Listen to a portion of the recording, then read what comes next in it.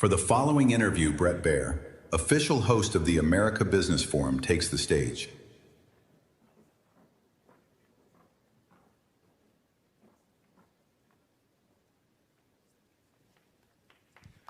Hello, everybody.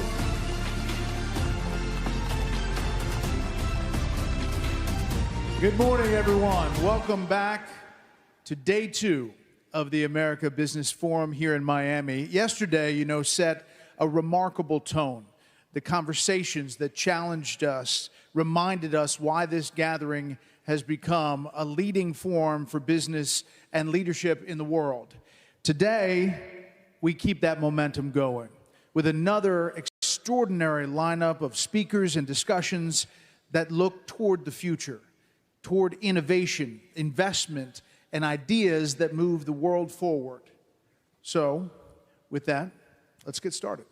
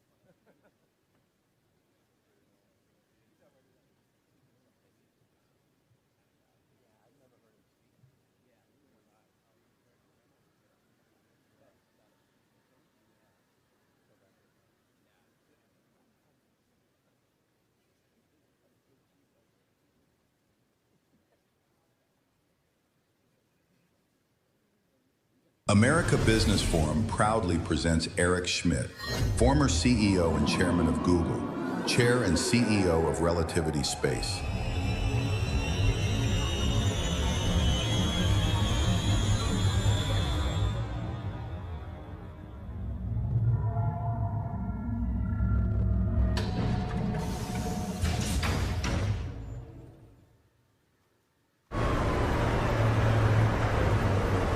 Welcome to America Business Forum.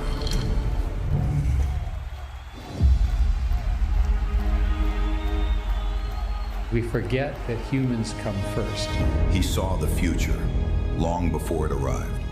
A pioneer who shaped a large part of our digital age, who turned algorithms into revolution and technology into global transformation.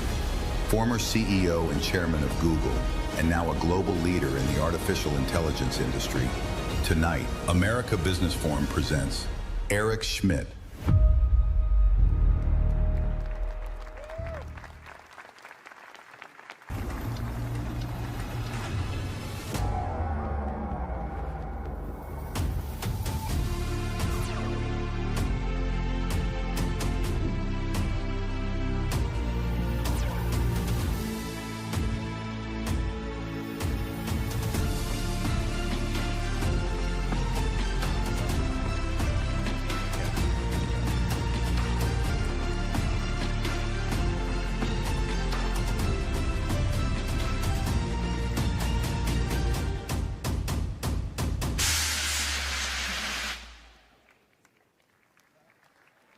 For the following interview, Francis Suarez, mayor of the city of Miami, takes the stage of America Business Forum.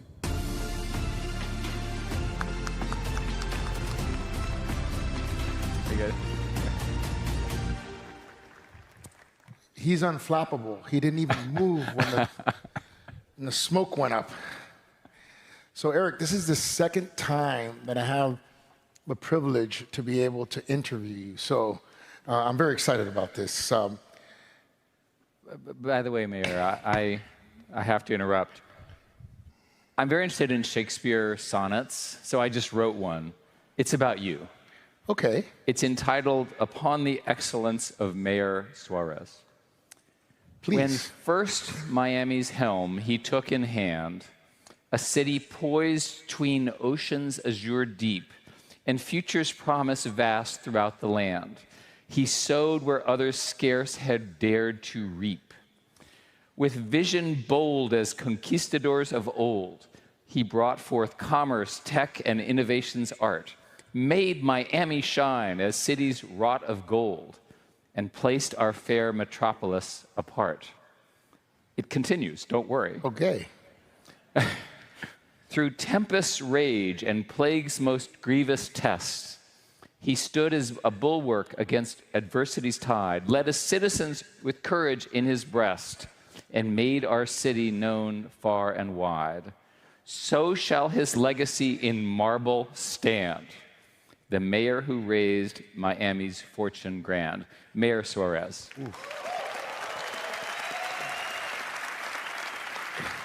This is the kind of stuff we can do with AI. I was going to say. It took me about 2 seconds. Okay, so now you're going to make me tell a story. This is completely off script. So I was asked to open the consulate of Morocco. Now, usually, as you know, Eric, when we go to events, we get talking points. People give us talking points and all that. And so I had not been reading my talking points lately. So I've been telling my staff, why don't you just give me 1 or 2 bullet points wherever I go, and I'll weave a story into it. Well, I go to, open up the consulate of Morocco, and there's only 2 bullet points. Bullet point number 1 is that there's direct flights to Casablanca. Bullet point number 2 is that it's the 3rd consulate in America for Morocco. Not that much to go on, right? So as I'm being introduced, I literally pull my phone out of my pocket, and I have the ChatGPT prompt on the phone, and I speak into the phone. I would use Gemini. Of course, I had the Gemini prompt. That's what I meant. Yes, of course, I meant Gemini, of course. I have the Gemini prompt, and I speak clearly into the Gemini prompt. Stand corrected. Know your audience, KYC. So I have the Gemini prompt, and I say, pretend you're the mayor of Miami, and you're about to open the Moroccan consulate. And you only have 2 facts. Fact number 1 is there's direct flights to Monaco. Pretend you're the mayor of Miami. Pretend you're the mayor of Miami, right? Okay. Fact number 1 is direct flights to Casablanca. Fact number 2, it's a 3rd consulate opening in the US. What would you say? Before they finished introducing me, and before I walked to the stage, Gemini had written this entire speech for me. I read it word for word. People were crying, laughing, hugging me. You know our country so well, Mr. Mayor. How have you known about us so much and so deep? So yes, thank you for that incredible sonnet. So true story, by the way. And one more piece of congratulations, which I'm sure you'll appreciate. No one has ever done an American Business Forum at this scale in America. This is an innovative mayor as well. And I really want you to think about doing this all around America, because business is what we do, and America's growth depends on the kind of things we're talking about today. What's interesting is that about 3.5 years ago, maybe 4 years ago, there's a moment in San Francisco where people realized that these models could write, and boy, could they write. Oh, yeah. That's a real discovery moment. It's one of those historic moments in history, similar to physics and chemistry and things like that. It's incredibly disruptive, and I appreciate the comments. And of course, it's a team effort. Nacho, whose vision it was to bring it from Uruguay. Sergio, who's our big investor. Where are you, Sergio? You're here somewhere, I'm sure. He'll be here any minute. Steve, who helped me, my cousin, who helped me put this together. But let's get back to the interview. Eric, you're obviously a world-renowned figure and tech pioneer. Did you have an inkling that you were destined for greatness? What was it about you, about your DNA? Was it your tenacity? I mean, what is the sort of the components of you that made you supersede? I think the most important thing to say, anyone who's on stage here, start with luck. I was lucky to be born now. I was lucky to be born in America. My parents were academics. I had an awful lot of people who helped get me through the various stages of life. One of the things that we, who are now older, owe the younger people is to give them the same opportunity. Right? It's really important. And I was thinking about what should be a theme for this audience. And everyone in America is obsessed about everything except for one thing, which is the human talent. Right. And the human talent of America is why we are exceptional. Focus on humans. Focus on their education and their culture and their development and their curiosity and their energy and their tenacity and so forth, and help them with the various travails that happen in life. Focus on the humans of America. It's the only answer. You're a great leader. You've been a great mentor to me and friend. And you're an incredible coach. And I've read some books on some of the people who coached you. What's the coaching habit that you think you consistently use to raise the level of the team? So I wrote a book so I had a coach named This is the book Campbell. I read, by the way. Yeah, that's right. We actually talked about it. I had a coach named Bill Campbell. And when I started at Google, the venture capitalist John Doerr said, "You need a coach." And I said, "I'm a big boy. I've run a lot of companies. I don't need a coach." And he said to me, "Do tennis players have coaches?" Absolutely. And I knew he had trapped me, right? Because the answer is, of course, they do, even though they may not be as good as the actual tennis player. Coaches do different things. And so we hired, or retained, if you will, Bill Campbell for free, became my best friend at the time. And what he coached was not an individual, but a team. And the thing I learned from Bill is, as a CEO, you manage the team. You don't manage the individuals. And you work on the team dynamics, but fundamentally it's a team sport. He was a football coach, and not a particularly good one, but he was an extraordinary human leader. And there's a book, $1 Trillion Coach. If we were to write the book today, he died, unfortunately, some years ago, it would be called the $7 Trillion Coach, because he was the coach for Apple and Google. Think about it. I think he was a Princeton coach, right? No. Yep. Columbia. His winning record was terrible. Like 0-10 or something like that, yeah. So, but leadership, but I now understand that I needed coaching, my team needed coaching, and the way I manage is I manage as sort of CEO and coach. And you watch what's going on, and you try to get people to work together. And there are various techniques, like tell the people who talk too much to let the people who don't talk as much talk more. I mean, stuff like that. I also didn't believe that much in coaching, and my coach is probably somewhere here in the audience, Louis Arajo. I don't know if Louis is here somewhere. There he is. There's my coach right there. He's a great guy.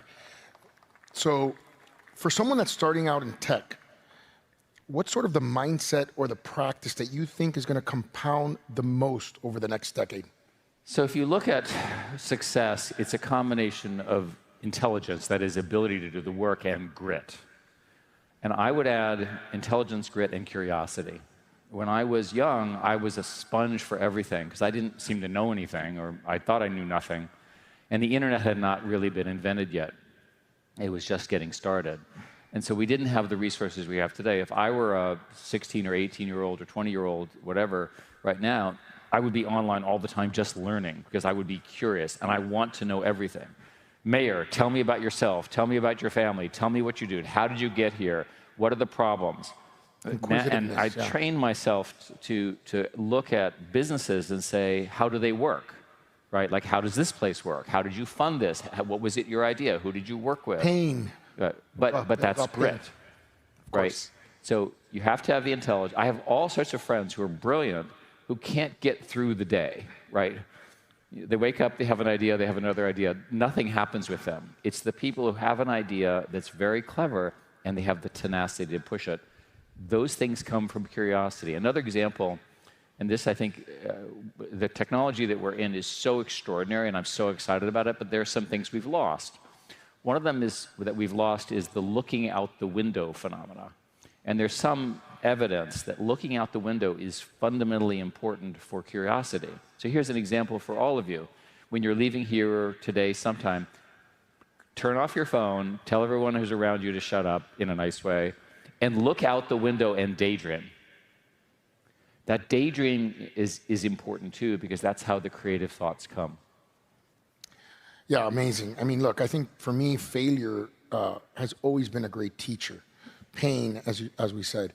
What are the sort of high-quality failures that you've had in your life that you think have sort of permanently changed how you think about the world or how you lead? I think when you're running stuff, you make lots of mistakes. So I hold myself responsible for not getting ahead. We had the technology to do what Meta is doing now, and we didn't implement it fast enough. Right? That's what I hold myself responsible. Sure. But in general, if you just keep pushing, it works. And one of the key ideas about success is just keep doing stuff. What happens in organizations, especially if I can be honest, in middle age, is everything becomes sort of normal. And I was interested in the innovation culture of America. Ken Burns is a friend of mine, and I was watching him, and he was asked, "Is America in crisis?" And he said, "Oh, I think it's in perpetual crisis. We've always been disagreeing, and our revolution is the thing."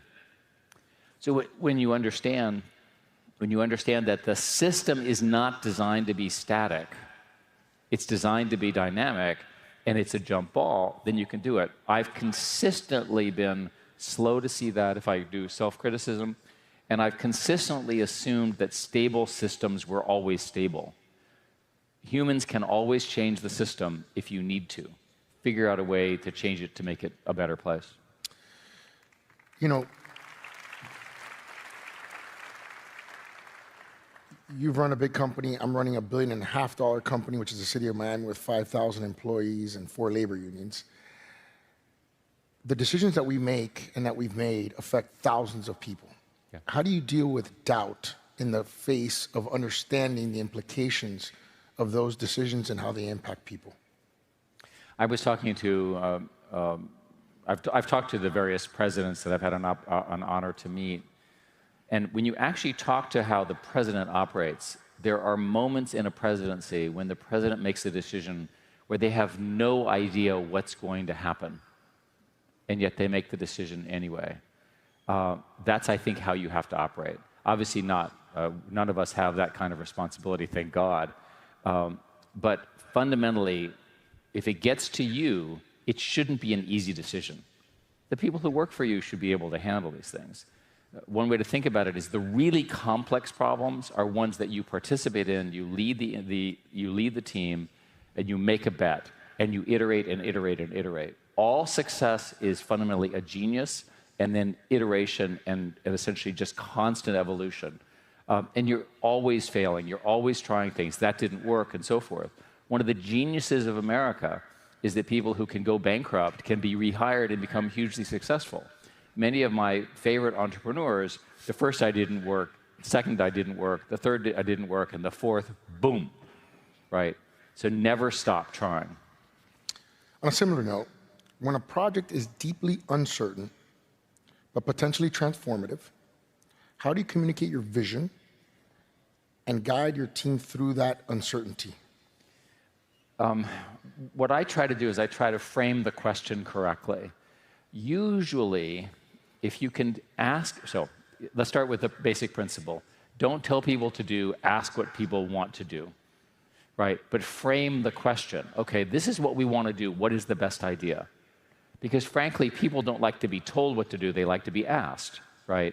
And the key leadership is to frame the question or the goal in such a way that everyone kind of gets it. A simple rule is you have to repeat it at least 20 times before people believe you.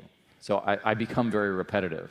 Another thing I do, which may be going out of favor because nobody uses email anymore, is I'm constantly writing down, this is what I think, this is where we should do, what do you guys think, and so forth. So it's much more interactive. And the strategies evolve. And then you get some great product manager who can brilliantly expose the result of this process. But it fundamentally starts from saying, what is our goal?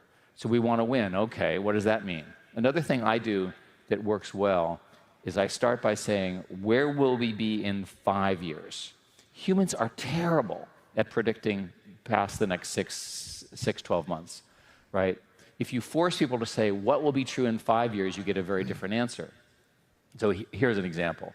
The cost of AI tokens, that is the delivery of queries, is going down by a factor of 10 every year. Amazing. So 5 years, 10 to the fifth, 5 to the, you can do the math. It's a very large number. What happens when the cost of my little sonnet is so cheap, it's just everywhere? Right. All in praise of you, Mayor. Of course. What does that mean? Think backward. Almost every business fails to understand the compounding of these technologies. Innovation is often referred to as managed chaos. Okay. How do you explain that sort of juxtaposition, that tension between managing and something that's somewhat organized or ordered in chaos? It has to do with the structure of goals. You want to think a lot about goal alignment. In corporations, it's pretty easy because everybody has stock options, they have a common goal. It's much harder in what you do because there's multiple goals. So if I were you, if I were running the city, which fortunately you're doing and I'm not, I would sit down and say, what are the real goals? Prioritize. Right? Healthcare, safety, economic growth, welfare, and I'd measure them. Set the goals, measure them, articulate them, repeat, repeat, repeat. So how do you protect true innovation from the bureaucracy that inevitably grows around that success and can stifle that same innovation? In software, which is what I've done from 50 years, which is, I think, largely going away because AI is beginning to write software, my simple rule was that 3 people would invent something new, like the Chrome browser or the Android operating system or so forth, and then it would take 1,000 people to finish it. And I kept thinking, why do we need so many people? And there's this constant problem of every team, engineering team, management team, getting bigger and bigger. You want lean teams.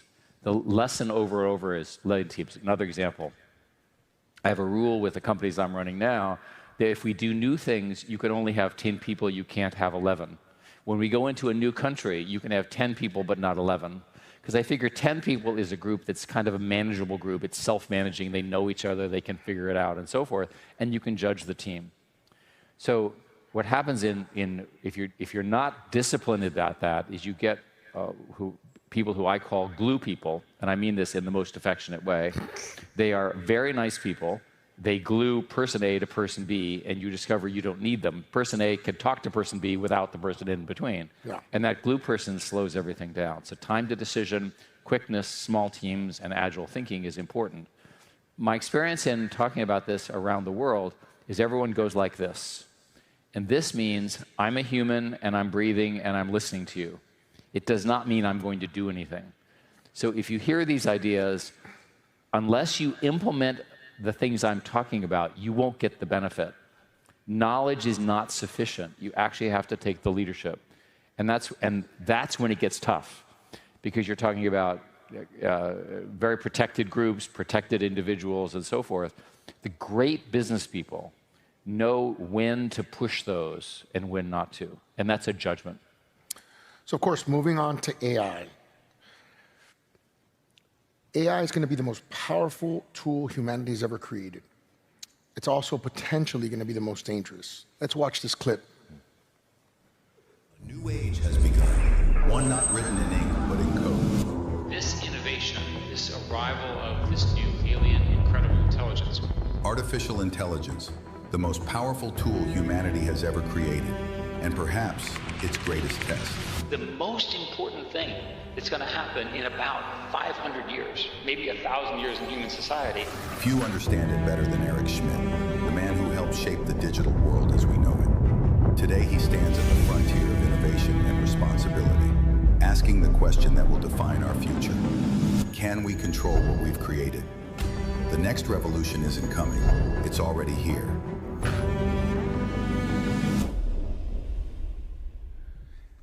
So Wow, that's as good as my sonnet. What? Thank you. Good Welcome. job. So I'm going to go a little off script, more provocative, I told you. So is this sort of AI race really a race between hopefully the good guys out-programming the bad guys? Is that what this race is going to be, with more power, more compute, more sort of programming knowledge? Is that how this is going to go down? Well, the race to build a non-human intelligence that we collaborate with is the defining event of our generation, of our lifetimes. It will color everything. The gains will be phenomenal. One of my friends is dying of ALS. Can you imagine the value of a solution to that? It's horrible to see, and he's a great human being. I can go on and on about the tragedies that humans experience that these technologies can address. Healthcare is one obvious one.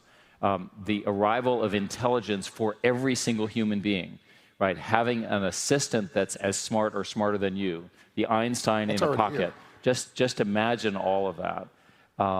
These things, it's very hard to predict what will happen with this amount of new intelligence. Remember, I said the most important are humans. Well, now we have humans plus the AI.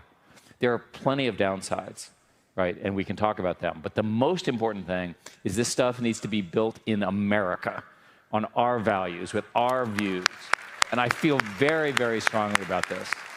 I want American, I'll use the word liberalism in the classic sense. America's rule of law, its individual freedom, its distrust of the government, the combination of that individualism, the frontier belief is really, really important. And we're on a revolutionary frontier here. A simple example is, imagine if the internet had been invented in China. Just think about it. Just think about how different it would be and how different your experience would be on it. By the way, after that sonnet, there's no offense taken whatsoever. So first question was a little bit provocative. I think my second question is the following. The acceleration of the intelligence is so profound that the question becomes, are these systems going to have their own consciousness? Mm-hmm. And if they have their own consciousness, are they going to be able to make decisions independent of the prompting? Which means, if they're smarter than us and they're independently prompted, can they figure out more intelligently than we can how to prevent us from turning them off? Yes, you're now writing a movie script that I think we're going to see a lot of movies written about. So for a bit of background right now, these AI systems are prompted by humans. The technical term is called prompt engineering. And young people in college will go to prompt engineering class where they'll learn how to manipulate these models in really, really powerful ways. That's not general intelligence. That's special intelligence. So if I'm a physicist, which I'm not, I'll have my physics assistant and I'll say, I have the following idea, and the physics assistant will say, well, I've analyzed that, here's a better idea for you. But the invocation or the initiation occurs from the human. The question is, when do these systems, when are they able to initiate it on their own? The technical term for that is called recursive self-improvement. They're just naturally learning and getting smarter. And there are all sorts of terrible scenarios. It discovers that the only thing the computer needs is electricity, so it decides to shut down a hospital to get more electricity for itself. Those are the kind of movie scenarios. To me, all of these are red lines. The point at which we humans give agency to these computers for what they do is a mistake. And I think collectively we need to define those red lines. Another example would be access to weapons. The last thing I want is an AI system making decisions about nuclear war, nor do any of us. That kind of thing. I have a bunch of questions from that. Because the problem is with that is certainly, and we see this sort of play out geopolitically, the US, we presume, will be responsible. The question is, how do we deal with people who may have this that are not responsible? Yeah. Well, number one.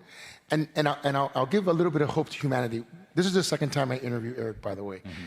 And we talked about this the first time, just to give humanity a little bit of hope. Obviously, nuclear weapons have been around for a generation, but for the first time that they were employed, thankfully, we've limited this technology to something that has not so far destroyed us. So I guess my question is, we can potentially have faith in our country, hopefully, to do the right thing and draw those red lines. How do we deal with the nefarious actors who may not be so ethical? We're going to have this problem. Every technology, I mean, when Alexander Graham Bell invented the telephone, it didn't occur to him that criminals would use it. I remember one day people said, "Did you know that there are criminals on the internet?" And I said, "Who let them in?" Right? We didn't design the internet for criminals, and they showed up, right? So you have to assume the same thing is going to happen with this technology. And I think the most important thing is to put in the observational systems to watch for it. And we should be able to create surveillance systems within the internet to watch for bad actors, at least in the extreme cases. I'm worried about it for the following reason. In our lifetimes, in the next 5 or 10 years, every single human on the planet who has a mobile phone, cell phone, will have access to Einstein, Leonardo da Vinci, whomever, in some form. We've never had that devolution of power. We've never had that decentralized empowerment of humans. Now, this group, I trust. There's an awful lot of wacky countries and wacky cultures and wacky religions, where I'm not so sure I would trust their collective action being consistent with our values. For sure. Right. And I think history will judge us based on how we how we handle the humans as this intelligence evolution occurs and empowers individuals. So the most famous use case, obviously, of AI right now is the large language models. I mean, they're the ones that are being used day in and day out. What would you say are probably going to be, let's say, the top 1 or 2 or 3 next use cases that you think are going to change things? And maybe 1 or 2 that people aren't thinking about. Well, so today there are sort of 3 things going on. I'll simplify it. Language stuff, that's what we were joking about with large language models. There's something called the agentic revolution, where you have agents. An agent takes language in, it has memory, and it produces something. So it says, I want to do a conference in Miami. And it selects the venue, and then it calls the mayor, and the mayor says yes, because the mayor is very pro-business. And then it calls the security people, and then it calls the contractors, and then it designs the stadium. Each of these is a work plan, right? Over and over again, that's workflow. Workflow is what happens in business. The technical industry believes 2 things. First, the scaling laws, which are the laws of improvement, are not slowing down. The crazy investment that you see is there for a reason. They're seeing the kind of gains, this factor of 10 every year, are continuing to come. It's pretty amazing. And most importantly, with that investment comes everything else that we talked about. It's enormously expensive. And by the way, we're going to run out of electricity before we run out of money, which is a separate discussion. But the important thing is you have language. The next thing, and then you have agents, and these agents do everything. There's something called agent orchestration, where you can move the agents around. And the third one is essentially reasoning. You now have systems that can pass math tests, chemistry tests, biology tests, and so forth at the graduate level and beat the humans. That's really remarkable. And I've watched them, and I have no idea what problems they're solving. And you can watch them go forward, it doesn't work, they problem solve like a human being. The union of those is the power. That will give us the power to innovate, to address our problems. And the thought experiment that I would give you is, let's imagine that one of the American companies, I obviously have my own bias, but we'll pick somebody else, whoever, manages to get to the point where these systems can solve problems that humans have never been able to solve. What is the value of that company? How many trillions of dollars in one company? Infinity. Right, it's literally, I mean, think about all the problems you face every day, and it can solve every one of them. And you can sit there and drink coffee and, sort of My watch wife just solves most of them, but that's okay. That's right.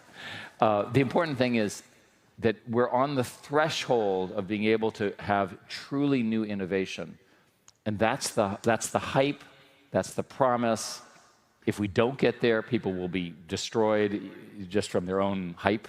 I mean, it's extraordinary. I'm going to ask one last question. It's a follow-up to the problem that you presented. Is SMRs, which are small-scale modular reactors, is that the solution for that energy gap that you're talking about, or is it going to be something else? We need more energy in America. We need every kind of energy. We need nuclear. We need fusion. We need natural gas. We need renewables. We need wind. We need solar. We need it all. Why? Because those data centers, which account for 1% of GDP growth this year in America, need power. If you want that 3% growth that the president and others have talked about, you need to solve the energy problem. Eric, thank you so much. What a provocative conversation. Thank you. Appreciate you. Can I read one thing? Go, of course. I was thinking a lot about, you gave me the honor to talk to this incredible group about the frontier. In 1893, a fellow named Frederick Turner talked about the frontier. And he said, to the frontier, the American intellect owes its striking characteristics. This is 150 years ago.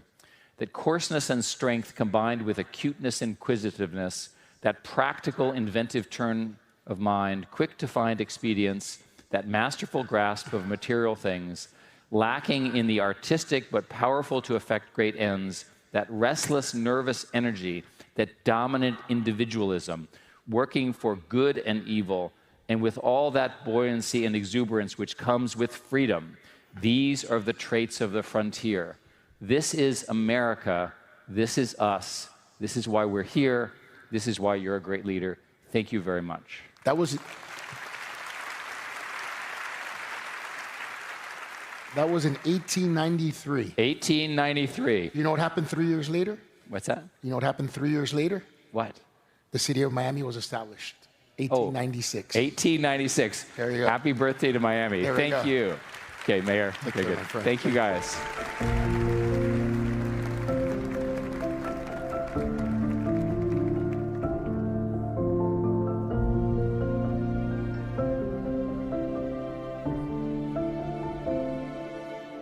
At the Adam Smith Center for Economic Freedom, you don't just learn, you achieve. Through our interdisciplinary Bachelor of Science in Business and Government Leadership, you'll gain perspective, innovate, and connect with real-world leaders. It starts with me. It starts with me. It starts with me. It starts with you. Leadership starts here.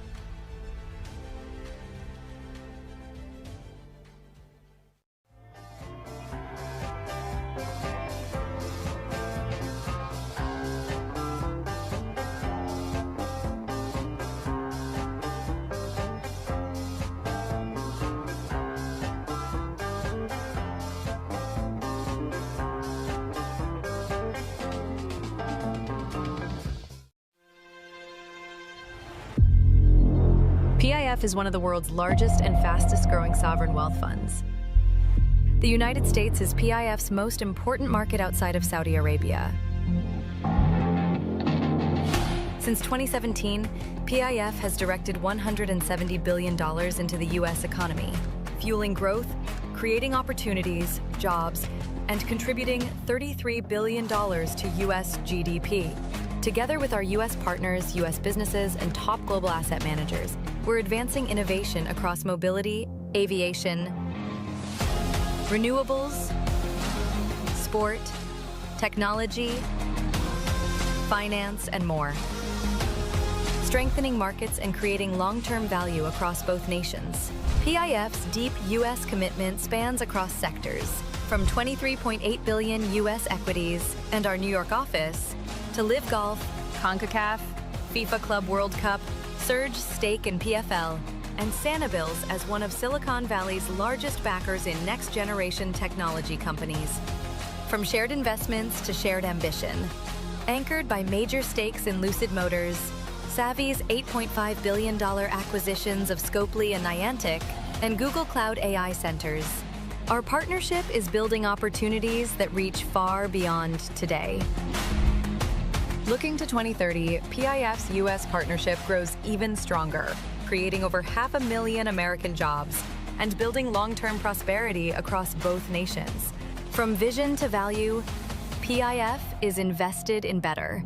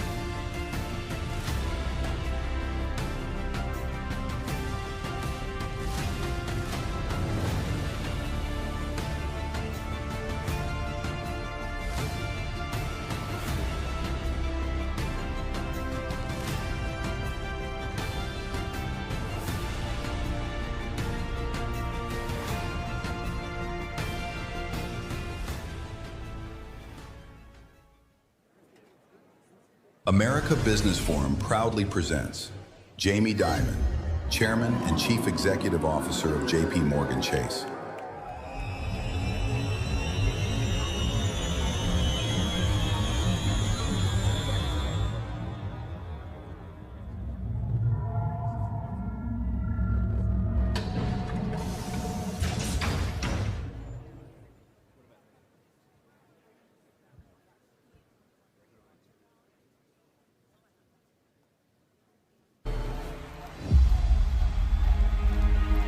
Grew up talking finance at the kitchen table as a kid. What are you doing now? What are you doing to serve your people? Why can you do better? What is somebody else doing?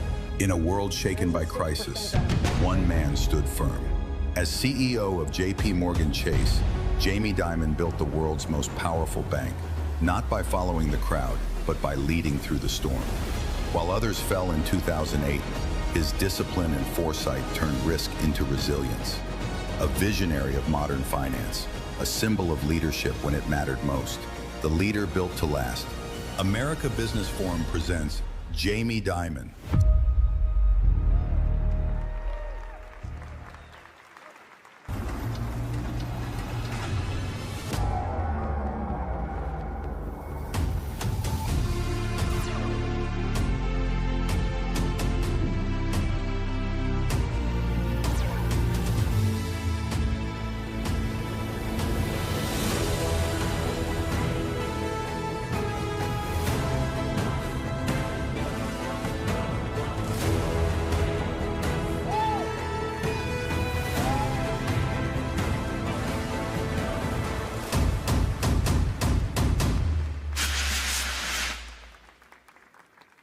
For the following interview, George Gonzalez, Vice Chairman and CEO of City National Bank of Florida, takes the stage of America Business Forum.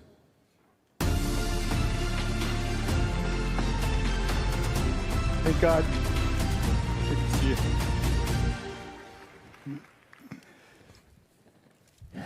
All right.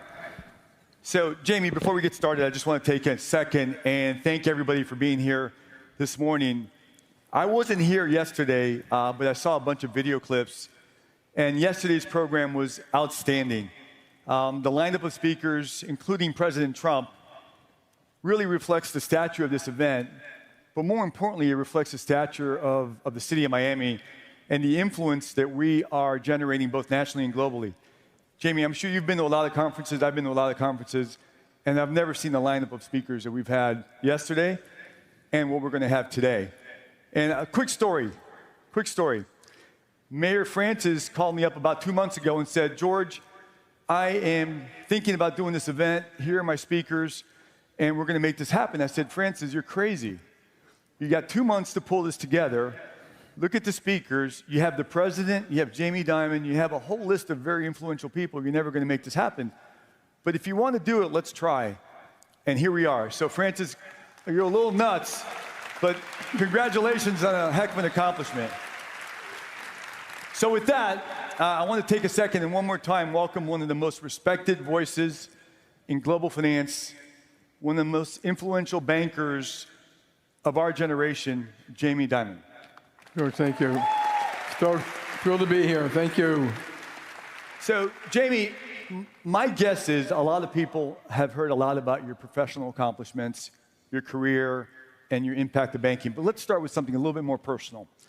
And let's talk about how did your childhood and how did your family influence who you are as a person and who you are as a leader?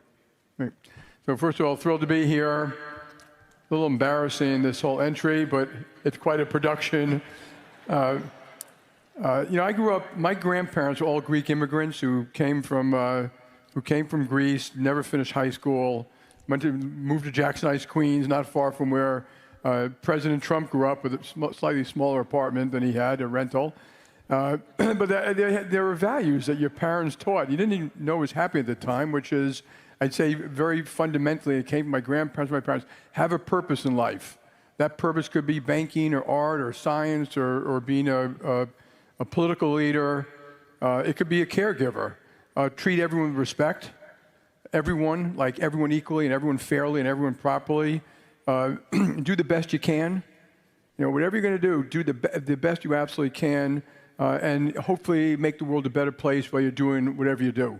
And those are kind of those values that's embedded in me, and I still believe them, and they're important for my family, and I think they're important for a lot of folks I talk about. When you talk about what actually drives them, it's things like that. So you mentioned a very important word there, purpose. At what point in your life did you feel like you knew what your purpose was and your passion were going to be or needed to be or you wanted to be? I didn't really. I guess I was in college, and I was always interested in business. I always read a lot. I always was interested in going out. My dad became a stockbroker, so I knew about financial services. But at one point, what I really wanted to do was help build a great company. Be part of the team building a great company.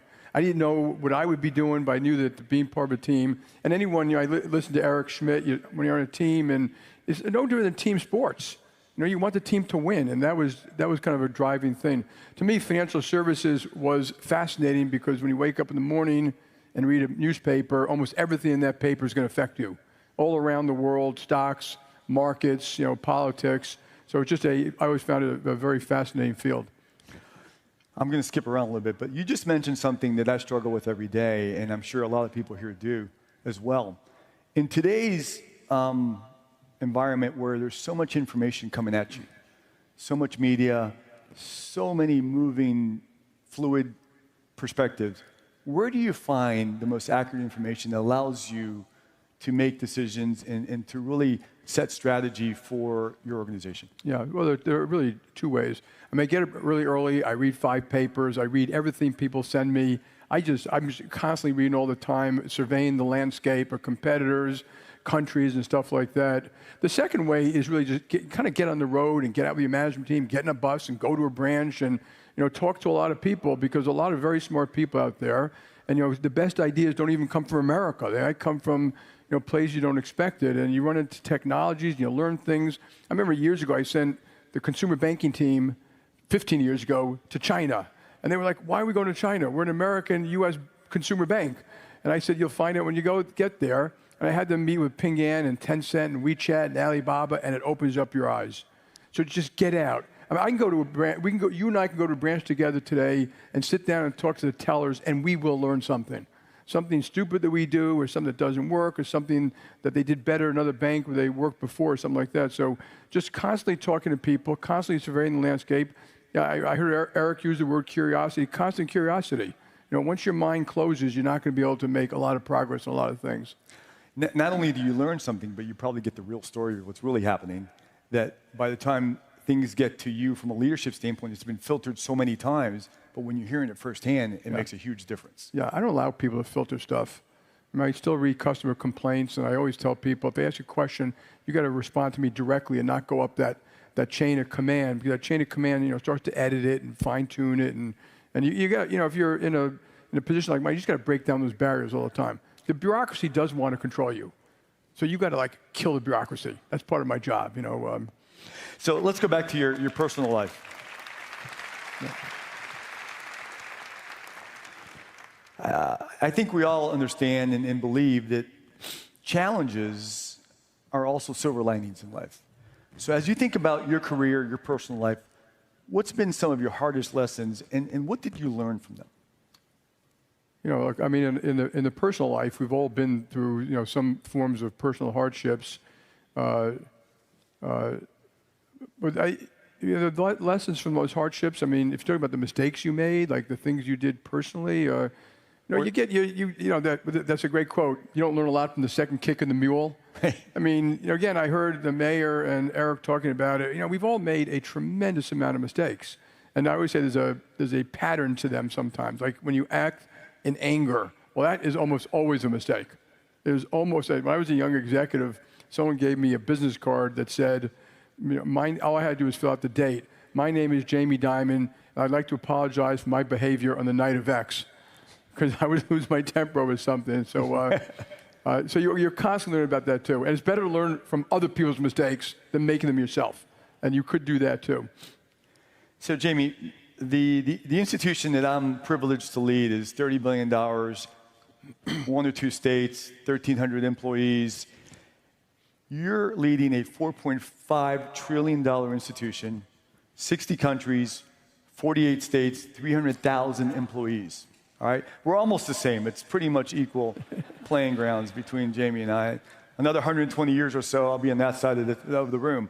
But when you think about the importance of culture, you know, we believe culture is the backbone of strategy. But when you think about the importance of culture, how do you implement culture when you have an organization that's all about managing risk and it's of that size? Yeah. Well, first, I've been there for quite a while, so it's a little bit different. But you better be relentless. I mean, and again, I'm going to go back to the team example. You know, if you have a team of people, everyone does their homework, everyone does their sprints, everyone learns the plays. And if you're the coach or the boss or, you know, whatever, you better be relentless. And we're pretty relentless on that. And it's not because you say we treat employees properly. They see you do it. They see you have bad people, you ask them to leave. You know, I remember the first time I have fired clients because they mistreat our employees. That goes through the whole organization, that these people mean what they say what they mean. Getting on the road, you know, a lot of people say, you know, we're going to take care of the customer, but you go to a lot of corporations, they all stay at the corporate headquarters and talk to each other. They're not going on a sales call. You know, they're not going to sweat the issue with why the client may not be happy with you or something like that. So you just got to have to do it day in, day out, 7 days a week, kind of relentlessly. That when you go through business reviews, you're going through the detail. How long does it take to do this? How long does it take to do that? And then people get it over time, and it kind of filters through the company. And then you got to communicate. I undervalued communication earlier in my life, but if you can communicate it properly and clearly, it really matters. And it can't be corporate pablum. It's got to be words people actually understand. So, you know, with stuff that comes out of my office is written by me. There's no corporate bullshit in it. I can't stand it. I won't allow it. But of course, people write it for me, and they think I'm going to send it out, and I will not. You know, and people know when you're speaking to them. And so, you know, as I'm scrolling through Instagram, I consistently run across Jamie Dimon quotes. You're legendary. So one of the quotes that I thought about was, the worst thing a company can have is a bunch of yes men. How do you ensure that people are telling you the truth? How do you filter out the BS from the truth? And particularly when you're Jamie Dimon, because people want to please you. How do you filter this out? Yeah, so if people try to please me, it pisses me off. That is not the goal of an organization. Even when people say they want to be loyal to me, that gets me a little upset too, because they say, don't be loyal to me. Be loyal to the principles for which we stand. Be loyal to the company, the clients. That's not a personal type of thing. I was at a thing like this years ago, and a woman was giving a great speech, and she said, you have to have one truth teller at the table. And she was walking out, and I came up next, and I said, can I just stop you for 1 second? If you've got 10 people around the table, and there's only one truth teller, you have a problem. You know, and you weed them out. You know, that when people are honest and forthright, they raise the hand and they say that is not accurate, and you better have that, because if you don't have that, you will be going off base very quickly. And so you have a kind of a BS meter about how people are. And also, like you said, when you travel people, I mean, one of the favorite things I do, you know, I call it the breakfast, lunch, and dinner. I'm at the bar with you guys. You know, and when I'm at the bar hanging out with a bunch of people in the company around the world, they'll tell you. When they trust you, they'll tell you, yeah, Jamie, you really got to look at this. You know, you don't understand what's happening, and you know, and then they also know you'll respond. You know, it doesn't make them right, but they know that I heard it, and now it's my job maybe to do something about it. And over time, they see you do the right thing, and they know that you mean what you say. And then everyone who works for you does the same thing. So, you know, you don't have to necessarily come to me, because there are a lot of people who say, you know, this is the right way to do something, and we simply do it. So basically what you're saying is leading by example is a key element of making sure that the people that you're trying to instill certain beliefs in, they're watching you basically emulate those behaviors. Yeah, and you can't have friends of Jamie. Right. That your door's open to everybody. I don't know if Eric said this morning, but you know, when you're in a room with a bunch of people, you know, you got to reach out to the person who's not speaking up. You know, you got to reach out. You know, there are shy people in the room. They may be man or woman or black or white or LGBT, but it's our job to reach out to them and to have enough empathy to see that they want to say something, but they're a little embarrassed or it's harder for them to do it. And you know, and so very often I'll talk to someone after a meeting and ask them that. And then you got to get rid of the bad. There are these really, really bad traits that get built up, and I'm sure you've all seen these. It's the meeting after the meeting. well, I didn't want to say it in front of everybody, but, and they're trying to get you to change the decision the group had made. It's the rope-a-dope, where the information wasn't shared beforehand. It's all these little tricks that the politicians and the BSers do to try to capture it. I don't have meetings after a meeting. I tell people, if you can't say it in front of your partners, don't say it at all. You get paid a lot of money to do the right thing. And so, and again, I'll go back to a team example. In corporations, you can do a lot of BS, but you can't do it on a football field. That person, they learn their play, they didn't learn their play, the coach will take them out. But in our field, it's very easy to, let people, they're nice people, they're a friend of mine. So the discipline on the sports team, that's what you want inside a company too.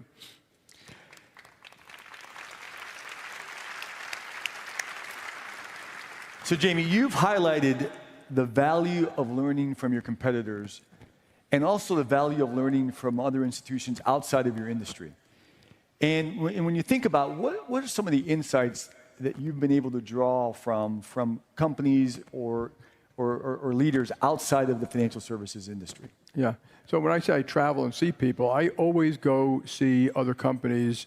I've been to Google and Dell Computer and WeChat and Alibaba. I mean, it's amazing to learn. So you have to do it outside your own industry. I always love to ask people, how do you run your joint? What do you do? How do you meet? When do you meet? Who has the follow-up list? How do you run your office? How do you deal with customer complaints? And so you're always learning from that too. And there are always new tricks. And they're always, if you look at, people write analyst reports or people write for newspapers and magazines, there's always someone who just did something different or better. And I even remember when I was a younger executive, there was another guy there called Bob Lipp, who's a very good friend of mine.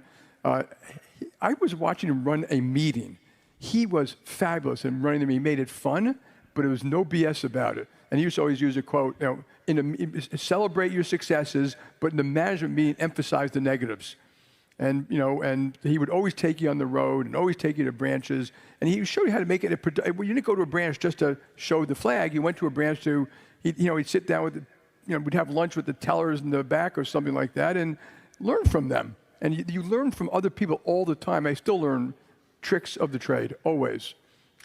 Jamie, we have a quick video, but before we kick off the video, you've been an unbelievably influential role model in the world of finance, business, even public policy, and geopolitics.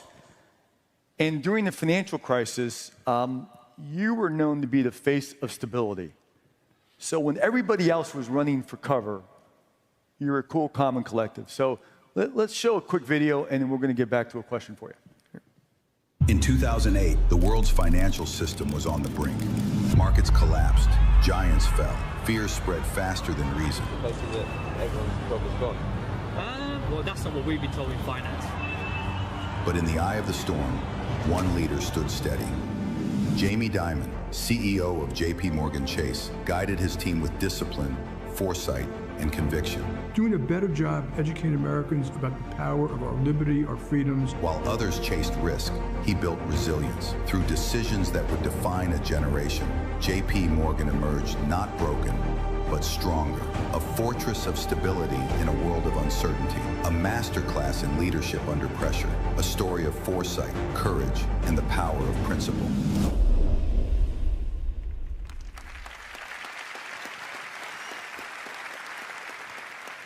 So, there's crisis and then there's crisis.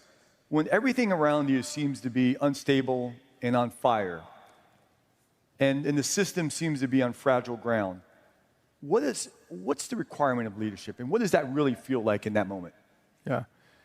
It's like, first of all, you're kind of prepared beforehand, so you have people and risks, and I tell people what really changed wasn't much we did, is that our risk committee used to meet once a week. It was meeting 5 times a day, including midnight or 5 a.m. in the morning to capture what was going on in Asia. And you got rid of all formality. You have a problem, you bring it up. You need you need people who are experts in this client, this credit, this legal system in Iceland or something like that. They're in the room, and you just move. It actually is kind of calming because you just roll up your sleeves. You start working 15 or 20 hours a day. You do it 7 days a week until the crisis is over. And as opposed to, it's almost like more relaxing to actually attack the problem than to worry about the problem. And so even today, when I have a real deep problem, I'd rather go to work, get the people there. And also, we have a lot of great people. So, we were just working it, just nonstop all the time. You are kind of breathless. I mean, you have people all around you. Some of these companies, people lost their money, their life, their careers, and it's terrible, but you want to help. So even some of these things, we set up outsourcing groups to get jobs for people who had lost their jobs, et cetera, and you just try to do the best you can. And you learn, by the way, that some people in a crisis, they are fabulous, and some people in a crisis, they are like children. I mean, literally like scaredy little children who can't believe that they have to have any kind of pressure like this. Like somehow life should have given them the gift of no problems ever. And so you learn a lot about people in a crisis. It's interesting. When I hear you talking about crisis and you just got to work the problem, one of the things that we talk about at our organization is when there's crisis, it creates focus. And in all honesty, it allows you, if you can navigate that, when you get through the crisis, you've outperformed your peers. There's an opportunity to create some distance between you and everybody else because you were better prepared to navigate that situation and you executed. During good times, everybody's doing good. Yeah. During crisis, not everybody executes at that performance. Yeah. And we've had pretty good times for quite a while now, yes.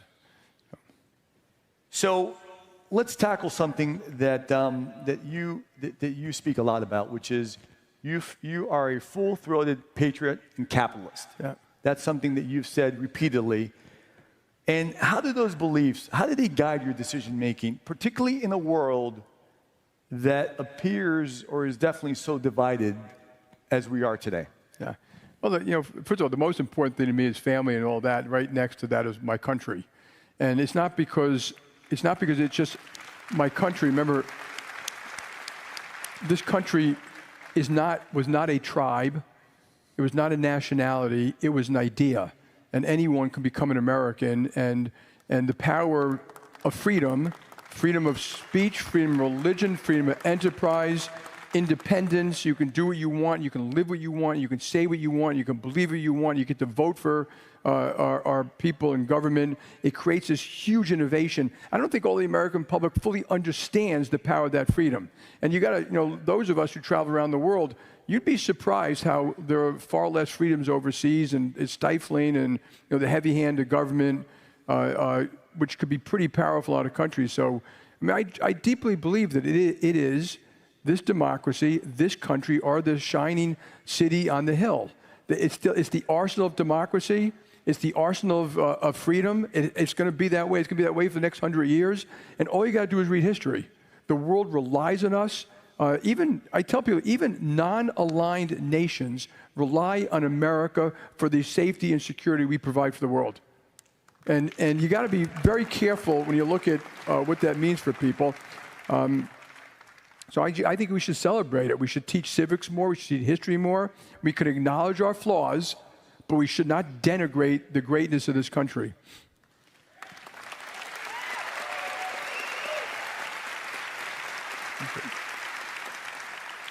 So, Jamie, how do we bridge these political divides in our country, or even around the world? Yeah. How's that going to happen? And what's the future that you see for the United States of America? Yeah, I'm not, read history again. We've had divides before. We had the Great Depression. We had Civil War, for God's sake. We had Revolutionary War. We've had some terrible times. When I was growing up, students were killed on American campuses. Martin Luther King was killed. Robert F. Kennedy was killed. Take a deep breath about history, okay? And that's what we are. We have a democracy. Sometimes it looks tough, and sometimes it looks tough. I say participate. We get involved, as you mentioned, in policy, getting things right. Getting policy right is kind of free for the American public. We need to do more of that. Just get involved. I am concerned, away from America, about the free and democratic world. So think of the wars in Ukraine, the terrors in the Middle East. Those things are challenging the world as we know it. Now, I think we'll be okay. I don't think of divine rights as success. So I think we have to work those things to get them right. So I'm much more concerned about that than our democracy per se.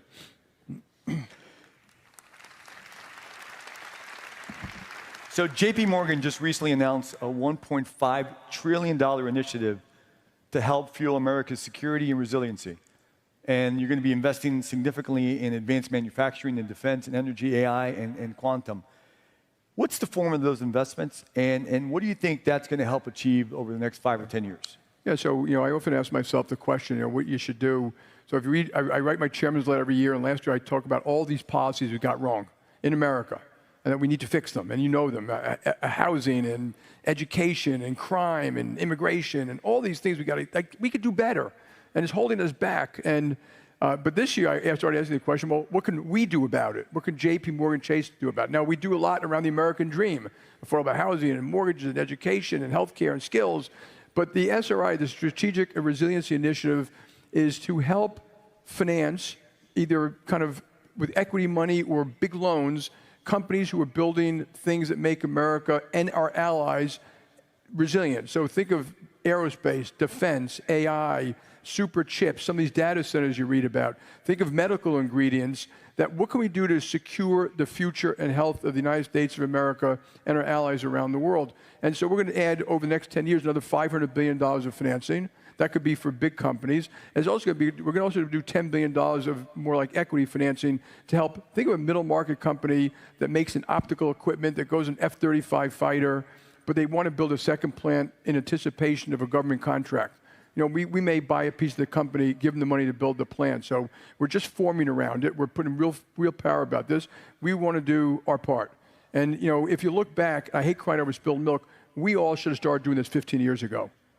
The Chinese have been doing this for 15 years. And so we're a little late. You read about rare earths, but we can catch up. We have the time, but we got to do it quickly.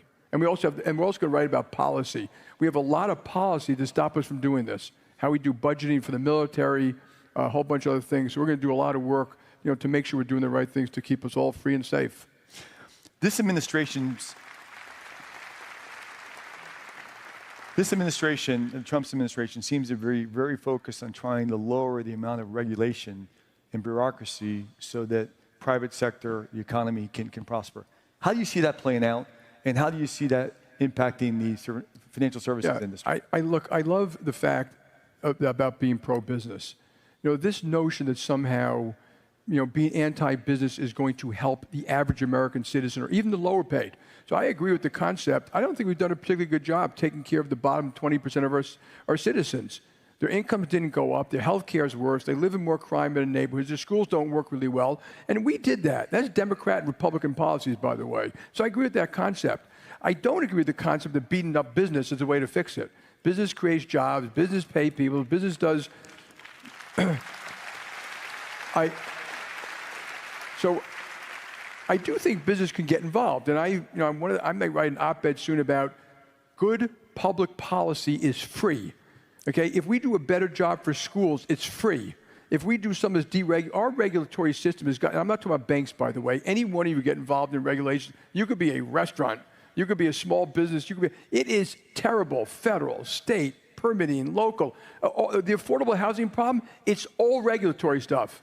You can't build a multifamily thing. You can't put this here. It doesn't have enough parking. It's got to have all these things. It's all regulatory. And so we can fix this stuff, and it's free. The government doesn't have to borrow more money to fix it. We already spend the money. We just need to fix the system a little bit. And so I think we should all get involved in trying to fix these policies that would make our country work far better. And deregulation is part of it. If you don't believe me, go to Europe, folks, okay? In Europe, used to have a GDP per person of 90% of America. It's now 65% of America. It's on its way to 50% of America, which will jeopardize the health of Europe itself over time. And it's all anti-business, anti-investment, anti-innovation, and they kind of know it. And if they don't fix it, and we should help them fix it, because if Europe does badly, I think it's really bad for the Western world too. So, so I am very pro this. I'm not. And we should do it wisely.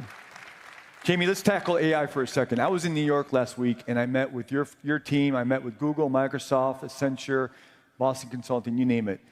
And the amount of money that is being invested in artificial intelligence and the pace of that investment is unbelievable. How is that going to reshape the economy? How is it going to reshape the way we do business these days? Look, it's going to affect, the way I look at it is every application, every job, every customer interface, everything we all do, and you're all going to have your own personal assistants. You're going to have agents that do research for you every time you wake up in the morning. And I agree with Eric. It's going to be unbelievable. It's going to cure a lot of diseases that we've all been afflicted with. You know, my guess is the developed world will be working 3.5 days a week in 20, 30, 40 years and have wonderful lives. And there are some dangerous parts, which I'll let Eric describe a little bit here. But I would say embrace it. You know, technology has downsides. It's used by bad people, but embrace it. We had 40 million people working on farms. Tractors and fertilizers is now like 1.5 million. We live better lives. We have better food. Those people went to do other things, and so it'll be okay. We've been using it now for 13 years. We have, we spend a lot of money on it. We know exactly what it does in certain things. It's literally at the beginning. There's whatever you think, there are waves of this coming down the road. And the only thing I'd add to that is if it happens too fast for society to adjust, and I will give you a thought exercise. I think there are 2 million commercial truckers in the United States, and if somehow you can push a button, convert it to AI, it's cheaper, faster, safer, less CO2. You kind of want to do it, but you shouldn't do it if you're going to put 2 million people out of jobs. And the way to handle that is retraining, income assistance, slow it down, early retirement, relocation programs, and it's all doable. And that would have to take both government and business doing that together. And so we should be preparing for that today because AI is happening rather quickly. We do it ourselves. We are constantly changing jobs, and we've reduced jobs in certain categories with AI. Almost all the people get redeployed. They go do other jobs. They're very smart, capable people. And I agree with Eric too. Human capital. You can't replace human capital. You can't replace thinking.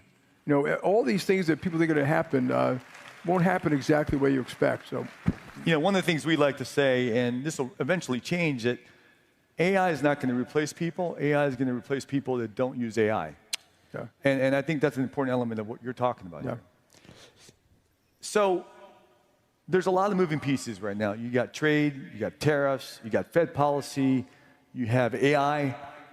What is the single most important piece of advice you would give an entrepreneur, CEO, of how to navigate this environment? Yeah, okay, ready? Here's my single piece of advice. There is no one thing. Okay, when you mentioned tariffs and trade and politics and geopolitics and potential inflation and Fed policy. You're gonna have to navigate all that. I think the best way to navigate that is actually, think it through. Kind of make the list of tailwinds and headwinds. They're not all going to happen at the same time. They're going to affect each other. If you look at all these problems we have, sometimes it isn't. People say tariffs. Well, that's just one thing. There are all these other things that take place, and they're like a lot of straws in the camel's back. And then look at the world a little bit. Like, what are the potential things of outcomes? Can you handle those outcomes? And then you'll be okay. Because what you really want to do is survive. Right. And serve clients when times are tough. And so, but there are a lot of things taking place today. And there's a lot of turbulence out there. And to me, that creates a little more uncertainty that you should be prepared for. And hopefully, continue to have the soft landing. But it may not happen. We just don't know. I was just reflecting on what you just said about AI. And this, 2 years ago, my preparation for this interview would have taken 3 or 4 days back and forth with the communication department. It took probably 10 minutes to come up with a list of questions and quotes, and it's just how quickly life is. I was going to tell you did a great job, but now I know it was Gemini. Well, I helped Gemini I polished Gemini a little bit, but it was certainly. So let's tackle something that's been a little bit interesting for a couple of years. So you've been famously skeptical about Bitcoin. But I think you've come off of that a little bit over the last 6 months or 12 months. And I know JPMorgan uses a lot of blockchain, token, and a lot of innovation into your business and your approach. How do you balance the risk of investing in technologies that are going to drive innovation and future growth? And what are your thoughts on stablecoin and Bitcoin? That's a loaded question. This is a great way to deal with an issue or something like that. Whenever we meet as a business unit, so it could be a small business unit like consumer branches or a big one like global investment banking, on the table and on the agenda is what are you doing in tech, AI, et cetera. That is always on the agenda. And I do it differently than other people. I don't say what's in your budget. I always say, are you doing everything you need to do to win in the future, period? And I don't care what the budget says. I don't care what it is. And you may walk in and say, you know what, I was just over somewhere. I really need to do X. My view is you better be doing X. So to me, the budget is a roadmap. It is not your boss. And so I make people, we're going to do that. Stablecoin was one where I don't know how it's going to play out. But that also answers my question is, what do we do about it? We're involved. We're building a stable coin. We may build it with other banks. We have a JPMorgan deposit coin already, which I can pay you interest on.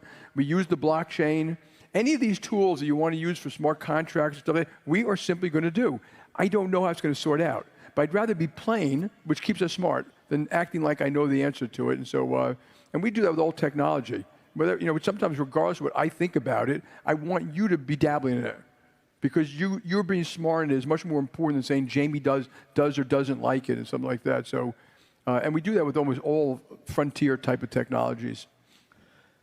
I'm going to shift on you a little bit. So there's been a historic relocation of both people and capital to Florida and to South Florida, primarily from the west coast of the country, the Northeast, Illinois, D.C., you name it. And what are your thoughts on that? Is that going to continue? And for the residents of Wall Street South, how should we think about the future relative to that relocation that's taking place? Yeah, my bottom line is I think that everyone has to compete. And when I grew up in New York City, I was probably one of those New York City kids that thought that it's New York City, New Jersey, and the rest of the world, something like that. And you know why New Yorkers are so depressed? Why? Because the light at the end of the tunnel is New Jersey. But now, and when I first started traveling the world, a lot of cities weren't great places, including like London, or Singapore, or Hong Kong, or Nashville, or now they're great. I mean, all these cities, they've got opera and food and infrastructure and terrific universities, and it's a competitive world. It's competitive between countries, it's competitive between cities, it's competitive between states. And you're mentioning a bunch of these states that are driving business out, and it will backfire. And so people vote with their feet. And some people act like they vote with their feet because they're selfish. They vote with their feet because they see a better life for them and their family. I'm not mad at someone if they leave JPMorgan because they say they got a better opportunity. I'm like, I understand. It's your life. I want you to be happy. It's not about you making me happy. And so there's a competitive element to all these things, and like even COVID taught you that you can work. A lot of people can work in different cities and be quite productive. And we have big technology centers around the world, including Buenos Aires, because they've got a great university on coding and engineering in Argentina. And so Miami and Florida compete. They compete with taxes, they compete with universities, we have more employees in Texas today than we have in New York. If you go to Texas, you want to build something, you build it. The taxes per personal and individual lower. They've got their universities make sure they're graduating the students you want. And if you need to change a bus route because you have 5,000 employees somewhere, they just change the route. You go to other cities, you'll be negotiating for 20 years. And I think they're making a mistake. And a lot of those cities do things in the name of good, which create bad. All of these bad policies, in my view, usually hurt the lower paid people more. That's what happens. And they also don't acknowledge their problems. So I think like in inner cities, we do a lot of work in inner cities in the United States, in the schools. But the first thing is, raise your hand and say we aren't graduating kids with the skills they need to have a well-paying job. So I give you skills, 16 weeks, advanced manufacturing, or taking care of a car, taking care of a Cessna, coding, compliance, something like that, $60,000 a year job at 17 with full medical. We're not doing it. We're just simply not doing it. And then, and I'm not going to blame any particular group here, but if you don't stand forward and say, we have a problem, this isn't working, you won't fix it. So there's a lot to do. And, like going back to Miami, Florida's done a great job. And if you look at what's happening, South Carolina, North Carolina, Florida, Georgia are growing. California, Texas. Texas has just started a new stock exchange. I don't know if it's going to work, but it's going to probably be bad for ISS and Glass Lewis And I think that's great. I think those institutions are terrible and should be crushed, and so the domicile of corporations, the litigation system we have to deal with. We better start fixing these things, because if we don't, folks, in 30 years, we're going the way of Europe. And, and we have to open our eyes and make sure we're quite clear. And if we do it right, it'll help all of our citizens, all of them, not just, the people who you think are well off. Jamie, you have a very famous quote that says, if you're not confused, you don't know what's going on.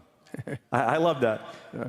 So that confuses me. What are you confused about most right this second? I'm always trying to, sometimes people think these CEOs are totally on top of stuff. Just so you don't know, half the time I feel like I'm riding a Bronco and hanging on for dear life.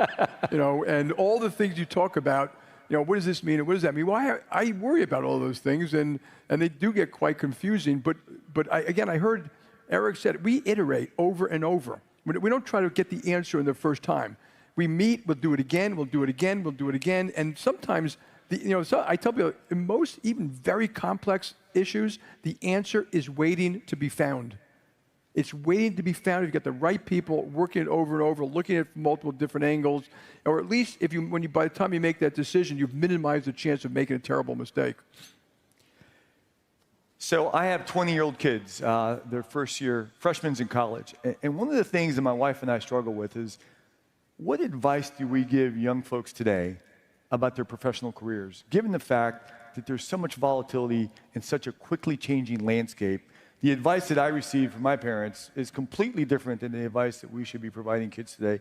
What would you say? I learned, first of all, the world is faster and it's more complex. It doesn't change my advice that much, but learn. It's a lifelong thing. You learn by already talking about people and reading always. And it's always changing. Whatever profession you're in, it's changing again. You should be reading, thinking, talking, traveling, etc. Develop your EQ. Your EQ ultimately is probably more important for your happiness. It's probably more important for management skills. We just part of a team. I love Ted Lasso. The Ted Lasso is, and Eric's part of it. The team, the coach is trying to get both the individuals and the team to function properly, get the best out of everybody. Sometimes it dictates discipline. Teach the kids discipline. I'm quite disciplined. I do my homework, I do my exercise, I do my reading, I do all my pre-reads. I'm always focused in a meeting. But develop your EQ. And your EQ is empathy, communication, follow-up. Are you earning people's trust and respect? There are a lot of people who aren't trusted and respected because they're BSers, and everyone else knows. And so they have to be flexible all the time. Have good partners in life. Business partners, life partners, etc. Because that will bring a lot of happiness. I think it's very important that they take care of their mind, body, spirit, soul, friends, family, and health. I mean, that's just got to be part of what you do. And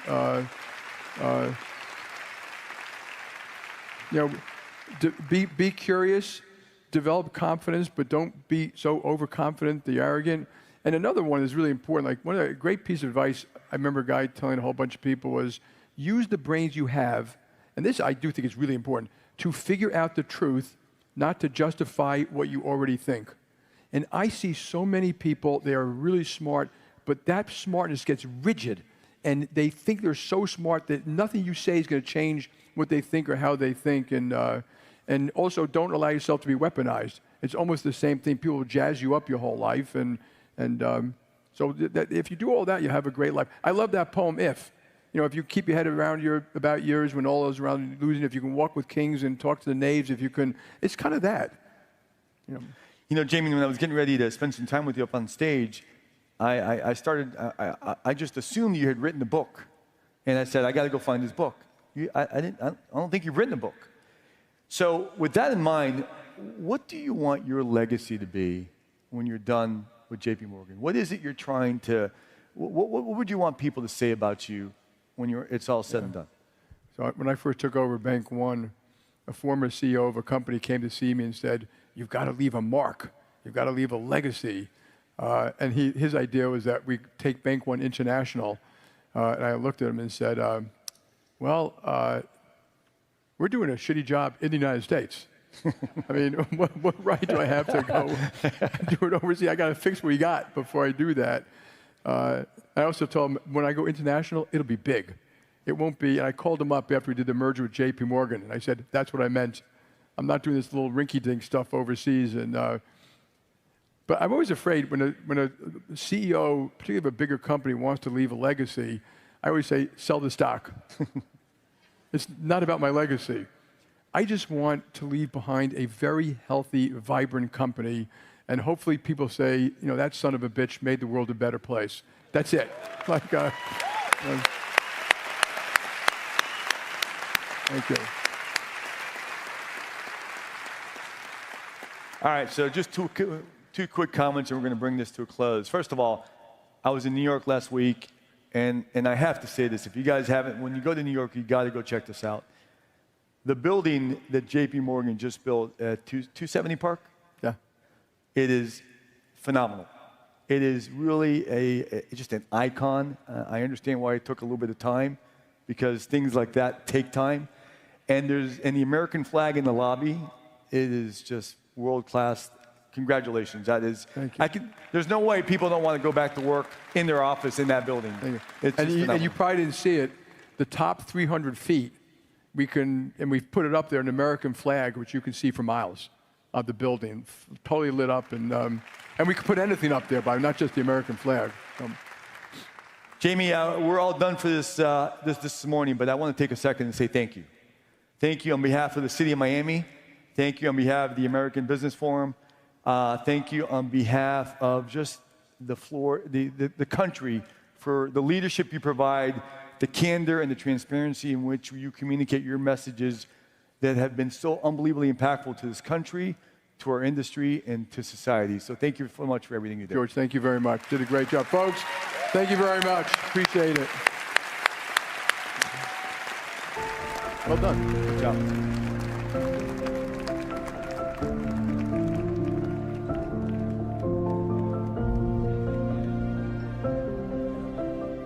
Pioneering investment inspires you to dig deeper and step up to the highest level. That's the PIF effect. That's right. Move like this now. You gotta move that. You know. You gotta move that.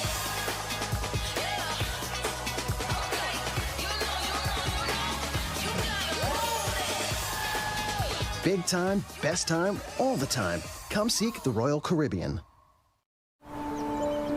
Bienvenidos a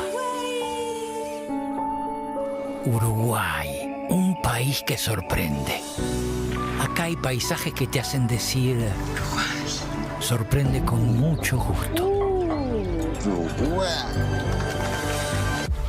Con la calma.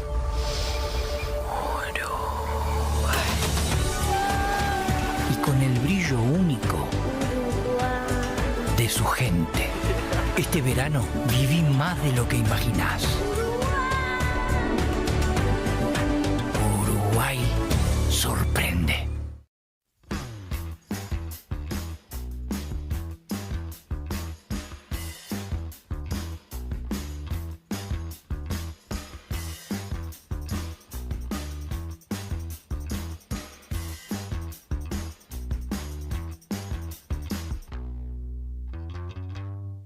There are moments when opportunity comes knocking, and you have the chance to say yes.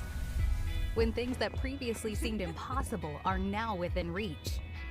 As a dedicated financial partner, we help you accomplish your largest business goals and realize your most cherished personal dreams, bringing your possibilities a little closer. City National Bank. Say yes to possibility. At Corient, wealth management begins and ends with you. We believe the more personal the solution, the more powerful the result. We treat your goals as our own. We never lose focus on the life you want to build. And our experienced advisors design custom-built strategies to help you get there. It's time for a wealth management experience as sophisticated as you are. It's time for Corient. When a pioneering investment inspires you to dig deeper and step up to the highest level. That's the PIF effect. America Business Forum proudly presents Steve Witkoff, Special Envoy for Peace Missions.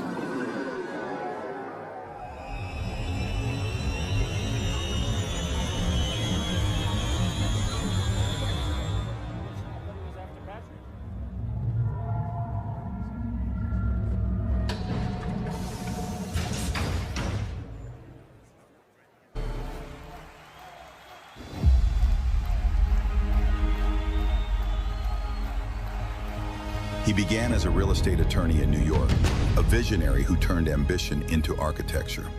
In 1997, Steve Witkoff founded the Witkoff Group, creating some of America's most iconic landmarks and shaping skylines across the nation. But when life tested him with unimaginable loss, he found a new purpose, turning pain into service. Today, as U.S. Special Envoy to the Middle East, he builds something far greater than buildings. He builds bridges. From real estate to diplomacy, from loss to legacy, America Business Forum presents Steve Witkoff.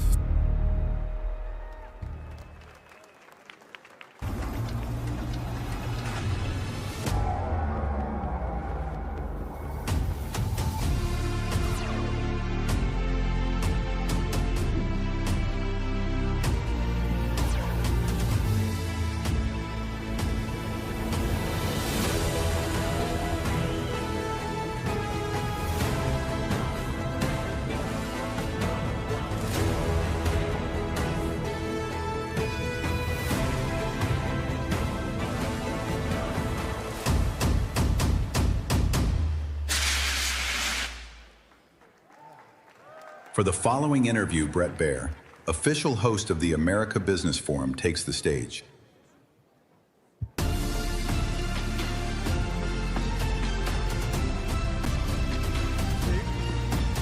see that, Brett? Good to see you. How you doing? Afternoon, everybody. Do you have those kind of intros around the world when you're going to Saudi Arabia and Qatar and Middle East? Only President Trump does, Brett. Great to be here at the America Business Forum. Steve, it's great to see you. We're lucky that you're in town. You've bounced all over, dealing with complex issues, trying to find peace in a lot of different places.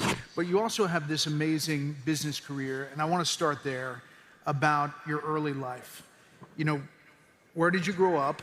How did it shape you? How did it kind of shape your drive and approach to business? Well, I was born in the Bronx. My dad and my mom met in the Bronx.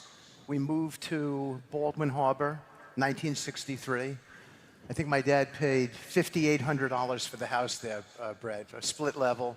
We made another move to Long Island, and that's the story of my early childhood. And did it shape how you looked at things, your upbringing? Well, I always wanted to be in business, and my father wanted to be a physician.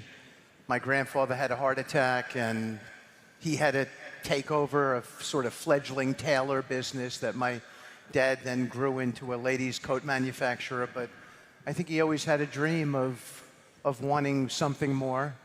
And I practiced law. I represented the president, as you know. And I always wanted to be a real estate guy. So you have developed some of the most iconic projects around the country. For these folks, maybe in real estate, other business, what is the secret of spotting a great opportunity before everyone else sees it? Is there something there? I get asked that question all the time. I'm sure. I never have an answer that people are satisfied with. I spoke once at Columbia. They were all MBA graduate students. And no one liked my answer. They all thought that we had some sort of secret sauce as to find the right opportunity. I said the other day at the dinner for the speakers that we went deep into Miami when Francis Suarez came into office, as well as, thank you, as well as the governor. And because investing behind solid government, pro-business government, I think is an important feature. Giuliani changed the investment climate in New York in 1992. And then Mayor Bloomberg accentuated that. Low crime, pro-business, business doing things with government and a public-private benefits package, I mean, informally. And it worked in New York. Unfortunately, it's turning now. You know, I asked Ken Griffin about that yesterday, about New York, and you think that that will have an effect in real estate there?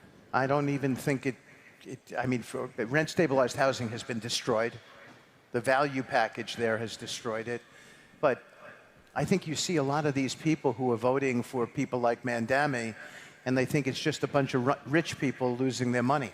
That's not the really bad condition. The bad condition is you're going to see banks not finance that sector anymore. And when liquidity moves out of the system, that hurts everybody. People don't fix their properties up. That ultimately hurts the working class people who live there. And I grew up on working class housing. That's where I started my business, so I know it very well. So speaking of that, real estate obviously has changed dramatically in the past decade, from financing, development cycles, cultural shifts, how people live and work around the country. What's been the biggest transformation that you've seen? In the business? Yeah, real estate. Well, it's become institutionalized. When I first went into the business, Brett, in 1986, you didn't have JPMorgan in the business, or Blackstone in the business, or Apollo in the business, or there's so much institutional capital now. They were all afraid of owning housing. They thought that there was some sort of liability attached to it, and now everybody loves it. What's the piece of advice that you wished someone had given you early on? Don't sell. Don't sell. Yeah. Hold on to it. Yeah, but I couldn't afford not to sell. I mean, I had to sell because I started with a $20,000 check from my dad, who, and that was probably half his liquid net worth. But if I didn't sell, look, I wasn't just in it for the money. I actually enjoyed the people I met. I was blessed to be in my own business. So, but when I say don't sell, what I mean is that if you have conviction, if you believe in things, then stick with it. But also, if you have the financial ability to hold on to the property over time, that has paid off, is what you're saying. Correct. Like we're just, I'm really not in the business anymore because I've divested. So I have a son who runs the real estate business, and he's very good at it. And I have another son who runs our crypto business, and he's very good at that. But I tell my son, who oversees the real estate business, we shouldn't sell anything. Now, we have a lot in Florida. We've got a big, deep, long bet on Florida for all the obvious reasons. The only downside to Florida people can think of is hurricanes. And yet, we haven't really seen one this year. California and Texas have much worse situations than that.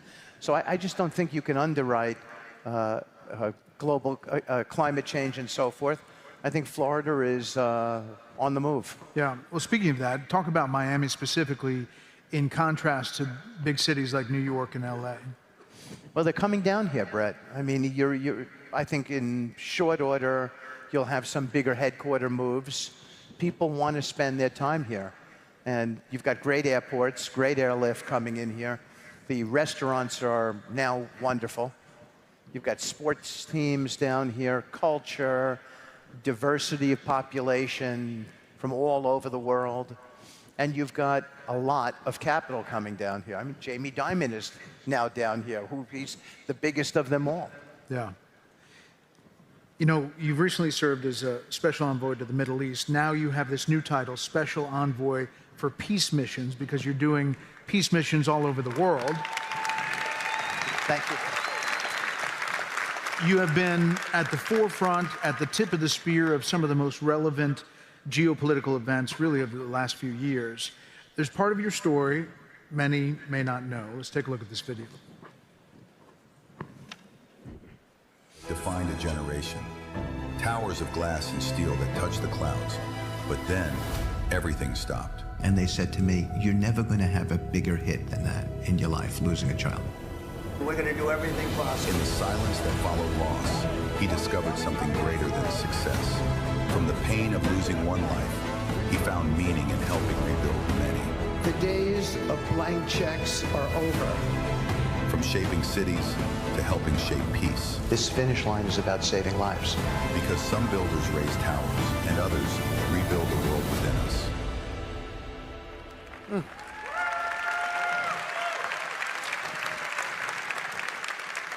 You talked about this on 60 Minutes, and it was so powerful. You lost your son, and that horrible event in your life has enabled you in this job to actually be empathetic across the line with other people who have similar situations. Yeah, I feel that my boy Andrew puts his hand on my back and takes me to these places. And it began shortly after his death. I met multiple families whose families had buried children, and I became friends with them. And this job is the most blessed of them all. I mean, the president gave me this opportunity. Sometimes I don't even know how to thank him. He thanks me all the time. I say, sir, I need to thank you. I'm getting more out of this than the other side is. I met so many families. You know, Brett, one of the things that got me through my boy's death is understanding that other people had it worse than me. I met a family who buried 3 children out of 4. And so I met those hostage families, and I remember thinking, what would every night be for me if I went to sleep and I had a daughter who was there, and I felt she was being mistreated? How would I deal with that? Or a son who was in the military and wasn't being treated correctly. On some level, my son's death was quick. The notice was fast to me. I heard about it from the doctors at Cedars-Sinai. It's the only time in my life I fainted. And I just did. I just don't even remember, maybe 15 seconds of it. And I think these people had it a lot worse than me. If I was going to lose a child, I wouldn't want to lose a child that way. Being terrorized every single night. And we became friends and bonded with them. I remember when I'm probably going to be traveling to Israel over the weekend for one of the funerals, and I was talking to the Nutras and the Chens who just got their children back, and I thought to myself, I know I don't want to call it a happy moment because I know it's bittersweet. They know their child was gone, but sometimes you can't come to terms with it. And I'll tell you, I'll point something out. Every family who came to the White House to see me, I would go down to the president and I would say, so-and-so is here. And he knew who they all were. And he didn't refuse a single visit, Brett. And he became, I think, as impacted emotionally as I did. He doesn't, as you well know, you're a good friend, he doesn't like to show that part of his personality. But, he's an incredible human being. He really is. And he didn't refuse a single visit. I mean, that's old school. He heard what it was like, the struggle they had been going through, and I don't know, it's kind of really, I think it's kind of amazing to have a president who is that compassionate, and yet he doesn't get acknowledged for it. You've had some massive success in your business career. Huge properties that launched and made you a lot of money, your company a lot of money. But that success, compared to watching those hostages hug their families after all that time, just put that in context. I'd give it all up. I mean, I would. I mean, I don't take a salary. I pay for all my own expenses. I travel all over the world. I don't ask for a gas. I don't mean this to be a testament to me. I'm saying to you that it's worth more than any form of money to help people, to bring lives home, to feel like I do it. Thank you.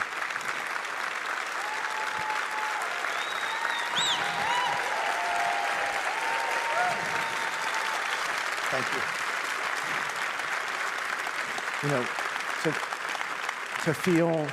To feel like I do it in you know, like my boy's death now means something to me.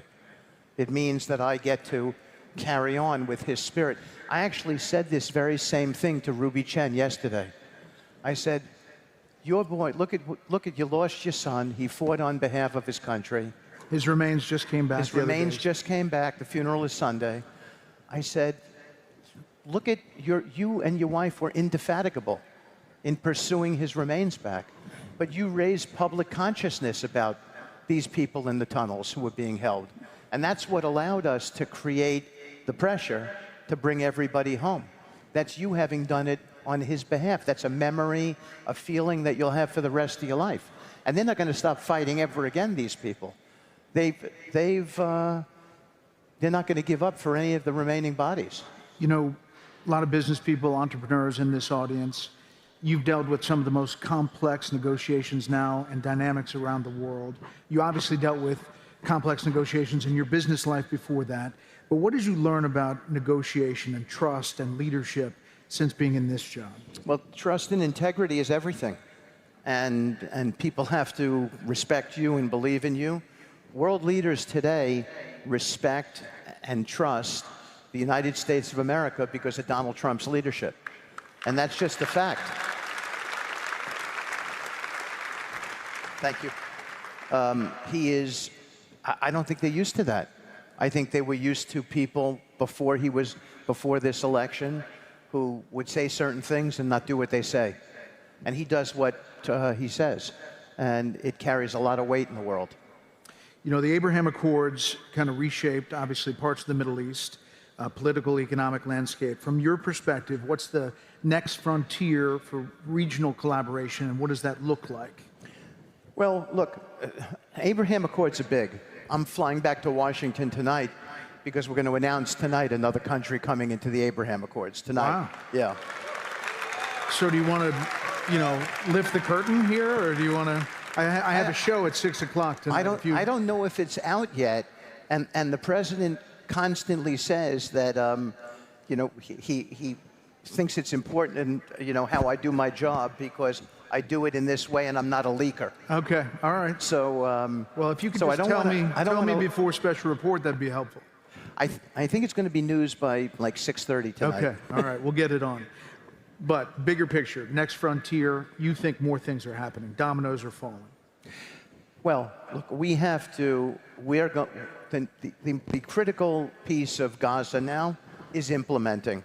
I was on the phone before I just got in with the Turkish foreign minister, with Ron Dermer. So Jared, I, and a very, very, very strong team are very focused on implementation. What you learned what I learned in the real estate business is just because you bought the deal didn't mean you were going to make any money from it. And so you really had to be focused on the execution, what the exit plan was, and execute correctly. And that's what we're doing in Gaza. And I think if we hold it together, then we'll have even more credibility around the world. And I'm very confident we will hold it together and we will complete the mission. I also think that what we're trying to do in Gaza with the CMCC, where we're bringing a lot of countries together consensually to work with one another, that is the paradigm or the model for what will happen in Ukraine, Russia, when we settle that. And we will settle it. And I think that's probably the most important one to settle next. Yeah. Let me just finish with Gaza. You know, for some people who look at it and say it's stuck in second gear and it's not moving forward, I know you see things that we don't see. The thought was that these Gulf nations, perhaps other Arab countries, were going to put forces in and then Hamas would disarm eventually. You're saying it is step by step moving that way. Well, first of all, Hamas has always indicated that they would disarm. They've said so. They've said it to us directly in that famous meeting that Jared had with them.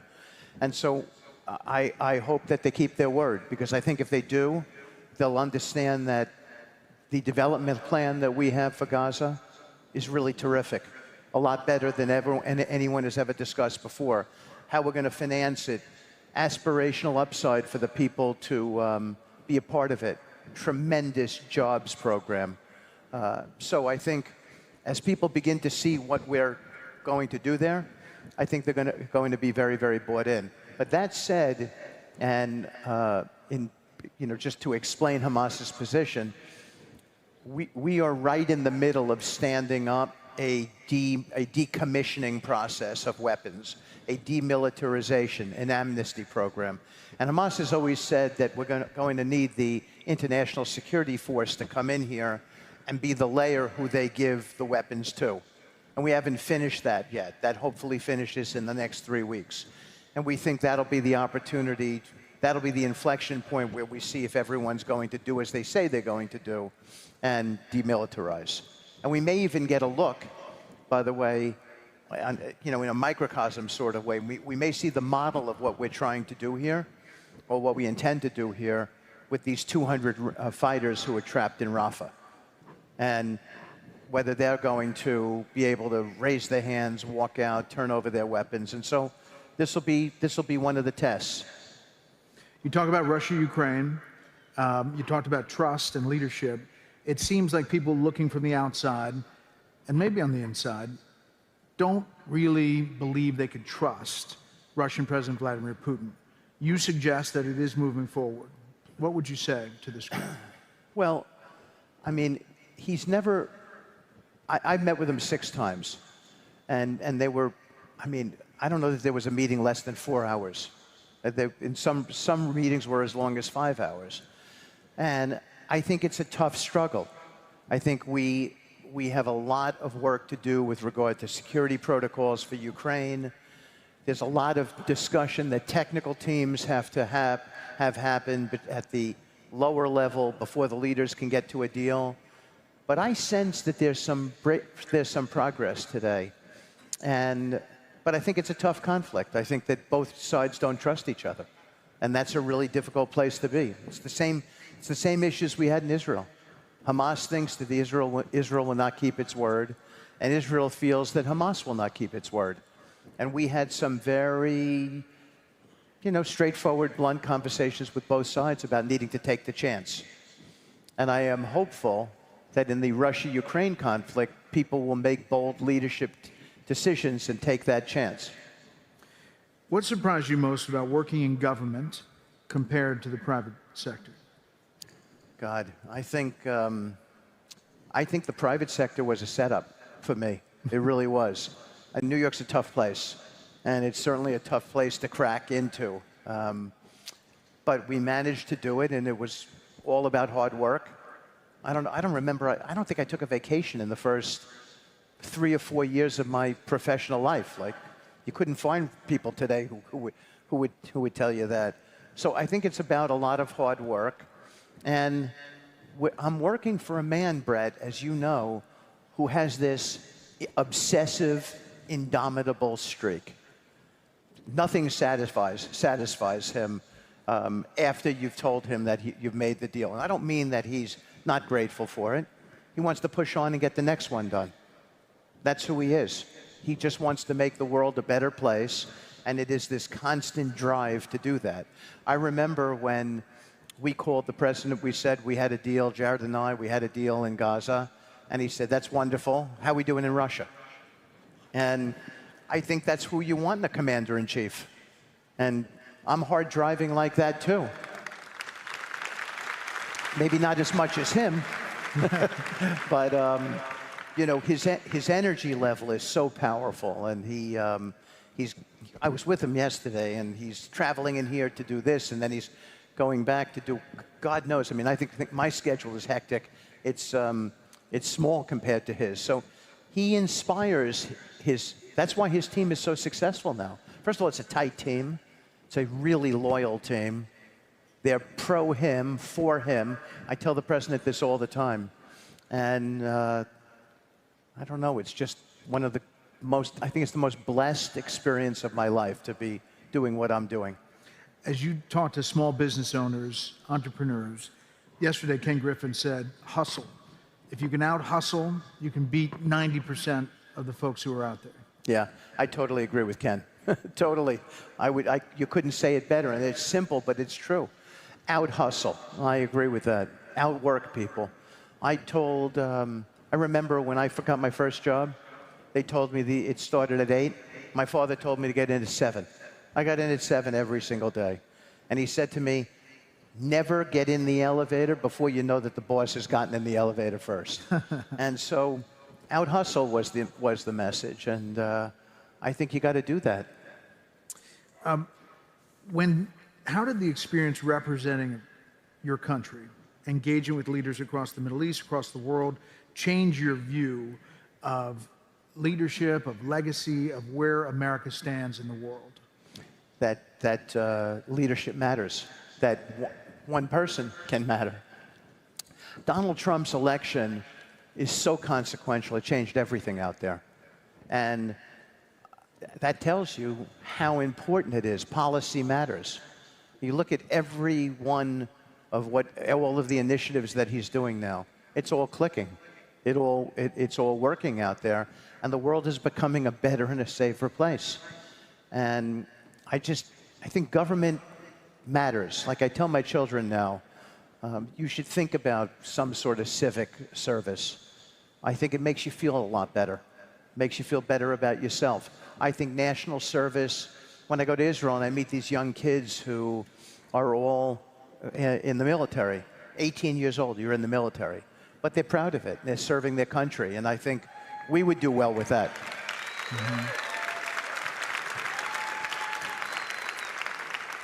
What do you want your legacy to be? Pardon me? What do you want your legacy to be? Well, I hope my legacy is that I'm remembered as a good person who tried to do things in the memory of his son. I hope.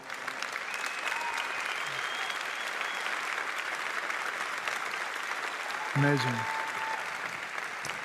And last thing is we're talking to this group. You see, when you look at the world, optimism. You are optimistic. You look at the world and say it's changing for the better. I do. I do.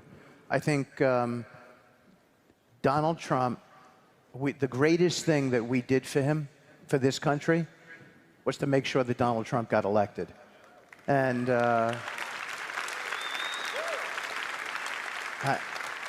I am, Brett, I go into that Oval Office, and I am in awe of the things that we're working on today. How to drop mortgage rates, how to find peace in the world, how to make sure we initiate tariff policy, because it's given us a lot of leverage out there. On top of that, we're making money. Just how to make the world a better place. He's interested in fixing everything. We can't fix everything, but we're going to try. And I think that's the sort of president that we have.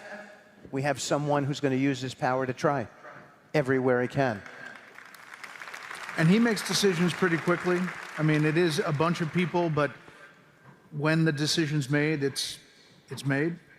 You know, I think, Brett, not only does he make decisions, when I say quickly, I don't mean without thought. I mean, if we're sitting in the room, the two of us together, you may not be a member of the administration, but he's got great respect for you, so he'll ask you your opinion, as you know. And he might ask me my opinion, and he'll make a decision. And it's possible it's not the perfect decision, but he doesn't stumble because of that. Then he goes on to make another decision that's going to be the perfect decision. My point is, he knows that sometimes we're not going to get it perfectly, but he just keeps on knocking at the door, and invariably he gets it right. So it's pretty remarkable for me to watch. And world leaders, how do they look at him? They're blown away. Blown away. In the Arab world, there's huge respect for him. You know, people respect power there. They respect fortitude. They respect people keeping their word, like not coming in and out. That's who he is. I think Vladimir Putin completely respects him. I think this trip that he made to the Southeast Asia shows you that Xi respects him. And they respect the fact that he'll do things to enforce America First policies. They can't circumvent us anymore. I think they all respect us. And if you, in these decisions, where you're making these peace deals, what do you take away from that negotiation and how to get it across the finish line? When you're in the heat of the battle, going down to the nitty-gritty, what's the best trick to be able to get there? Well, you know, Jared and I, in the last several days of the Gaza negotiation, we both had there was no space between us on what we needed to do. You can't make a good deal unless it's good for each side. And even if someone signs a bad deal, he'll be intent on breaking the bad deal. So it was our job to find how both sides could digest and sell to their constituencies the deal that we were trying to make there. We had, I say it all the time, we had to convince Hamas that those hostages were no longer an asset for them. Those hostages had become a liability. And I think as we became successful in them appreciating that, that was the inflection point that led to the deal. And I think the same thing is going to happen at some point in Russia-Ukraine, that both sides will get to a place where they understand that solving that conflict kinetically is bad for them long term, either of them, that it should be solved diplomatically. And then they can both grow their countries. So as you're sitting at that table, you're trying to get something that they both agree on. You're trying to take the conversation. I mean, it can be pretty awkward. Yeah, yeah. And give them examples of examples give them historical context about why to do things like that. Why compromise at this moment might be the smart thing to do. Why someone being the bigger man might be a great example. Here's a small example of what I mean. When we did this whole deal at the president's direction with Azerbaijan and Armenia, these countries had been fighting for close to 40 years. And President Aliyev came in. His father was the former president, and he's got the much superior army. He took his moment to take back some land from Armenia. And we were sitting in the Oval Office, and the president asked the President Aliyev, while the president of Armenia was there, why did you stop? Like, you had them on the run. You've got the bigger military. What made you stop? And he said, because that's all I wanted back, was what they took. I didn't need more. And it was an amazing decision on his part to do that, Brad. He felt that going any further would hurt him internationally. It was an example of statesmanship. And I think that those are wonderful examples for conflicts out there where leaders should understand that they do better if they resolve things diplomatically, peacefully, with less loss of life than kinetically, and show everybody how big and tough their army is. You've been in the room for a lot of this, but there's been Armenia, Azerbaijan, Congo, Rwanda, India, Pakistan, Israel, Hamas, and this Gaza deal. Mm-hmm. There are others that the president is figuring out how those sides deal with each other. Yes. What's the secret sauce? Are they all different? Well, they all have different circumstances. Yeah, they do. But, today we saw an offer for a ceasefire and big aid coming into Sudan from one of the groups that's fighting there. That's at the president's urging.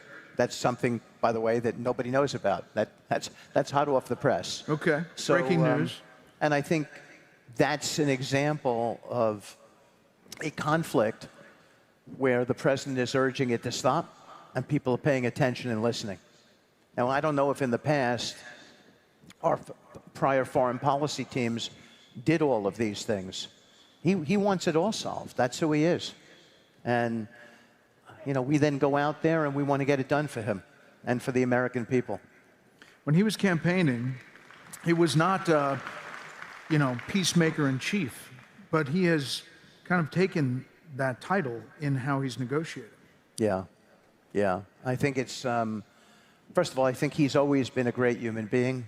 He just doesn't get the credit for it, and he should. And I talk about it all the time. He should. Now, I don't mean with a Nobel Peace Prize. Certainly, he got cheated out of the Nobel Peace Prize this year. That's for sure. But I mean, there could be no doubt. I don't even know how you would. I mean, the woman who got it actually said, I should give it to you, sir. But forgetting about the Peace Prize, he is a good, decent man. He doesn't need to do this job.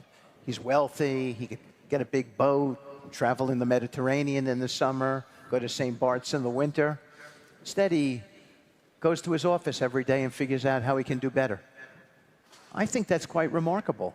And it makes me really proud to work for him. How long do you think you could keep this pace up, though? This job that you are right now, I've seen you on the phone, I've seen you get on planes, get off planes, travel around the world. Keep it going for how long? Personally? Yeah. As long as he would want me to. You like it that much? Well, I mean, I'm not sure that would make my girlfriend happy, who's in the audience. By the way, it was her birthday yesterday, so I say happy birthday. That? Happy birthday, Lauren. But yeah, I don't know that I've ever felt this fulfilled in my life. I feel really fulfilled that I get to do this job. It's an extraordinary experience. And you and I have talked about this. Maybe one day you're going to want to do something like this, Brad. I don't know. You can take the baton. It is passion, though, right? And would you say that when you find the passion, it makes a difference? Well, you know, I get these calls from people who say, you made my life just a little bit better. And then I go into the Oval and I watch some of these hostages come out and tell the president what it was like for them. I remember when we got Mark Fogel home. He was in Russia. He was in Russia. We came in a snowstorm. He called his 93-year-old mom from the plane, elated. She had no idea. And then the president spent 2 hours with him at 1 o'clock in the morning, showing him the Lincoln Room, talking to him about his experiences. He turned to me, he said to me, I didn't know I had a president like this. I didn't know that I had a government that cared about me this much.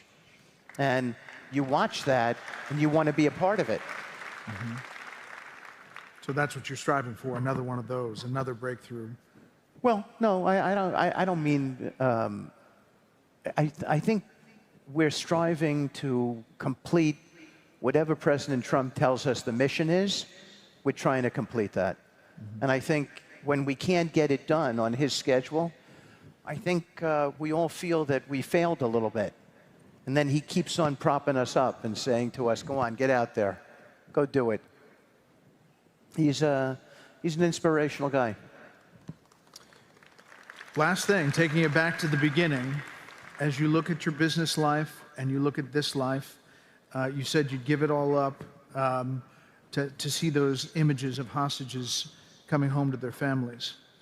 What's the next chapter for you? Well, I'm never going to go back to business the way I did. First of all, it was time for me anyway. I've got very capable kids. They're bright, super well educated. They're very, very close. And so that's for them to do now. They can watch after me a little bit.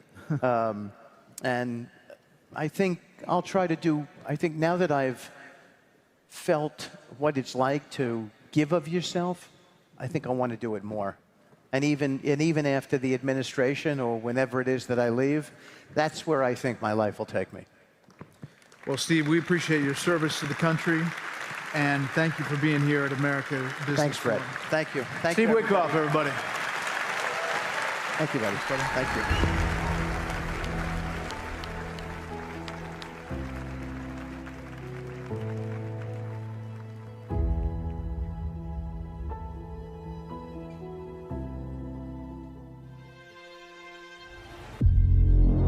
PIF is one of the world's largest and fastest growing sovereign wealth funds. The United States is PIF's most important market outside of Saudi Arabia. Since 2017, PIF has directed $170 billion into the U.S. economy, fueling growth, creating opportunities, jobs, and contributing $33 billion to U.S. GDP. Together with our U.S. partners, U.S. businesses, and top global asset managers, we're advancing innovation across mobility, aviation, renewables, sport, technology, finance, and more. Strengthening markets and creating long-term value across both nations. PIF's deep U.S. commitment spans across sectors, from $23.8 billion U.S. equities and our New York office to Live Golf, CONCACAF, FIFA Club World Cup, Surge Stake and PFL, and Santabills as one of Silicon Valley's largest backers in next-generation technology companies. From shared investments to shared ambition. Anchored by major stakes in Lucid Motors, Savvy's $8.5 billion acquisitions of Scopely and Niantic, and Google Cloud AI centers. Our partnership is building opportunities that reach far beyond today. Looking to 2030, PIF's U.S. partnership grows even stronger, creating over 500,000 American jobs and building long-term prosperity across both nations. From vision to value, PIF is invested in better.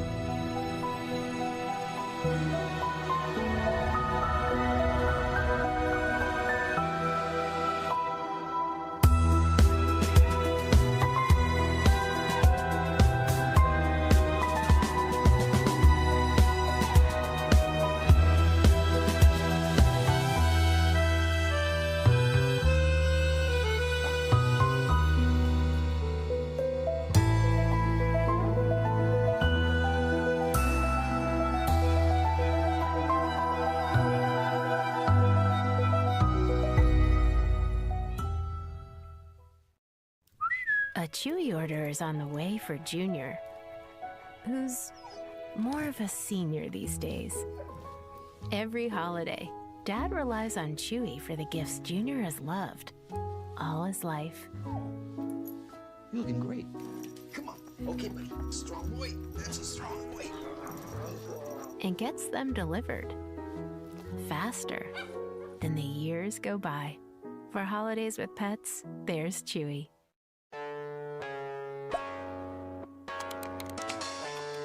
Every day, brands fight for attention. Clicks, views, impressions, all drowned in the noise. But what if a brand didn't demand to be seen? What if it asked to be felt?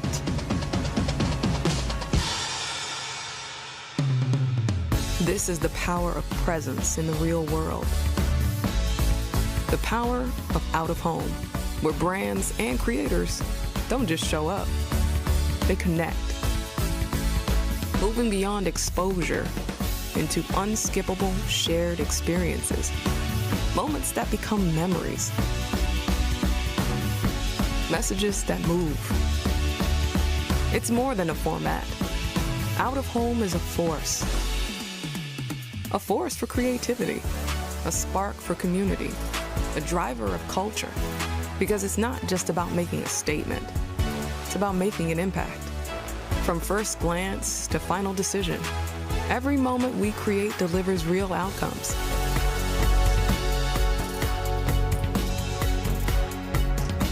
Don't just advertise. Ignite emotion. Move minds. Build trust. Out front.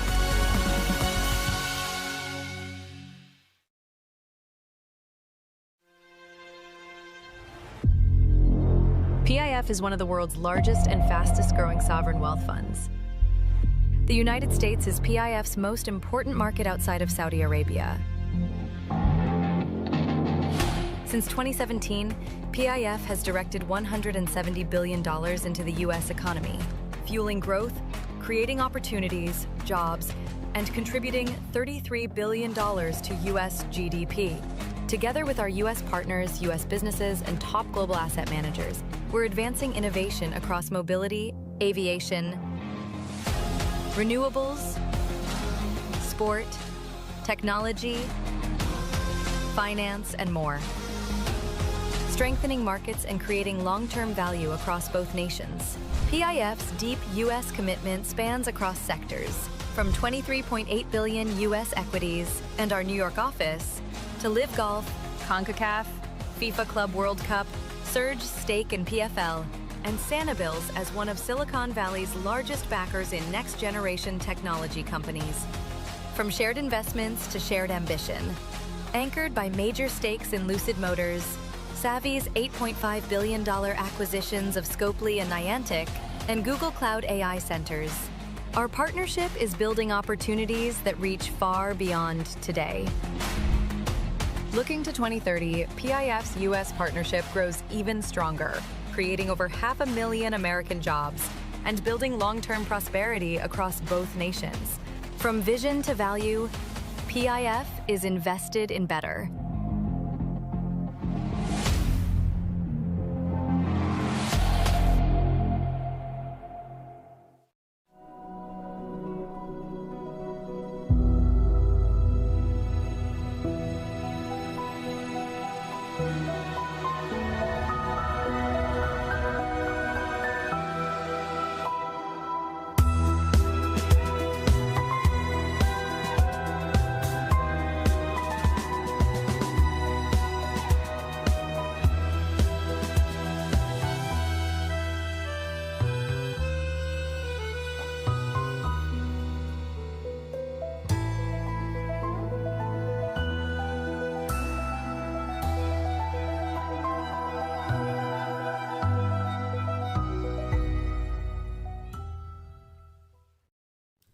A Chewy order is on the way for Junior, who's more of a senior these days. Every holiday, Dad relies on Chewy for the gifts Junior has loved all his life. You're looking great. Come on. Okay, buddy. Strong boy. That's a strong boy.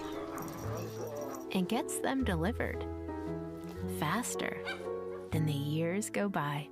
For holidays with pets, there's Chewy.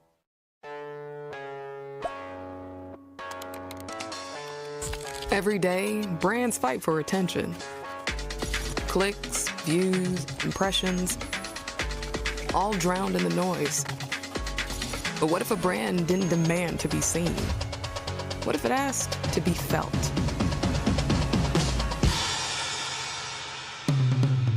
This is the power of presence in the real world.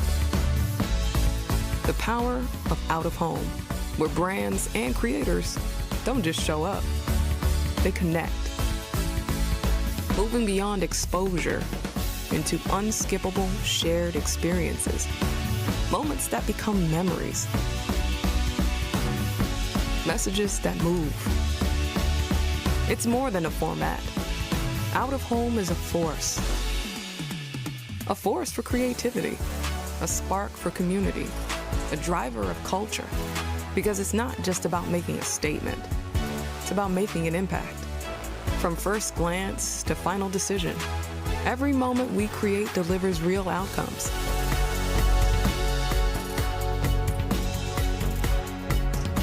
Don't just advertise. Ignite emotion. Move minds. Build trust. Out front.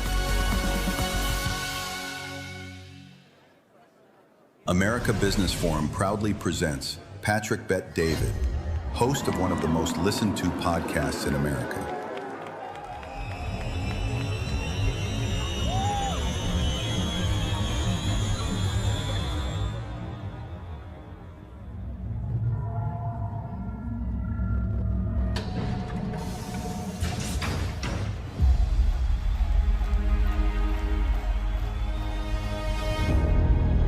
From escaping war-torn Iran as a young kid to serving in the U.S. Army and building PBD, one of the most influential podcasts and platforms in America. Entrepreneur, author, visionary, a voice that challenges leaders to think bigger and to build bolder. America Business Forum presents Patrick Bet-David.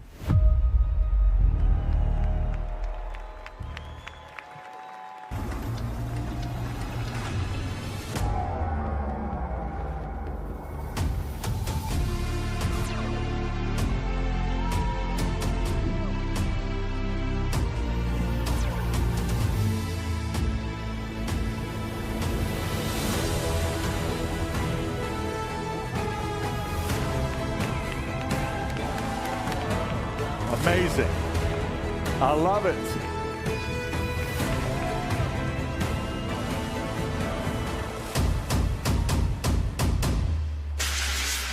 That's what it is.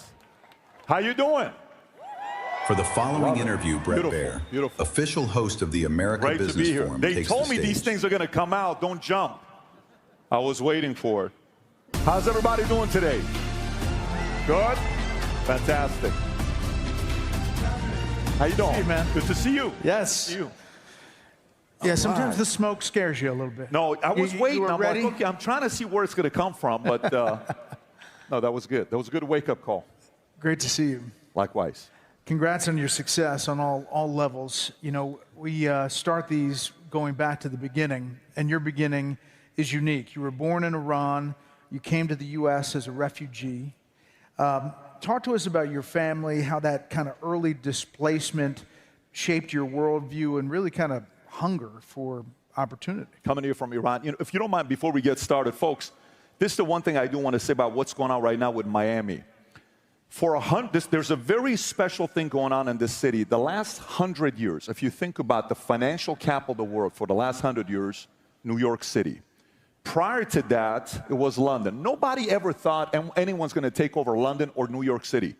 I have a feeling what Mayor Suarez, what Miami is doing, the next 100 years potentially, Miami could be the next financial capital of the world. Now, this is my prediction of what I think is going to happen. So we're excited about it. There's something very special going on in New York. You're always welcome to come here. I know you're being recruited from all over the place. We read all about it. But yeah, you know, born and raised in Iran, one of the benefits of being raised there is you are forced to always look out on what's going to be happening. There's always surprises. We were a Christian family. My mother's Armenian. Any Armenians in the house or no? 7 of you, that's you got awesome, a few. right? We need more. And then my dad's Assyrian, but David, there's going to be no Assyrians in the house. Really? Oh. Couple. Front row. Okay. So born and raised in Iran, and this is 1978, October 18th. 3 months later, revolution happens. On the way to my mother going to the hospital, my dad, it's curfew. So they hold up my dad. My dad has to show my wife's water just broke. I'm trying to take her to the hospital. My son's going to be born. I'm born there. 3 months later, Shah's kicked out. We stay in Iran till July 15th of 1989. June 2nd or 3rd, Khomeini dies. When he dies, I'm in school called Gulbenkian. I don't know what's going on. This is no cell phone, no nothing, no text, no pagers. My parents panic. They eventually get me. We get out, and I get to the house. My mom and dad had a conversation, and they said, we got to leave. He's going to turn 12. When he does, he has to serve the military here. That was my mom's idea. And then we left. July 15th, got on the plane, went to Germany at a refugee camp, and then came to the States November 28, 1990. But the part about being in Iran and the conflict and the refugee camp, you learned how to deal with people from different walks of life. And that kind of applies into business, because when you go into the Army, 101st Airborne Division, I'm the only Middle Eastern guy there. Everybody else is looking at each other saying, where are you from? And, you know, folks from South Dakota have never seen somebody looking like this. This is not a normal face in South Dakota, you know, or Alabama. And they say, what are you? Why do you have a nose looking like that? I said, this is a legendary nose in the Middle East. They don't make them like this anymore, right? You can spend $20,000 to get a perfect nose. You're going to need to spend billions to get a nose like this. This is God-given. Anyways, so that was the part where people skills, learning everybody else's story. I was kind of complimenting Brett in the back.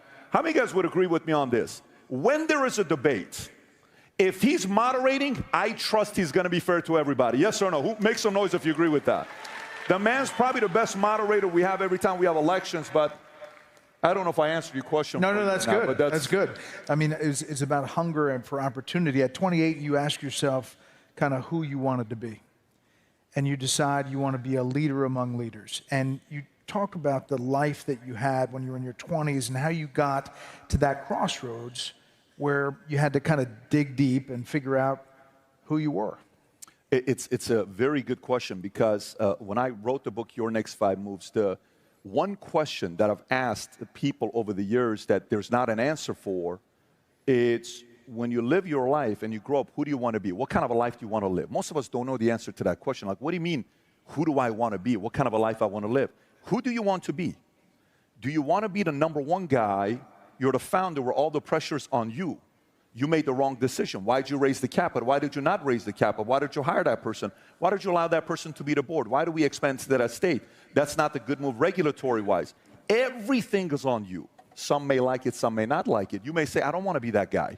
I want to be support. I want to be one of the executives. I want to get equity and be behind the scenes and bring value to the company.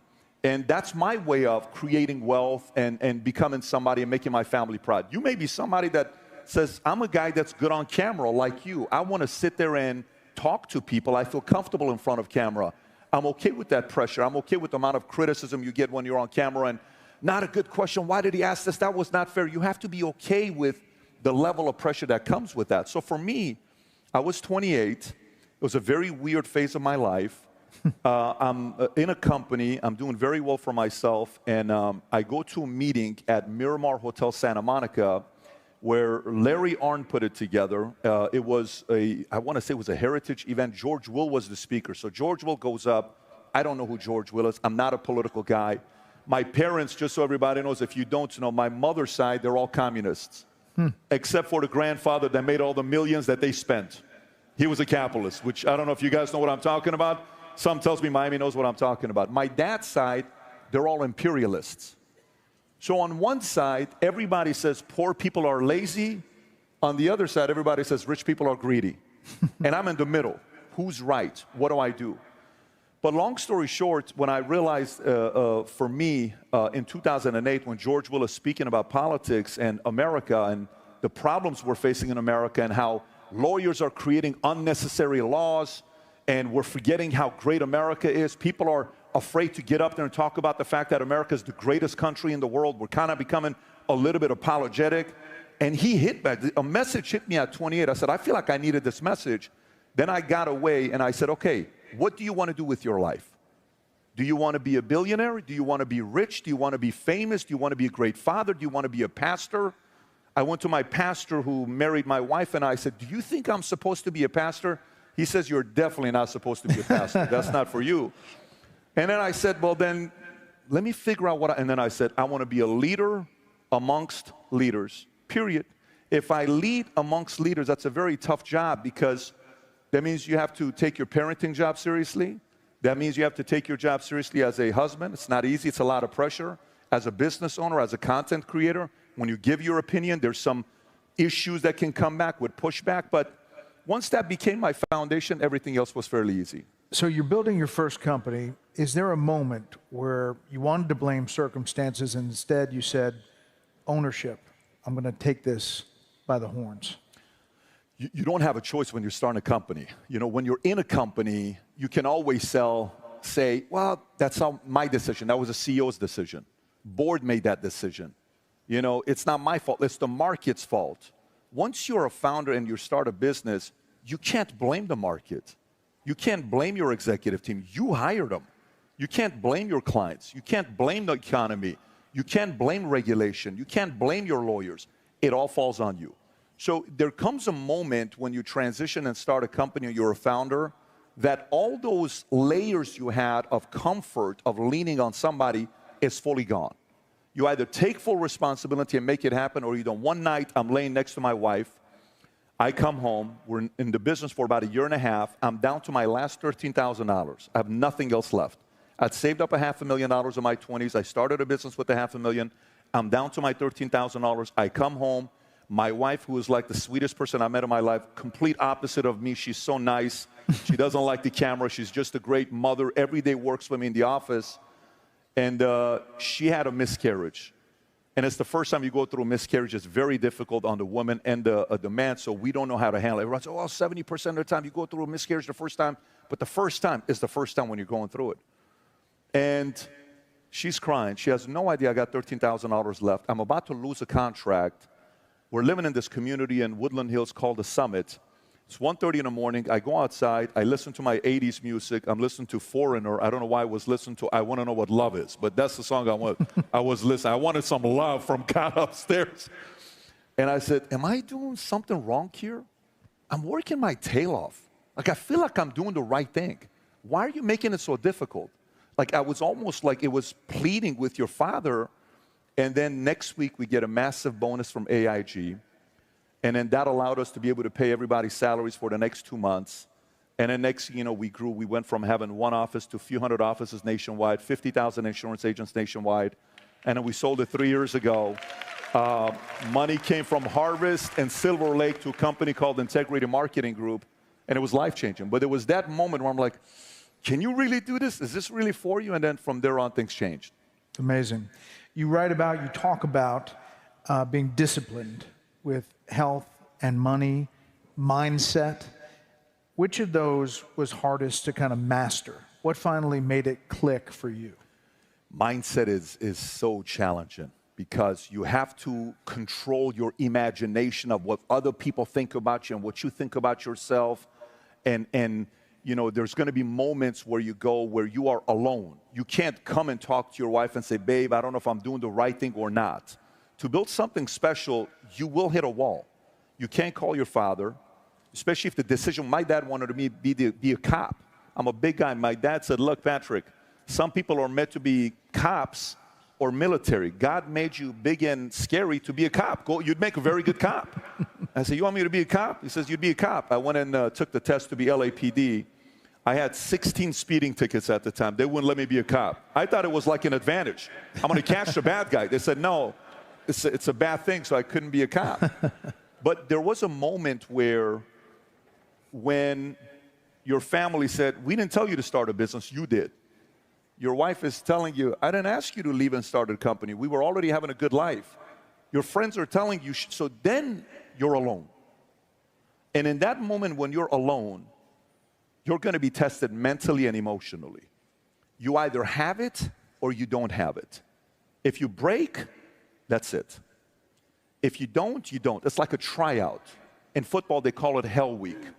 In business, when you go through this moment, when you're by yourself and you realize, the only way to get to the next level is I have to change the way I view things. If I don't, I'm going to stay here. And it's painful because it's almost like a mode of recreating yourself. I'm good for this level, but I'm not good for the next level. That recreation mode is breaking yourself and, saying, like you look at the president today. If we're playing video games, the president is at level 100. But go to the president in 2016. Or go to 2020 when all the COVID stuff was going on, how he was approaching with the media. And look how he's doing it today. He's so nimble. He's fluid. It's like he's reached a level where he knows, and he's sitting there. Maloney from Italy is asking him, so you do this with media every day? Yes, there was a hot mic. She says, I can't stand our media. He says, I talk to them every day. We're witnessing what he's gone through with the levels he's got, where you heard the news today. I believe they're getting closer to finishing up the deals for the tariffs, which is unbelievable news if they pull that off. But you have to get to a moment where you're by yourself, and in that moment, you really realize if you're ready for the next level or not. Well, you kind of answered there, but you've interviewed countless high achievers. Is there one thing, one common habit you notice of those who manage to evolve and not like hit a plateau? It's funny you ask that because I'm having a conversation with Brady or the late Kobe and a lot of other people. But when you look at the Brady, who 7 championships and he had to overcome all these things, the pattern I notice is the following. Number one, those who go to a point where they can handle pain, they've had 2 types of people in their lives. One is a person that gives you unconditional love, that you can't do nothing wrong in their eyes. Typically, it's a mother. No matter what you do, don't worry. Oh, baby, I love you, but I did something wrong. I love you, baby. You're my son. Like, wow, what a weird human being. No, that's called unconditional love, right? Number 2 is a person, Brett, that no matter what you do, you're never going to win them over. I just got a degree. Yeah, but Johnny was a valedictorian. I just graduated law school and I passed my bar exam. Yeah, but he's already at the top of his class. It's like the movie Judge. I don't know if you guys ever seen the movie Judge with Robert Downey Jr. and Duvall. That one scene, do you realize I finished this, and that? You realize? And he says, you know what? And that's emotional moment that they have together. So unconditional love, no matter what you do, you will never win them over. Ever. You will never win them over. And last but not least, you have to choose your enemies wisely. I think too many times people don't choose their enemies wisely. It's super critical. You choose an enemy that's a low-level enemy below you, you're going to work backwards. You choose an enemy ahead of you that brings out the best in you, you're going to see a different side of you. So that's what I would say, those three things. The other thing you said, and you've talked about this, that's great stuff. You've mentioned that the busiest, most successful people you know are the ones that get back to you the fastest. They answer you the quickest. That's a unique thing. I mean, people could let a text message stay for days without answering it. But they're the ones that get back right away. That is such a crazy thing. So the other day, wild story, I'm on Jesse. And I do Jesse's show. Jesse Waters. Jesse Waters, friend of yours. You guys work together. And at 1:15, I get a message from Natalie, President's assistant. They're on the way back from the Middle East. She says, the President just wanted me to tell you that you did a great job tonight on Jesse. At 1:15, this man is 79 years old, negotiating deals on the other side, and he's sending a text message at 1:15. Then I respond back and say, thank you, please give the President my very best. She sends that text message, sends it back with a message from the President that Barron was right about you, with his famous signature on the bottom. He doesn't have to do that. But think about why he is in the position that he is. Because remember back in the days when we used to date, you like a girl, you get her number, what's the rule? How long do you wait till you call her back? 3 days, right? The 3-day rule, right? Adam follows the 1-month rule, but some of us, we do the 3-day rule, right? The true players go 1 month. They're like suffocating her, why don't you call me back? But that game doesn't work in life and in business. The guys I've done the biggest deals with, they're like, boom, boom, boom, boom, boom, boom. And nowadays you can't hide. Because if you text, what does that thing do? It starts dots. Yeah. Like you're like, I know you saw it. Yeah. Why? And then 9 hours, don't tell me you were too busy, you're getting through it. There's a certain element of urgency. I heard Mr. Steve Witkoff talk about it when I was in the back, listening to the interview, and he said a certain level of being demanding and urgency. By the way, not everybody can work with people like that. It's not for everybody because the level of demanding is constant. And the standards and expectations are so high that most people are like, I don't know if I can work with a person like this. You're right, it's not for everybody. But to me, doers, they get back to you like this. I will say, if I leave a text for a long time, it's rare. If I'm in the show, a live show, I'll go to commercial break and I'll answer the text. Because I do think that makes a difference in how you interact with people. But that's why you're in the top 0.001% of your space. That's why the greatest country in the world trusts you to moderate, because you're that. That's the point. It's hard to be that. It's not easy to be that. By the way, you know what the average person would be forgiven if he doesn't get back to somebody till 10 o'clock at night, 11 o'clock at night. You're at an event, but not his standard. That's their standard. You can't allow other people's standard be your standards. I always want my standard to be above everybody else's standards where people are trying to catch up to it. It's not an easy thing to do. Mark Cuban and I, one time in the middle of the night, Mark is upset at me. This was 6-7 years ago. He emails me. At 2 o'clock, we're going back and forth. Email. We have this thing that we do. Mark will DM me on X or email, and we'll go for 6 hours just fighting each other. It's a great fight. It would be such a good podcast, but it's private, right? Because we've done some things 10 years ago. I'm sitting there saying, this guy's a $6 billion guy. He's a $6 billion guy. He owns the team. He owns all these businesses. So there's something special about people that get back to you quickly. So going back to your origin story, you went from escaping a revolution to kind of leading one, not with weapons, but with words. Let's take a look at this video.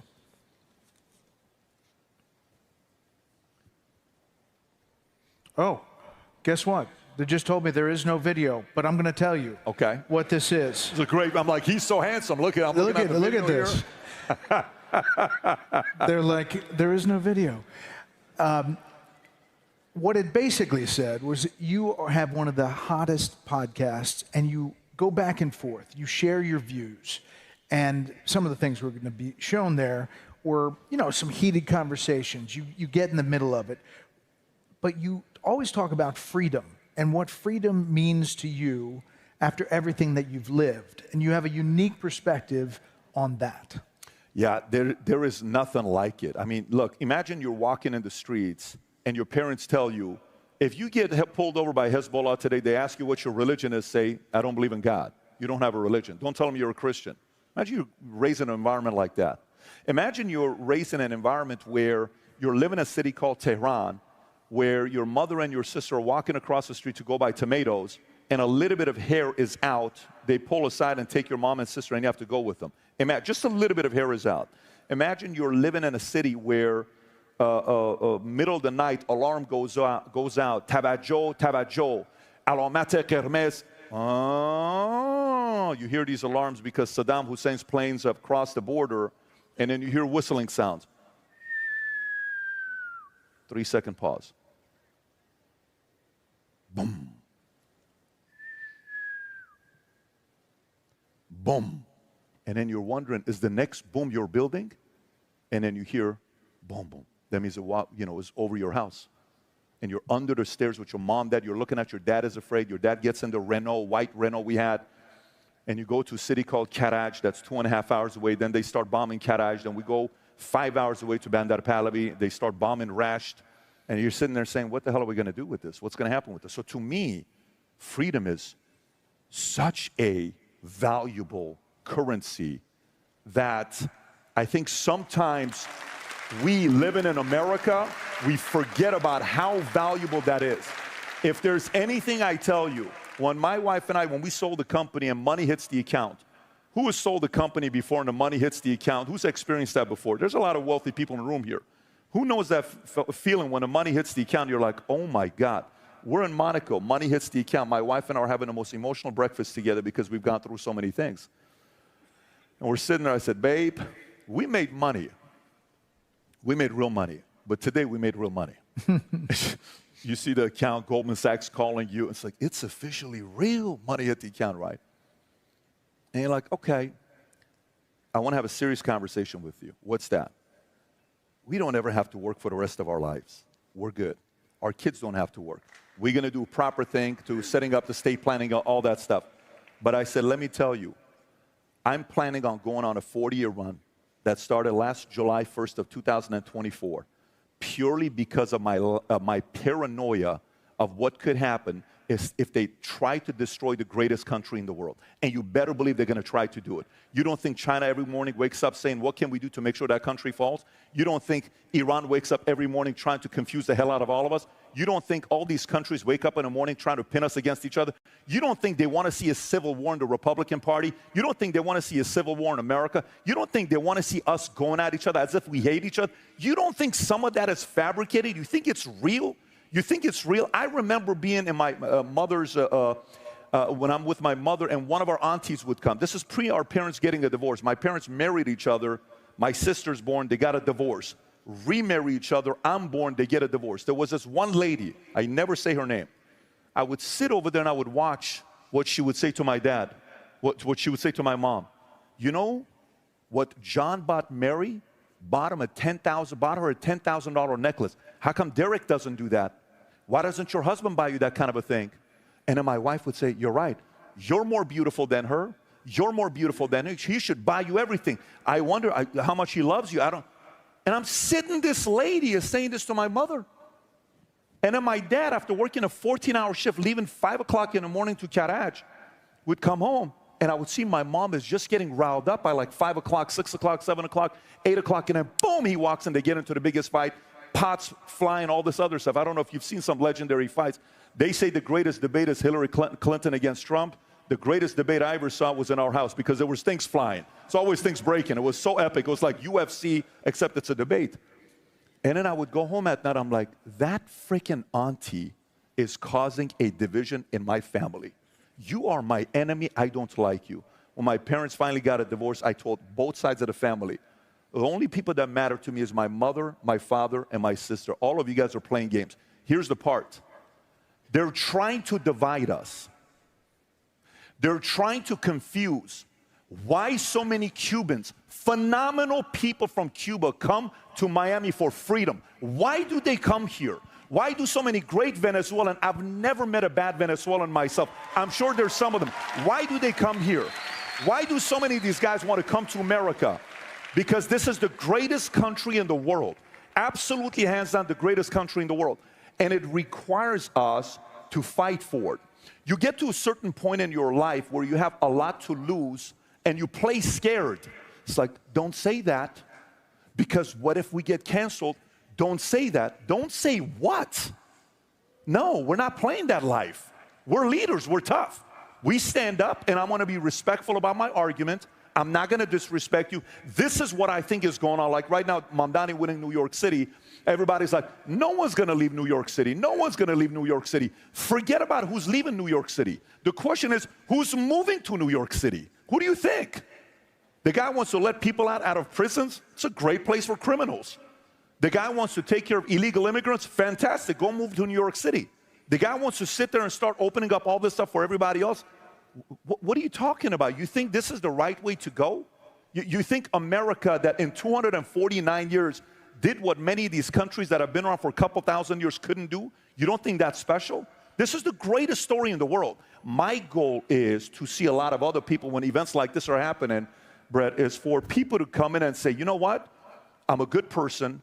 I work hard. All I want to do is raise my kids based on solid values. I want my kids to have their dreams to become a reality. I want to spend time with my family. I want to be free. I want to enjoy my time.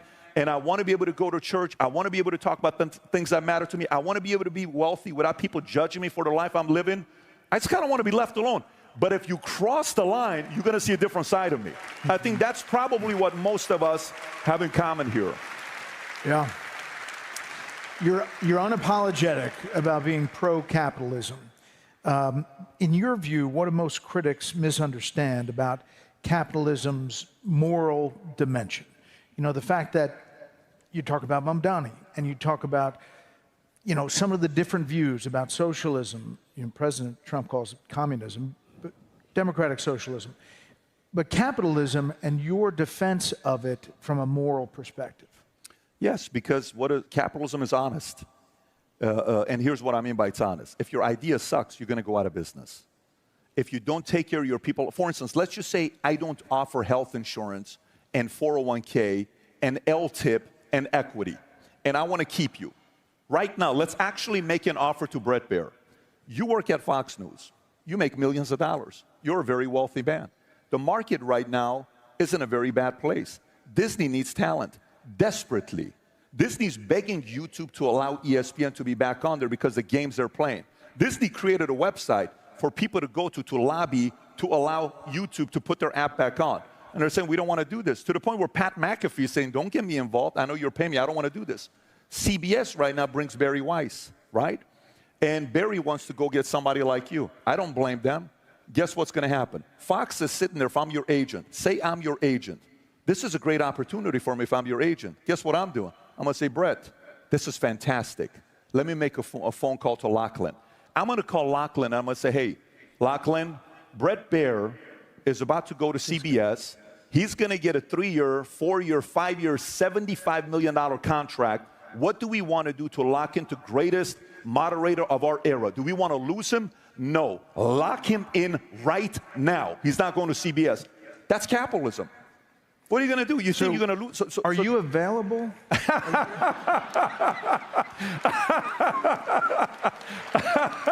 But by the way, here's the thing. Watch how this works. If they don't take care of you, how many people want a you? Everybody. By the way, if New York doesn't take care of companies, where are those business owners going to go? If you're pro-family, pro-business, pro-freedom, come to Florida. What do you think happened in Chicago? I'm in Chicago at a Goldman Sachs event. Goldman Sachs is putting one of these events together where you're going and learning about G1, G2, G3, Generation 1 wealth, Generation 3 wealth. And the entire discussion was over Ken Griffin. And by the way, these are major, everyone in the room's a billionaire. There's 60 families. Everybody is talking about Ken Griffin. What happened? Why do you think Ken Griffin left? Because the weather was bad? You think Ken Griffin left because Derrick Rose got injured? You think Ken Griffin left because Sammy Sosa is no longer there and playing? Why do you think Ken Griffin left?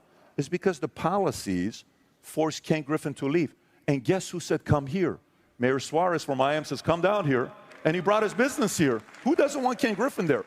So the part about capitalism that is honest, if you don't take care of your people, somebody else will. If you don't take care of your small business owners, another state will. If you don't take care of your wealthy people and you judge them every single time. I went to church one time, and I have nice cars. I don't drive anymore, unfortunately, but I have nice cars, and I would go up in my nice car. And this one guy one time comes up to me and he says, so, you like having a Ferrari? I said, I love having a Ferrari. Yeah, but do you think you're going to get into heaven with a Ferrari? I said, no, I don't think I'm going to go to heaven with a Ferrari. So why do you buy a Ferrari? Because I love Ferraris. Yeah, but that's what rich people do. I said, let me ask you a question. I'll never forget this conversation with this guy. I said, did you just hear what the pastor asked of how much money he's trying to raise for a new project? Yeah. He asked for $35 million. I said, you think you're going to raise $35 million with your 3,000 members at $5 a pop? Let's do it. What's 3,000 times $5? $15,000. Let's say 50, $150,000. Go 500, $1.5 million. They're not going to give you 500. You don't think the pastor's going to raise $35 million by going to a person like you and saying, hey, Brett, we'd like for you to commit the next 3 years to $1 million deal. I said, be very careful judging the wealthy in your congregation because they'll gladly go to a different congregation and give their 10%. This idea about making fun of rich people and making them uncomfortable is pathetic. New York's got the most billionaires in the world. You want to lose your billionaires? The dumbest idea in the world. Why would you do that? A person that becomes a billionaire, you think a billionaire is carrying their money cash with them? You think a billionaire's, yeah, I got all my cash here. What do you think a billionaire's money is? It's paper money. Where is the money? It's in a company. It's in a bank that's given a loan to somebody to buy a house. It's given a loan for somebody to buy a car. Where do you think money sits? You think billionaires sit in their house and they say, honey, let's count the money one more time. Go ahead. 100, 200, 300, 400. No, it's time to go back and recognize heroes. Recognize these people that won. I think it's a massive problem that we have. And by the way, I think it's starting with our education system. But I'll pause right here. I want to talk about that. Please. Because you've said that capitalism rewards value creation. You're just talking about it there, not victimhood. But how do you teach that to a generation now raised on social media outrage and TikTok and everything else? My kids, my oldest son is 13 years old. I have a 13, 12, and 9.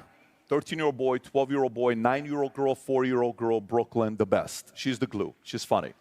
And there's nothing like Brooklyn, middle of the night.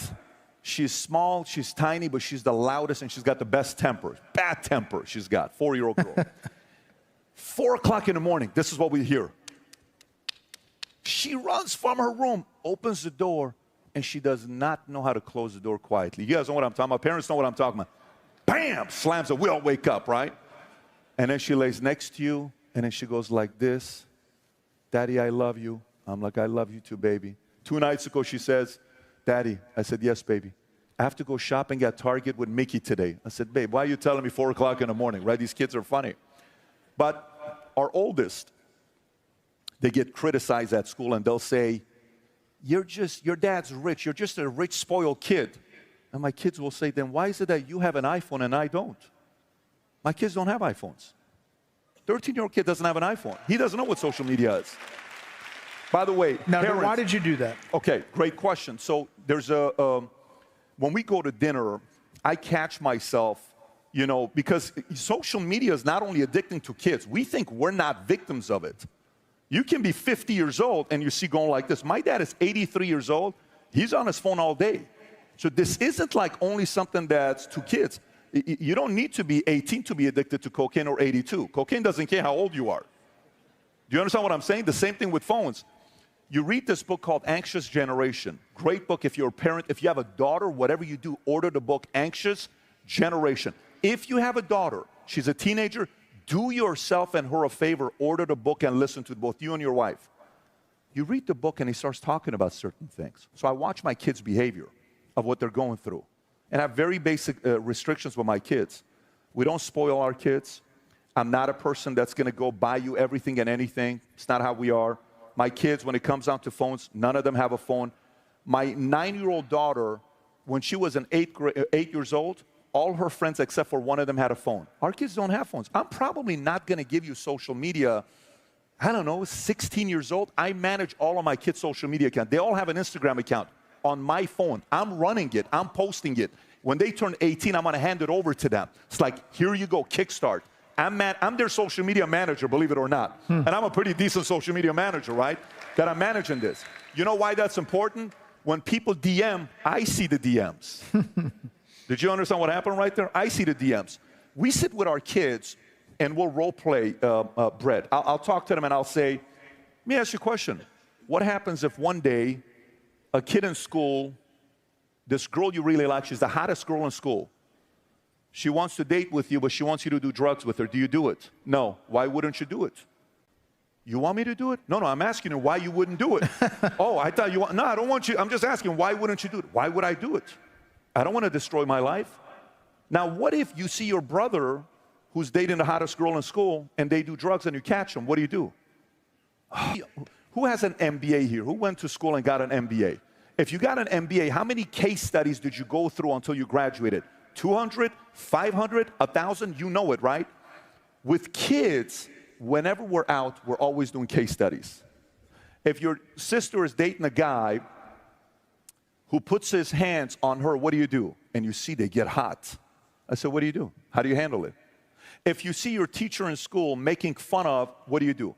If you see somebody in school being bullied, what do you do? If you see your brother, they're making fun of them, what do you do? Do you join the crowd? Like, we have a couple rules. If my kids publicly make fun of one of my kids in front of their peers, they're not going to like me too much. You can make fun of each other when we're together, it's homey. Do it all day long. But if in public, you give those buttons that you know how to press on your brother, you do that publicly, oh, you're going to have a big problem with me. One time they did this, I brought him to the house. I said, let me tell you guys what we're going to be doing right now. So what's that? I said, right now I got a camera here, I got a camera here. You guys got 15 minutes to compliment each other. If it's a BS compliment, you lose video games for 3 months. I want you to think about the sincerest compliment and give it to him. He gives you one, you give him one. He gives you one, you give him one. I put him in the closet, and I go take a shower. Also, I had some time with my wife, which is a strategy. I don't know if you guys know what I'm talking about. When you got kids, you got kind of like, babe, this is a good opportunity. Let's go. So we handle our business. We handle our business. We got 4 kids, guys. I would keep my wife pregnant for 20 years if I could, but she's done. So I come back, and all of a sudden, 30 minutes later, they're still complimenting each other. I didn't stop them. It was the best exercise. I think we have to kind of take charge today, and we can't be distracted with the stuff that we're dealing with because everyone's trying to attack your kids and confuse them, and we got to get ahead of them. We only have them for 18 years. After 18 years, you do not have control. It's too late. Between 0 and 18, we got to be very involved. If you could, that's good stuff. If you could redesign high school to prepare students for the real economy, what would you add? What would you remove? How would you do it? High schools. Well, okay, education. So let's look at the problem. All right, so for us in our family, one of the most important pillars of our family is debate. Every night we debate. At dinner we debate. Everything is about debate. Our company Valuetainment, if you come to our headquarters in Fort Lauderdale, 11 acres on the airport, you'll see the word debate everywhere. We debate things that don't even matter. We're always debating, right? But do we have that in schools today, K through 12? I say no. Why not? Let me explain to you. Do you know K through 12 English teachers, for every dollar they give to a political party, 98 cents is given to the Democratic Party, only 2 cents to the Republican Party. Where is the debate? Do you know when you go to only professors that are fairer is math. Math is 87% to the Democratic Party, 13 cents to the Republican Party. Where is the debate? There is no debate. Schools don't have debate. and these teachers have tenure. The first thing I would do is remove tenure. Let teachers get fired. Some of these bad teachers need to get fired. Why are we keeping them? Why are we so worried about firing bad teachers? If you're a bad teacher, go work at the DMV.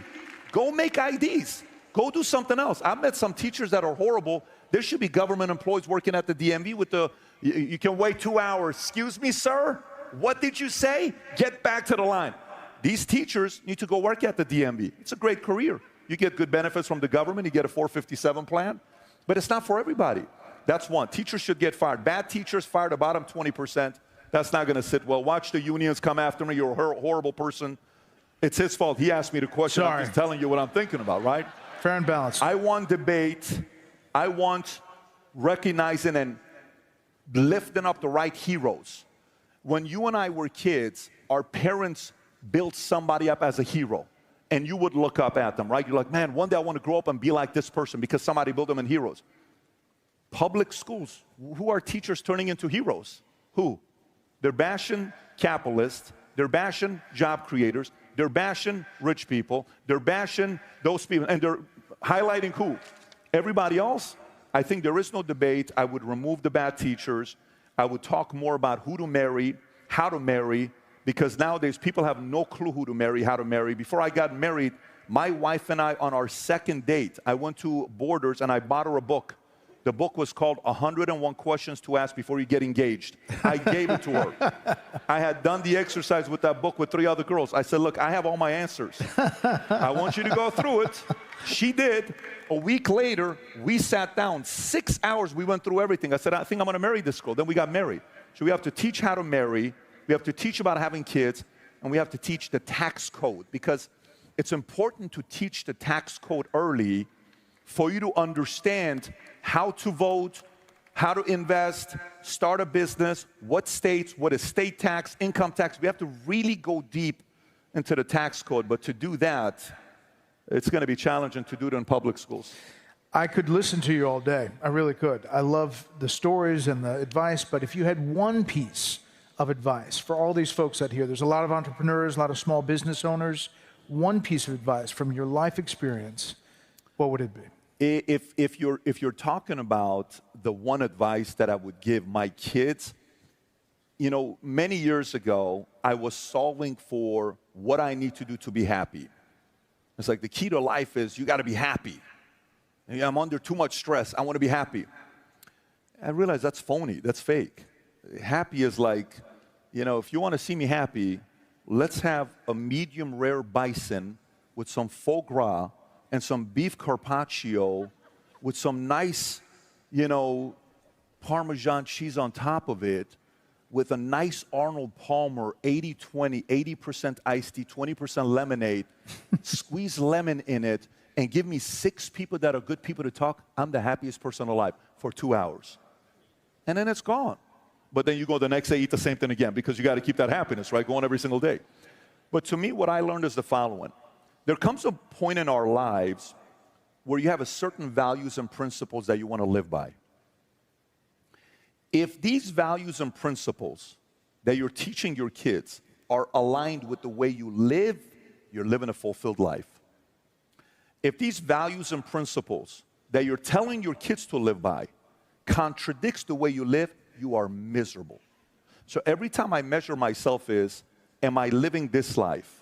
But because if I'm acting, I'm not loose. I enjoy being loose. I enjoy being free to share my thoughts. And the only time I'm not is when these guys are fighting. So I try to do my best to live an aligned life. If you live an aligned life, you're going to live a fulfilled life, and future looks bright if you do so. Patrick, Bet-David, ladies and gentlemen. Thank you. Thanks, everybody. Thank you so much. Yes, thank you. Take care.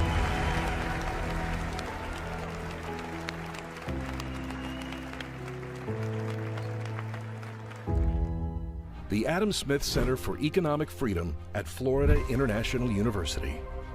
Exploring the intersection of government policy and the free market to offer a better understanding of the free enterprise system and its impact on human prosperity around the world.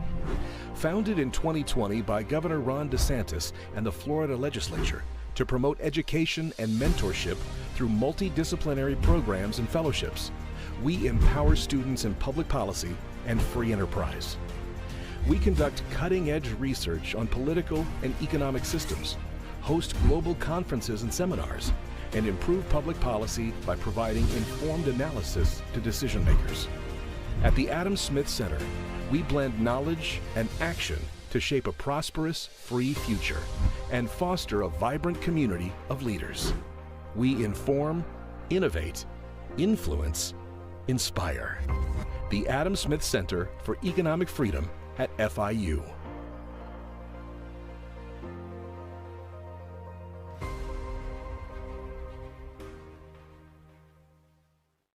When a pioneering investment inspires you to dig deeper and step up to the highest level, that's the PIF effect.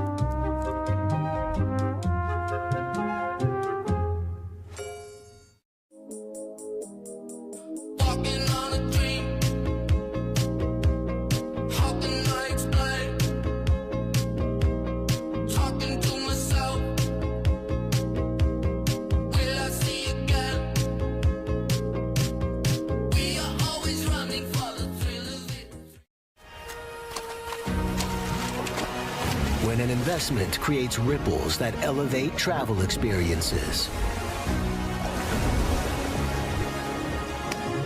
builds world-class facilities, and drives a whole new range of possibilities.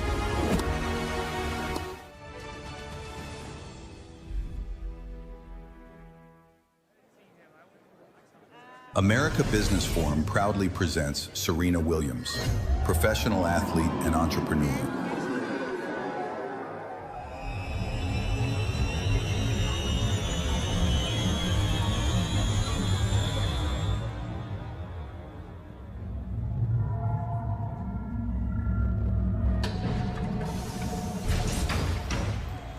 A legend whose story is larger than sport.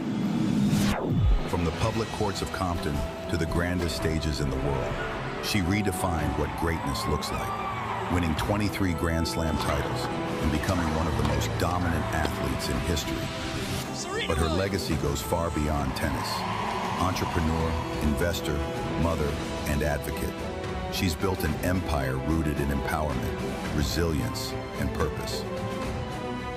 Her journey is one of breaking barriers, inspiring change, and proving that champions aren't born, they're made through belief. America Business Forum presents Serena Williams.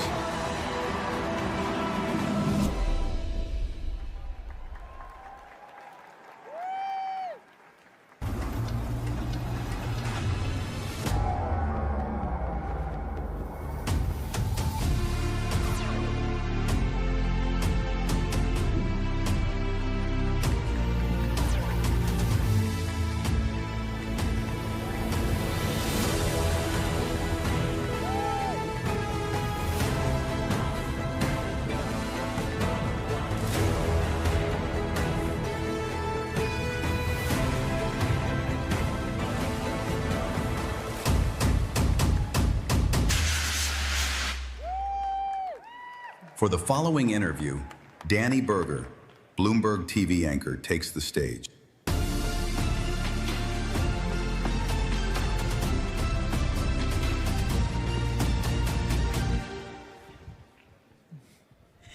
Hi, everyone. Thank you all so much for joining for this conversation, American Business Forum for having us, and most importantly, Serena, thank you for sitting down in this spaceship for this conversation. Yes, this is great. So here we are at the American Business Forum, and Serena, from a very young age, you from literally being at the negotiating table with Puma as a teenager, to taking investor calls on your way to center stage at Wimbledon, Serena, the businesswoman, and Serena, the athlete, have always been linked. When did you yourself think of you as a businesswoman? When did I think of me as a businesswoman? That is a really good question because I feel like I've always thought of me as a businesswoman. I think when it came to sport and when it came to things that I did in sport in particular, listen, my job was a business. You know, it wasn't for me just about going out there and hitting tennis balls and winning. Obviously, that was the biggest part of it, but it was also really about being a business, being an entrepreneur. And at the time, when I was doing all this, there was lots of things and lots of people saying that you have to focus only on tennis, that you can't do other things, you can't have this other stuff, you can't be an entrepreneur, you can't think about other businesses, you really just have to do tennis. And I pushed that envelope and I said, you know what, that's not me. I am a kind of person, I was taught from an early age, actually from my father, that it was really important to have a plan B. I don't know if he thought that I would do decent in tennis or not. Maybe that's why he told me I needed a plan B. But that's something that kind of always stuck with me. And so when it came to what I wanted to do in sport, whether it was fashion or whether it was design or whether it was investing, it was something that was always going to be this entrepreneur. And now the new modern athlete, if you think about it, the modern athlete, if they're only playing their sport, then now that's frowned upon. True. So I love seeing the difference of how it started versus how, you know, people look at sport as an athlete now. I mean, what a plan B. A lot of people spend all their lives even having that as their plan A. But when you decided to make it your plan A, when you announced in 2022 that you'd be stepping off the court, did you have any hesitation or any concerns about leaving tennis behind? Absolutely. You know, my whole life has been tennis up until when I retired. And I always thought, I actually never knew when it was going to happen. I always wanted to retire, but I actually never did it because it just wasn't realistic. Like, imagine growing up from as long as you can remember having a tennis racket in your hand and then one day it's just done. And it's you know, the thing is you expect it from the moment you have that tennis racket in your hand, but you never really expect it until it's over. It's just this weird feeling. At any rate, I always knew that day would come. I just didn't really know when or how, but when I did decide that it was time to move on, I had already started other businesses. I had already been investing when I I don't like the word retired, but when I evolved from tennis, I had already been investing for, I don't know, like 8 years at the time. I'd already had my firm. I'd already built a great team of people that were way smarter than me around the table. And it wasn't something that I would just have a hard fall from. I felt like I wanted to have a softer landing, which I don't know if I did or if I didn't. I wanted to have a softer landing, but I also didn't want to start something new when I just finished something. And that's something, again, my dad always told me, like, you can't go into something brand new when you finish. You need to already have it started. You need to already have a plan. You know, if you don't have that plan, then it's going to be difficult to start something new. And so I was really grateful for that, because if I were to have started investing now, after I retired, I mean, oh my gosh, the learning curve and doing everything, it would have taken years and years, and a lot of that experience was already done while I was playing. So, well, you know, it's such a good point that it is the model now that as an athlete, you're almost expected to be so much more than that. But even so, there have been a lot of public figures who've decided to go into investing, especially because you were early on in doing that. Did you face any sort of stereotypes of people rolling their eyes saying, what is an athlete doing in business? I did, not too many, but there are obviously a lot of people rolling their eyes and saying, like, what are you doing in investing? But again, that now was over 15 years ago. So I definitely was earlier on, I was much earlier on the curve when it came to investing. And it was something that was really innate, that I just kind of flowed to. And there was something that really just attracted me. And it was actually early stage investing that really attracted me for whatever reason at the time. Of course, I didn't know it was called early stage. I didn't know what anything was. I didn't know what a seed was. I didn't know any of that stuff It was this really great learning experience. I loved what Jamie Dimon said earlier, how life is really just about learning. You're learning every single day, and that's kind of a theory that I love. And that's one thing I love about VC. Every time I step into the office, I feel like I'm in college and I'm learning something new about some other product and what it does and what it doesn't do, and how we don't have it yet. And so, but yeah, so for me, I always just was attracted to that. And, you know, actually in the beginning, I spent a lot of time in Silicon Valley, just sitting in different offices and just learning and just asking people, do you mind if I sit? Thankfully, they were okay to have Serena Williams sit in their office, and they weren't too embarrassed to have me there. But it was very nice to be able to sit and just learn from CEOs and learn from different people as I was investing, and just to you know, understand what I was getting into. Come on, they must have asked you for advice too. They did, and a couple companies did ask me for advice, and I actually gave them some really good advice, and they actually included it in their programming. And so one very popular company, which I won't say, I sat in their office a lot. The CEO is amazing. And I was like, dude, you really need to change your algorithm. This isn't quite working. You need to do this and do that. And to this day, they use it. And I'm like, gosh, I should have got something for that. But I'm like, you know what? I can silently take credit for that. And I'm okay with that. I love that. And look, when you started Serena Ventures, your vision was very clear. You've said this many times, and I think it actually might have come out of something else Jamie Dimon said about the 2% that's left out of VC financing, that you wanted to create a fund that invested in the 98%. We're in a time in America, it's been called the K-shaped economy, where those missing out are missing out more than they ever had before. Yeah. Does that make the mission all the more critical at this time? Yeah, listen, a lot of VC really invests in that 2 to 4%, right? And that is such a huge market. It's $1 trillion market. And so is the 98 to 96%. That's actually a massive, massive, massive market, arguably bigger. And so for us, what we want to do, we want to bring technology to that market. We want to bring lots of new things that is being invested to, and people that are forgotten. And also, it means a lot to me because I was a part of that percent growing up. And I think, as you said, that curve is getting wider and wider, and it's spreading more and more, or that space, I should say, is spreading more and more. And I feel not necessarily responsibility, but I just feel attracted to that. And I really love investing in things that are doing good, but also making a lot of money, quite frankly. And we have lots of companies in our portfolio that's doing just that. I was going to say, last year you gave a statistic. I think you had said you invested in over 85 companies and 14 of them were unicorns. Mm-hmm. That is an insanely high hit rate. That definitely deserves an applause.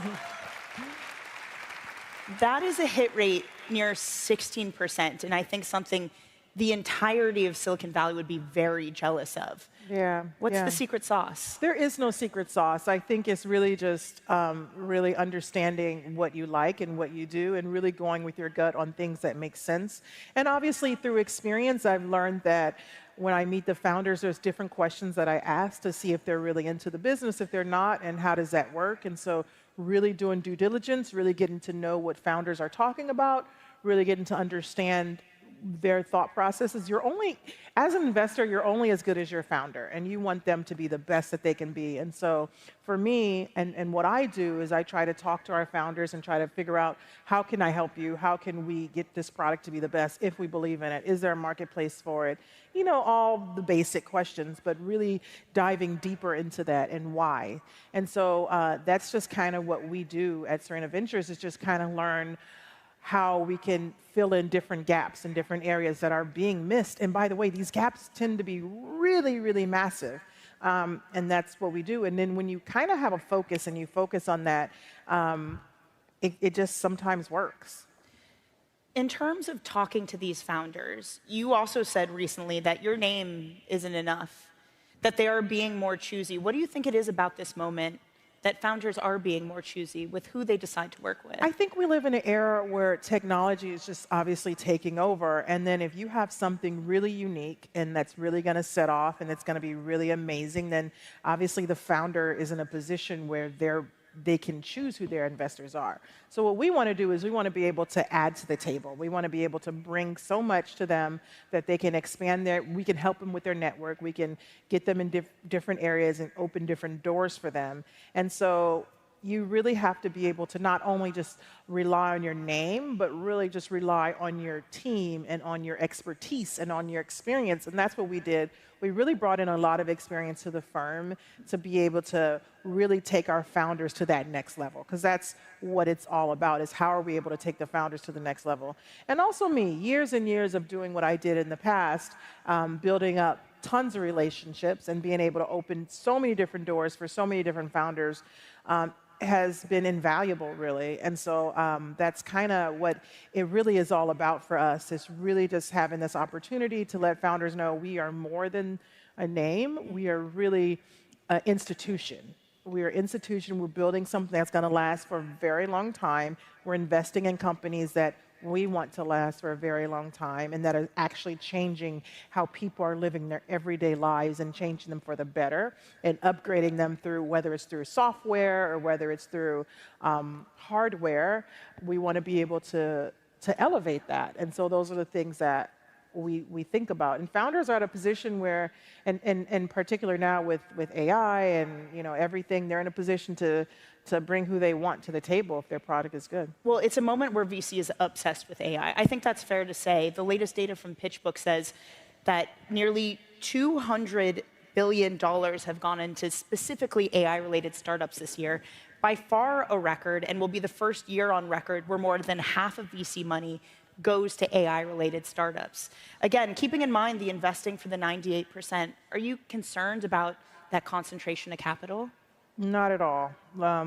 Everything that we invest in, if they don't have a future in AI, if they're not thinking about AI, we're second guessing our investment in them. And we are trying to say, well, if you're not going to do this, this can be problematic, because if your business can be taken over by AI, that's going to be a problem. I heard on stage earlier, AI isn't a problem. People that aren't using AI is going to be a problem.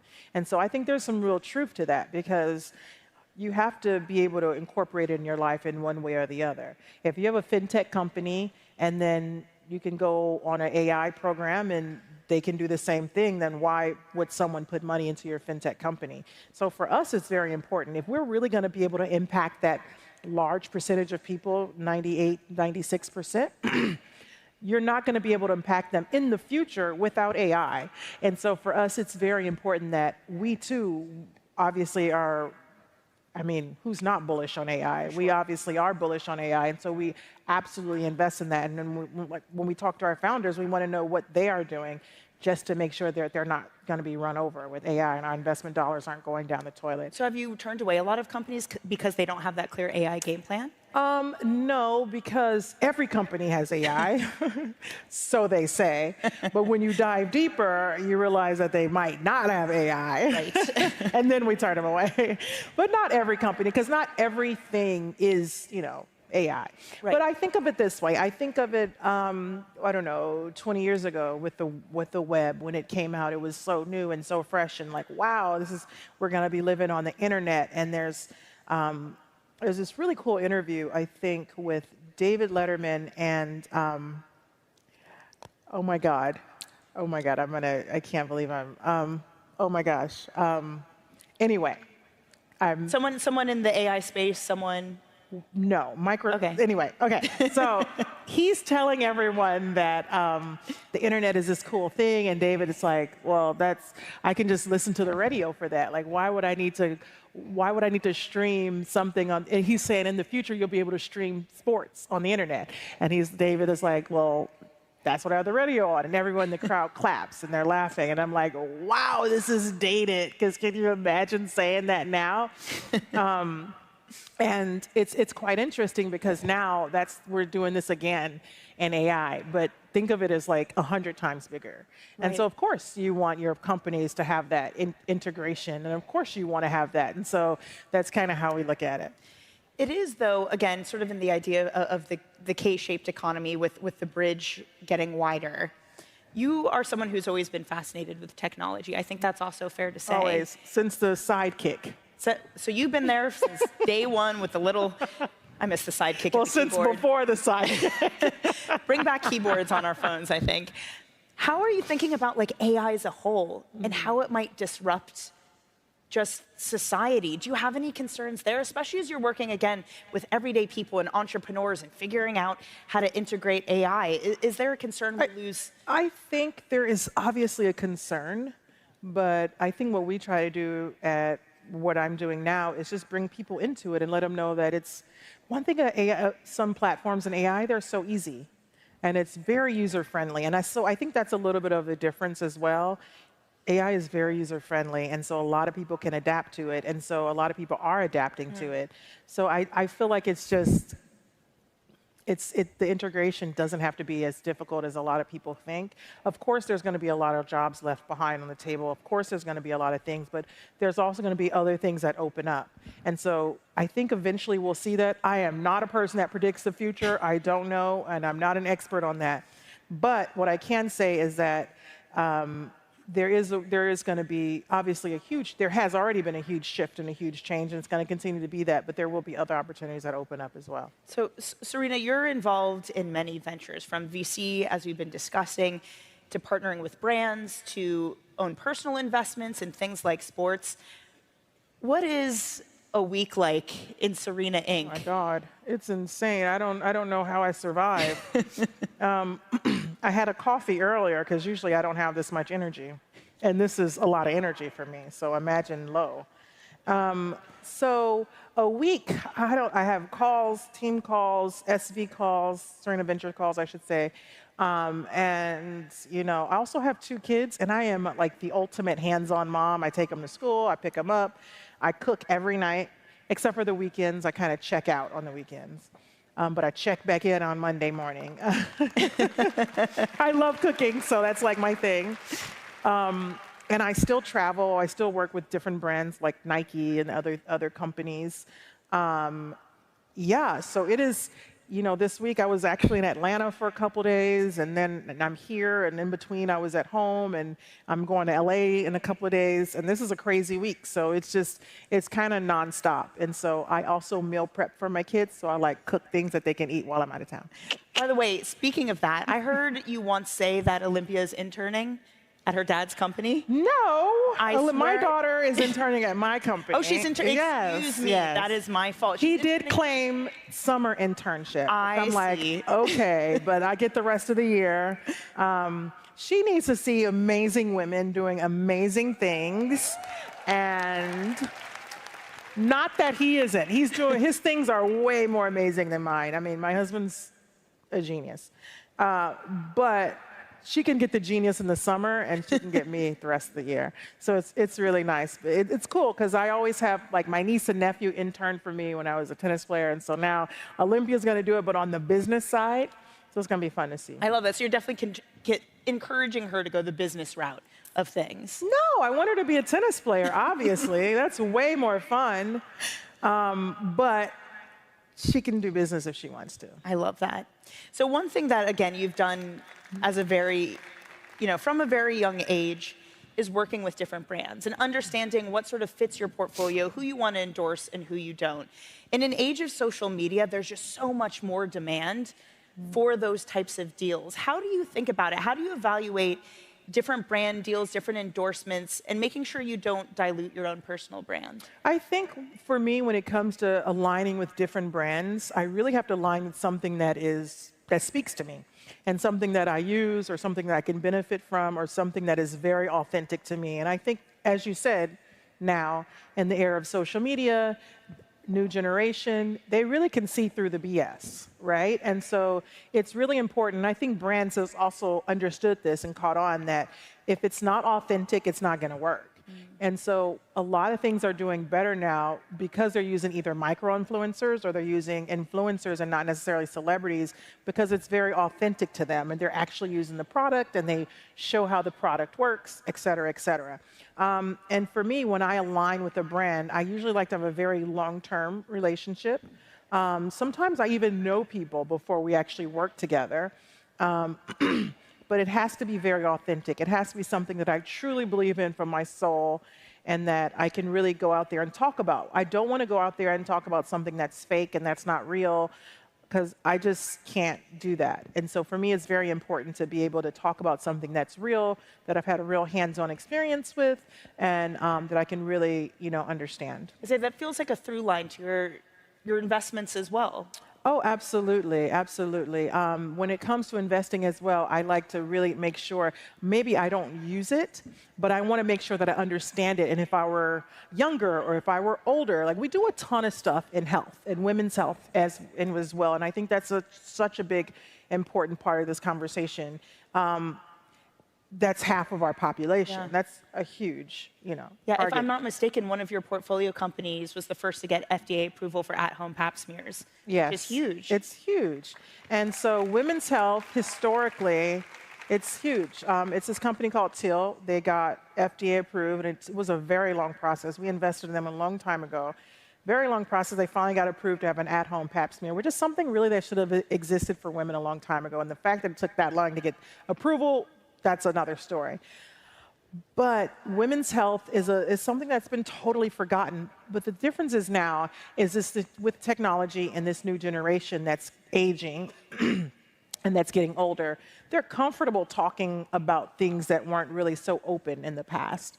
And so now that they're comfortable talking about it, they're comfortable investing in it, they're comfortable getting more information behind it, and they want to feel better. We want to feel better, right? And so it's such an incredibly interesting sector to invest in because it's such a big market, and it also helps so many people. And that's what I said. That's the intersection between helping people and being successful at it. And there's so many intersections like that. It's not just women's health. It's just so many different areas. But that's another one of our passions, is just to invest in things like that that are helping, changing, and also fruitful. Yeah. Well, one of the other sectors that you've invested in is sports, something you've also done for a while, from the Miami Dolphins here in Miami to more recently the new Toronto Tempo WNBA franchise. What's the investment thesis driving those? Well, gosh, I did the Dolphins, honestly, I want to say 18 years ago. So I've really been investing for a very long time, way before it was popular for athletes to invest. Gosh, obviously, I think that's an obvious next step for us. I mean, we do a lot of boring, non-sexy software, things. But now we are definitely doing more in sport. I do a little stuff on the personal side for sport as well. But I don't know, I feel like it's quite interesting to do a little bit more in sport. Are you looking at more in sport then, it sounds like? Well, yeah, I've always been obviously interested in sport, I would say. Sport's pretty cool. A very fair a lot of people are investing in women's sport, and I feel like obviously that's where my heart and soul is for obvious reasons. And it's interesting because people are just noticed women's sport. And I'm like, well, women's sport has been around for decades and decades and decades, and we were always amazing, and you guys just noticed. But it's good that we're getting noticed now, and I love the support that it's getting. And so the best way to show that support is to invest. Well, again, a lot of your investing philosophy comes from sport. And one thing I remember you've said is that success is about how you handle the losses. Mm-hmm. That's abundantly clear in just the absolute upper echelons that you perform as an athlete. When it comes to businesses, what's been a tough business loss, and what has it taught you? Have you applied the same lesson in what you're doing now? I mean, there's some investments that I missed that are huge right now. And that was a loss. How do I take that? It's just, you just have to learn, like, why did you pass on it or why did you miss it? And also in the future, like, if you do pass on something or you do miss something or you just don't see it and it just, for whatever reason, at that moment it doesn't connect with you or anyone on your team, then we literally will take our calls and we go back and we try to, I want to know who did the pass, why did we do the pass, who was on the call, and we really dive into it. I think that's the athlete in me, is just going back to understanding. It's like you study film. And I kind of bring that to the firm as like, okay, I need to know every single reason why it didn't work, why we passed, what was the method behind it, who wrote the pass, who called. And also, so what we do now is if we do pass, because we're such early stage investors, so we do now have an opportunity to invest in follow-ons.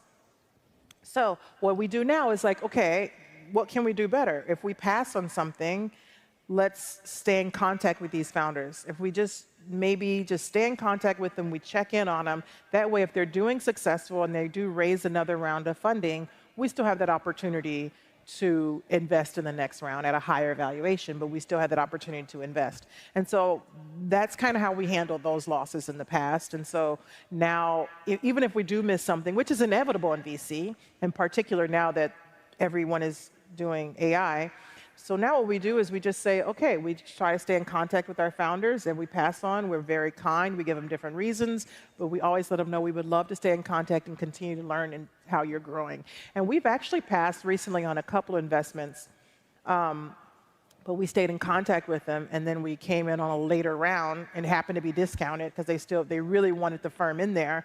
And all because of we incorporated that loss, it made us better. Sometimes losing is important because we learn very valuable lessons. And now, if we hadn't lost, we wouldn't be in all these other amazing companies that we got into. Serena, I'd love to end kind of where we began, this idea that it wasn't a retirement, it was an evolution. Yes. What's next in the evolution of Serena Williams? What's next in the evolution of Serena? Time off, just definitely taking a breather. I never took too much time off, maybe a vacation. I don't know. I've really tried to build a really great team so I can take a lot of time off.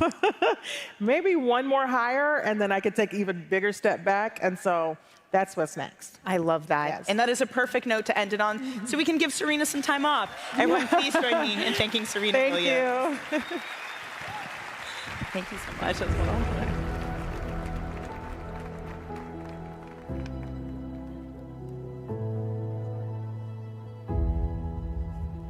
When a pioneering investment inspires you to dig deeper and step up to the highest level, that's the PIF effect. At the Adam Smith Center for Economic Freedom, you don't just learn, you achieve. Through our interdisciplinary Bachelor of Science in Business and Government Leadership, you'll gain perspective, innovate, and connect with real-world leaders. It starts with me. It starts with me. It starts with me. It starts with you. Leadership starts here.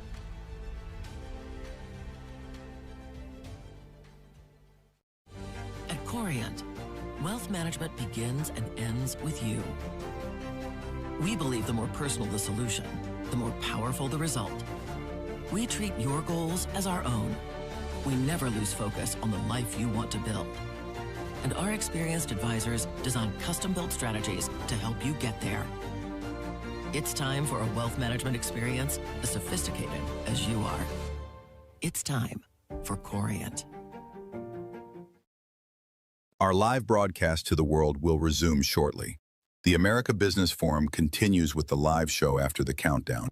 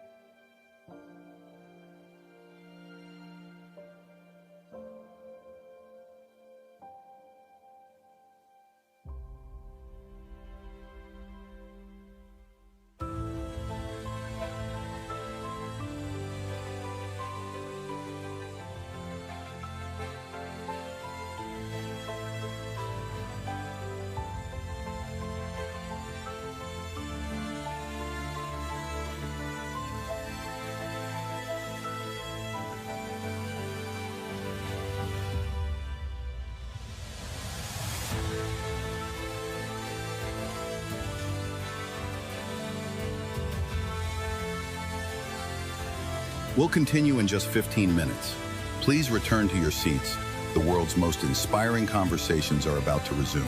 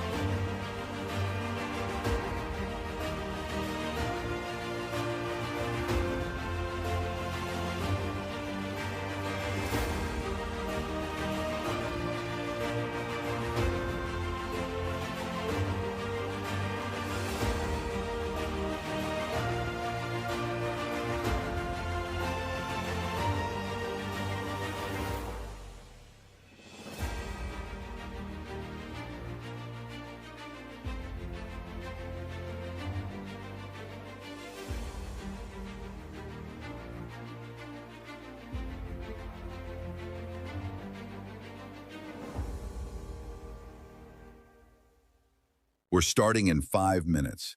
Please take your seats. The America Business Forum continues live from Miami.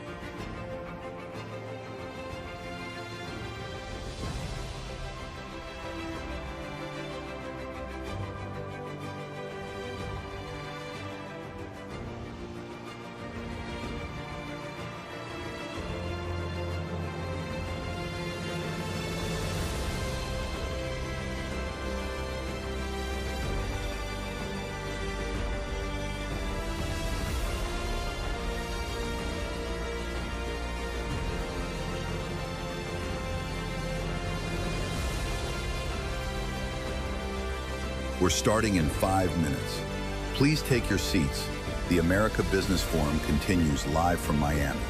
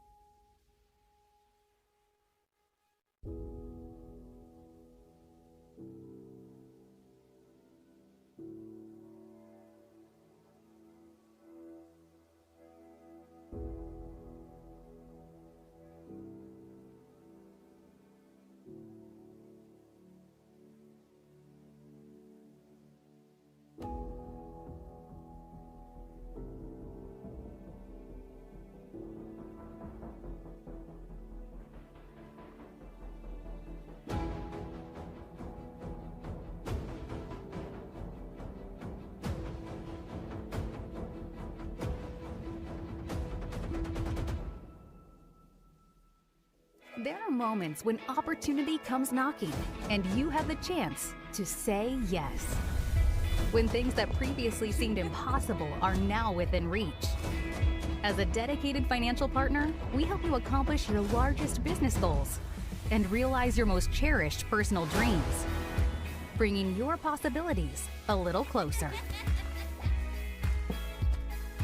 City National Bank. Say yes to possibility. When a pioneering investment inspires you to dig deeper and step up to the highest level. That's the PIF effect. At the Adam Smith Center for Economic Freedom, you don't just learn, you achieve. Through our interdisciplinary Bachelor of Science in Business and Government Leadership, you'll gain perspective, innovate, and connect with real-world leaders.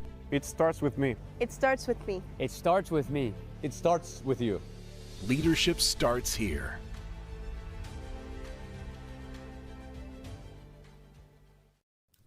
A Chewy order is on the way for Junior, who's more of a senior these days. Every holiday, Dad relies on Chewy for the gifts Junior has loved all his life. You're looking great. Come on. Okay, buddy. Strong boy. That's a strong boy. And gets them delivered faster than the years go by. For holidays with pets, there's Chewy.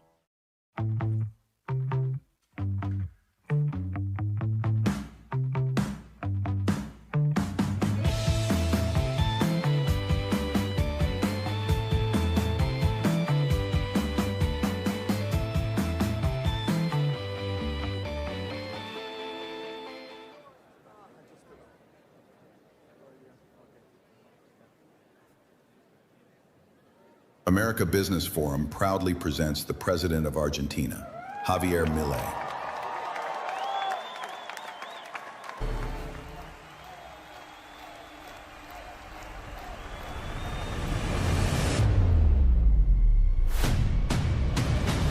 From the chaos of crisis to the stage of history, the social media star turned president of a divided nation, a leader who dared to challenge the system and rewrite Argentina's future. The man who created a following from voicing his unwavering principles of freedom. America Business Forum presents Javier Milei.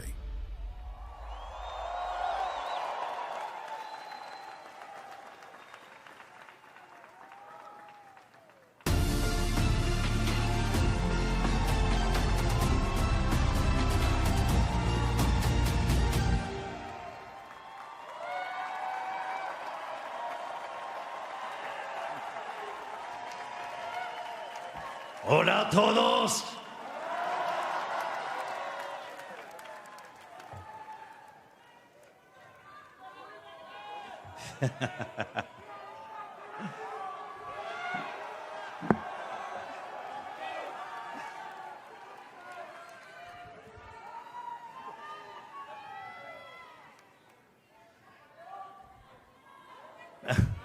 No, gracias a ustedes, por favor. Gracias por recibirme con tanto cariño. Muchas gracias.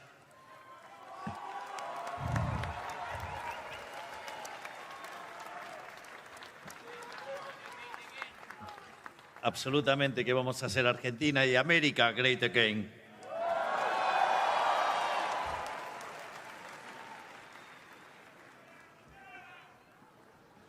Y no se dejen intimidar por algunos resultados locales.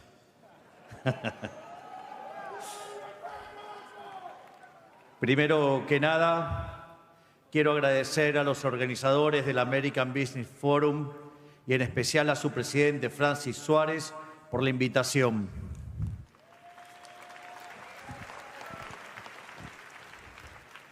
Es un honor estar acá rodeado de figuras tan destacables como el presidente Trump, un amigo tanto personal como de la República Argentina.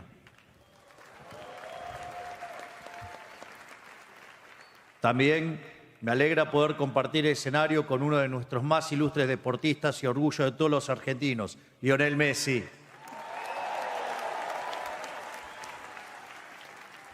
Un hombre que llevó el talento argentino a lo más alto del mundo, una prueba viviente de que el esfuerzo, la dedicación y la pasión son capaces de generar milagros. Y la prueba de que a veces yo también puedo felicitar a un zurdo.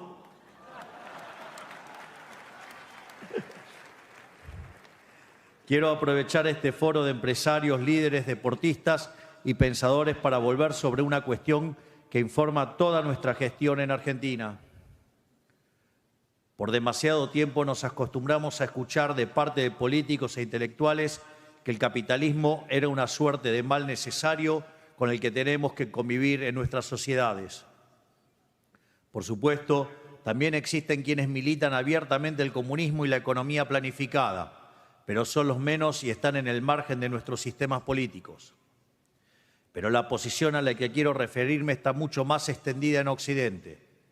Hablo de la crítica al libre mercado para justificar la intervención estatal.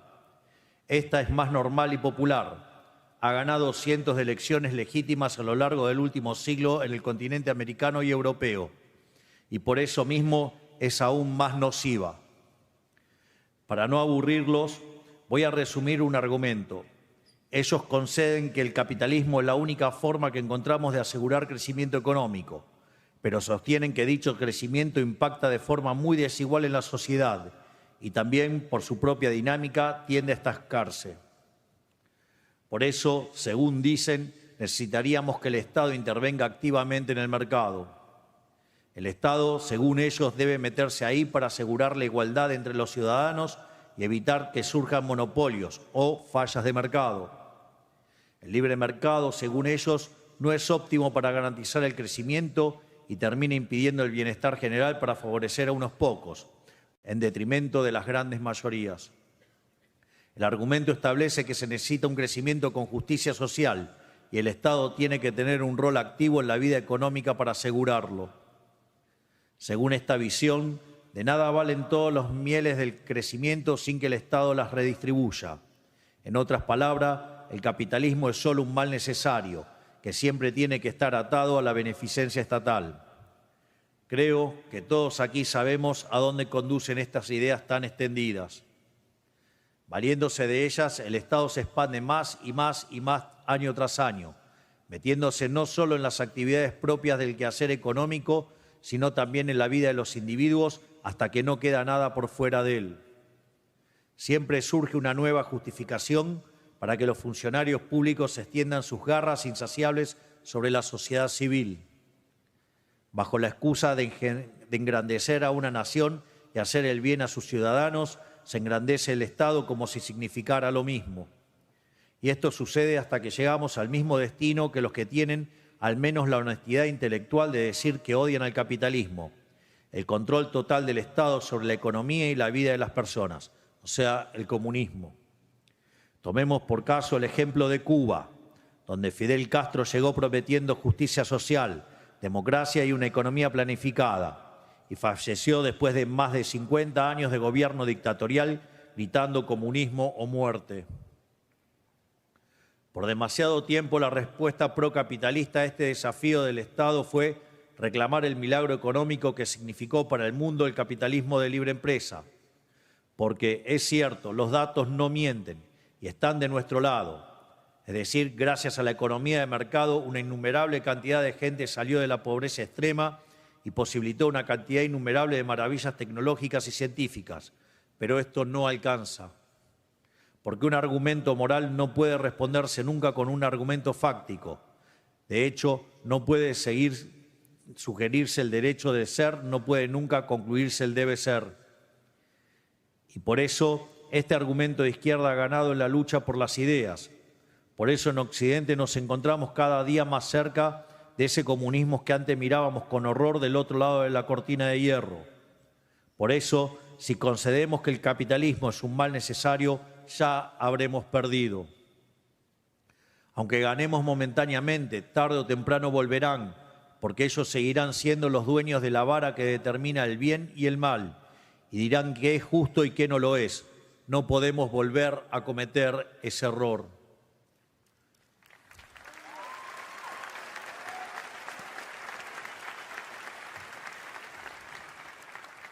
Por eso, hoy vengo a decirles que el capitalismo no es mal alguno, sino que es la forma que toma la verdadera justicia en este mundo.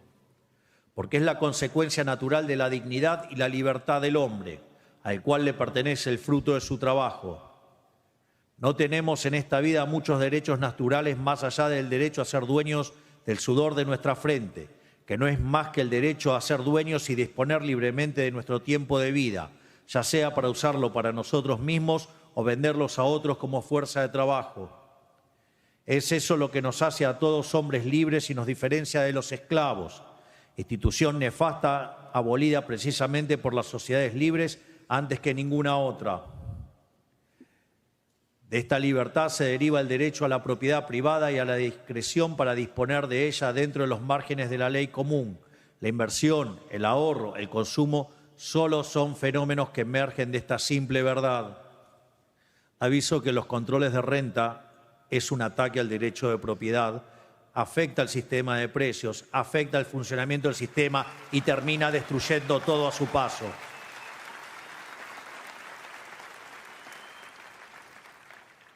Cuando el Estado y los intelectuales le ponen a este derecho natural el nombre de capitalismo para vilipendiarlo y justificar la intervención del Estado, no solo están destruyendo el crecimiento para encontrar sus supuestos óptimos económicos, sino que también están violando el más básico de los derechos naturales. Cuando el Estado se vuelca de esta forma tan violenta sobre los derechos de los individuos, no hace otra cosa que querer reducirlos a esclavos, es decir, se ponen en guerra contra ellos. El capitalismo y la propiedad privada no son males necesarios, no son males. Son la base indiscutida de nuestra civilización y de nuestra misión sagrada restituirlo como piedras fundamentales de nuestras sociedades. Es decir, no creemos que el capitalismo sea moralmente correcto por el hecho de sacar a más del 90% de la población global de la pobreza, sino que logró sacarlos de la pobreza precisamente por ser el modelo más moral de todos los existentes.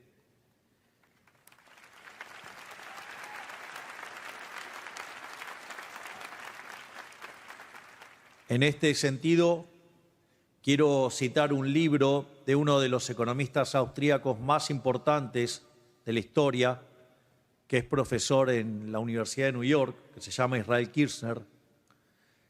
Tiene un libro que se llama Creatividad, Capitalismo y Justicia Distributiva.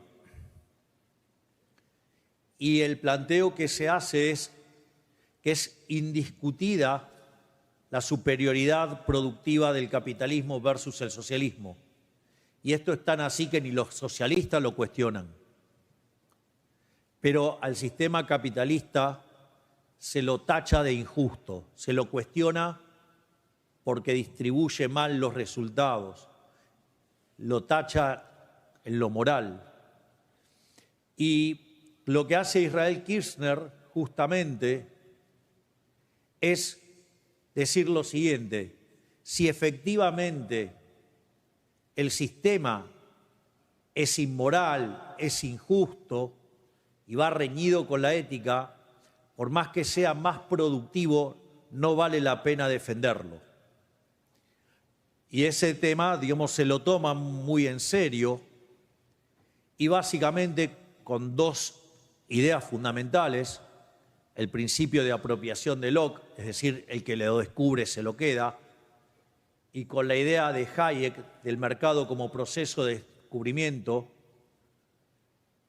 Israel Kirzner prueba no solo que el sistema capitalista es el único que puede ser eficiente, sino que al mismo tiempo prueba que es el único sistema justo. Y eso les duela o no les duela a los socialistas, nuestro sistema no solo es más productivo, sino que es el único que está de mano de la moral y de la ética, no como el sistema asesino de ellos.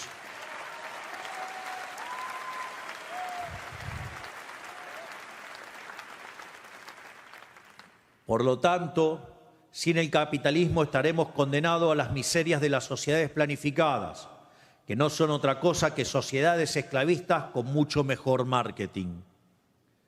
Lo que ellos llaman el Estado presente, o en inglés el welfare state, no es más que la frase que dicen para ocultar que en el fondo su camino es el camino de servidumbre. Aquí quiero hacer alguna también mención a una obra muy importante de uno de los economistas anarcocapitalistas más importantes del mundo, que es el profesor Jesús Huerta del Soto, en un trabajo que se llama La teoría de la eficiencia dinámica. Y en ese trabajo lo que él busca es determinar cuál es el sendero óptimo de crecimiento.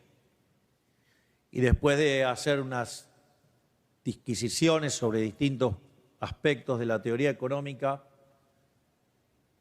lo que señala es muy fuerte, porque dice: nada que sea injusto puede ser eficiente. Es decir, en el altar de la eficiencia paretiana con el que trabajamos los economistas, no debería haber lugar alguno sobre algo que es injusto. Y al mismo tiempo señala: todo aquello que sea eficiente, además, inexorablemente tiene que ser justo. Y eso es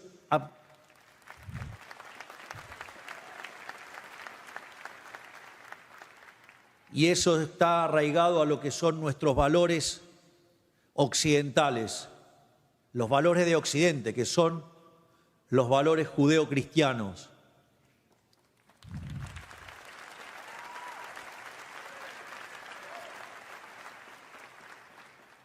Y es más, a prueba de ejemplo, cuando tengo reuniones de gabinete, digo, siempre hay una regla. Siempre los valores éticos y morales están por encima de lo que dicta el utilitarismo político. No hay concesiones para hacer lo que está bien, y cuando ustedes hacen lo que es justo y éticamente correcto, el país va a prosperar.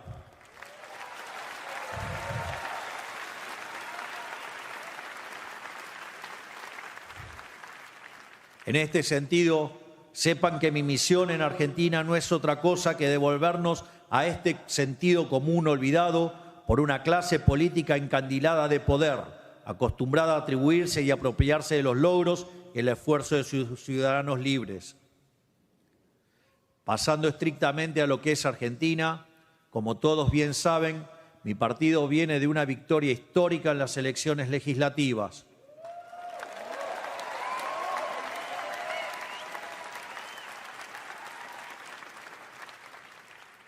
Hicimos todo lo que la política clásica decía que no había que hacer, y lo único que nos guió a nosotros en la toma de decisiones fue los criterios éticos y morales, y los argentinos de bien respondieron contundentemente con un gran triunfo.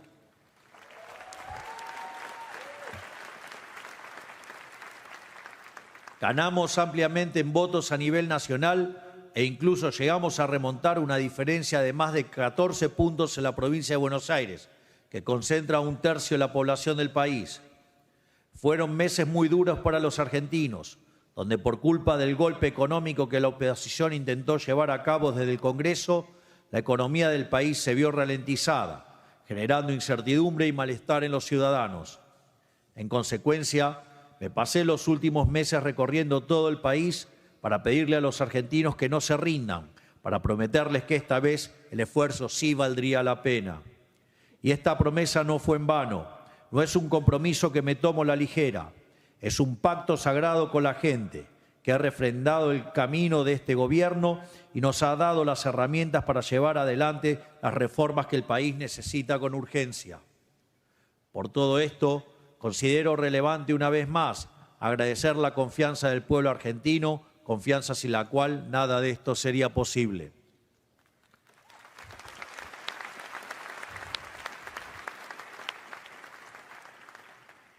Pero, ¿por qué decimos que esta vez el esfuerzo vale la pena? Porque lo que está en juego en esta elección era verdaderamente gigantesco. Estas elecciones fueron un plebiscito entre dos modelos de país, el modelo de la libertad y el capitalismo, con el orden fiscal como principal caballo de batalla, o el modelo de la servidumbre, que describimos como su Goliat, el déficit, la emisión monetaria, la deuda y obviamente el empobrecimiento. Como mencioné antes, desde hace meses venimos recibiendo bombardeos sistemáticos desde el Congreso. Casi todos los economistas del país insistían, en medio de un ataque legislativo al superávit fiscal, que nuestro programa económico estaba terminado, y se agarraban de la evolución del precio de los activos y la suba del riesgo país para fundamentarlo. Nosotros, por otro lado, decíamos que el programa fiscal y cambiario era sólido, porque el superávit es innegociable, porque dejamos de emitir hace más de un año y porque el Banco Central está capitalizado por primera vez en muchos años. Y una vez despejado el ruido político, ¿qué pasó? El mercado argentino tuvo su mayor suba histórica en un día, su mayor suba histórica en una semana y sigue subiendo, al margen que además bajó el riesgo país más de 400 puntos.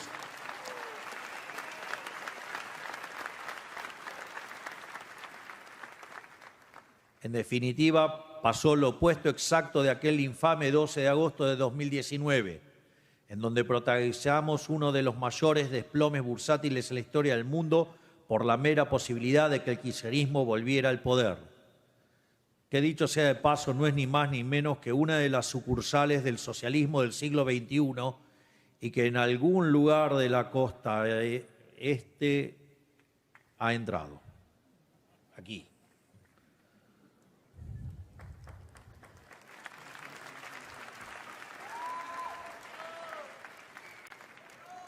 Se disfrazan de corderos y son peor que el peor de los rapaces lobos. Si hay algo que quedó en claro con esto, es la realidad de lo que nosotros llamamos de forma resumida riesgo cuca, o sea, el riesgo kirchnerista, o sea, el riesgo del socialismo.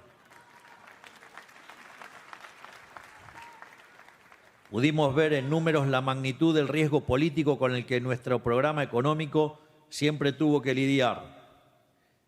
Y esto es así porque tenemos en Argentina un sector de la política tan destructivo, tan ajeno a los principios básicos de la economía y del bien común, que su mera presencia le pone a todo el país una base de riesgo altísima. Y ahora que están más lejos que nunca de volver al poder, es que podemos despejar ese miedo. Históricamente, la mayoría de los planes de estabilización exitosos en el mundo tuvieron consenso político. Lo que pasó en Argentina fue algo inédito. ¿Llevamos adelante un plan de estabilización exitoso con consenso social? Sí, pero sin consenso político.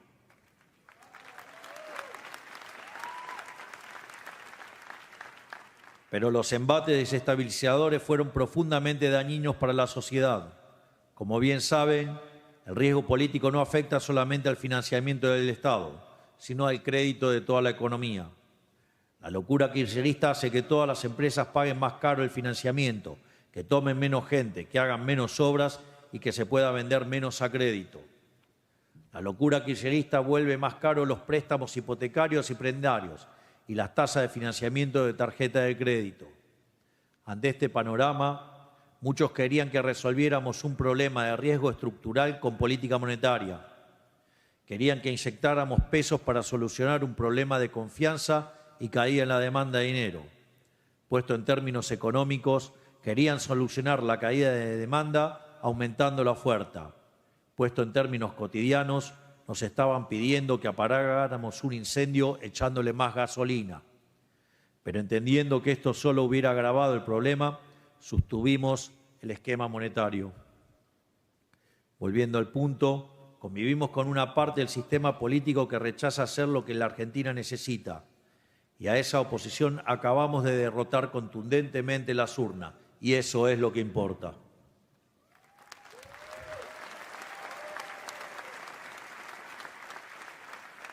Argentina por fin le dijo que no a esta locura, que tanto nos ha costado a lo largo del tiempo. Argentina ha dado un paso crucial en el camino de la libertad, un paso que es una buena medida, es irreversible. Ahora, como país, nos toca compensar el tiempo perdido. Llevamos décadas de rezago en comparación con el resto de los países de la región y más aún del mundo, para la cantidad de bienes y servicios de alta demanda que podemos producir. Esto quiere decir que la convergencia de la riqueza argentina hacia los niveles del resto del mundo desarrollado será fenomenal.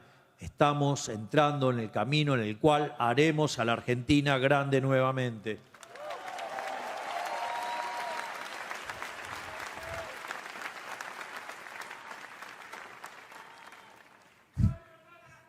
¡Viva! Esto está asociado a un cambio de paradigma que se dio en Argentina en los últimos años. Estamos reencontrándonos con la fe en que la propiedad privada y el libre ejercicio de la misma, dentro de los márgenes de la ley, son el único camino para alcanzar la prosperidad. Y necesitamos asentar este cambio para que cada día menos gente sufra por la pobreza, para que cada día más gente pueda perseguir sus sueños, ya sea tener una casa en la cual criar a su familia, ya sea tener un auto que siempre quisieron, o sea poder empezar un negocio. Porque el cambio es volver a traer la libertad y la responsabilidad para todos nuestros ciudadanos. Este es el país de la libertad con el que soñamos, y es un país con el que estamos comprometidos y estamos cada día más cerca de alcanzar. Un país que se alce como faro de un occidente adormecido por las mieles del Estado presente, por los argumentos falaces de quienes ven en el capitalismo un mal necesario y quienes bregan por un Estado presente que solo trae la ilusión del bienestar, que hoy, a costa de destruir el bienestar del mañana, como ha quedado demostrado en Argentina. Y lo quiero repetir de nuevo para que quede bien claro. Un Estado presente que solo trae la ilusión del bienestar de hoy, a costa de destruir el bienestar de mañana, como ha quedado demostrado en Argentina.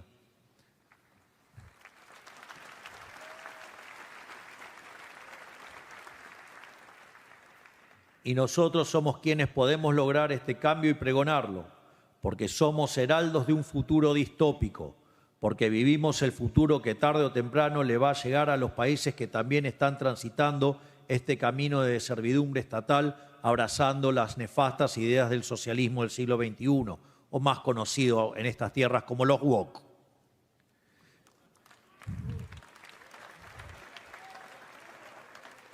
Ya vivimos como décadas de estatismo convirtieron a la Argentina un país destinado a la grandeza en ruinas. Y hoy tenemos el deber y el desafío de reconstruirlo. Hoy tenemos el deber y el desafío de sentar las bases de un futuro mejor. Y lo fundamental es que 2 de cada 3 argentinos quieren este nuevo camino. Como dije el domingo 27 de octubre al recibir los resultados, 2 de cada 3 argentinos no quieren volver al pasado. Ya no quieren más socialismo del siglo XXI. Ya se dieron cuenta de la mentira.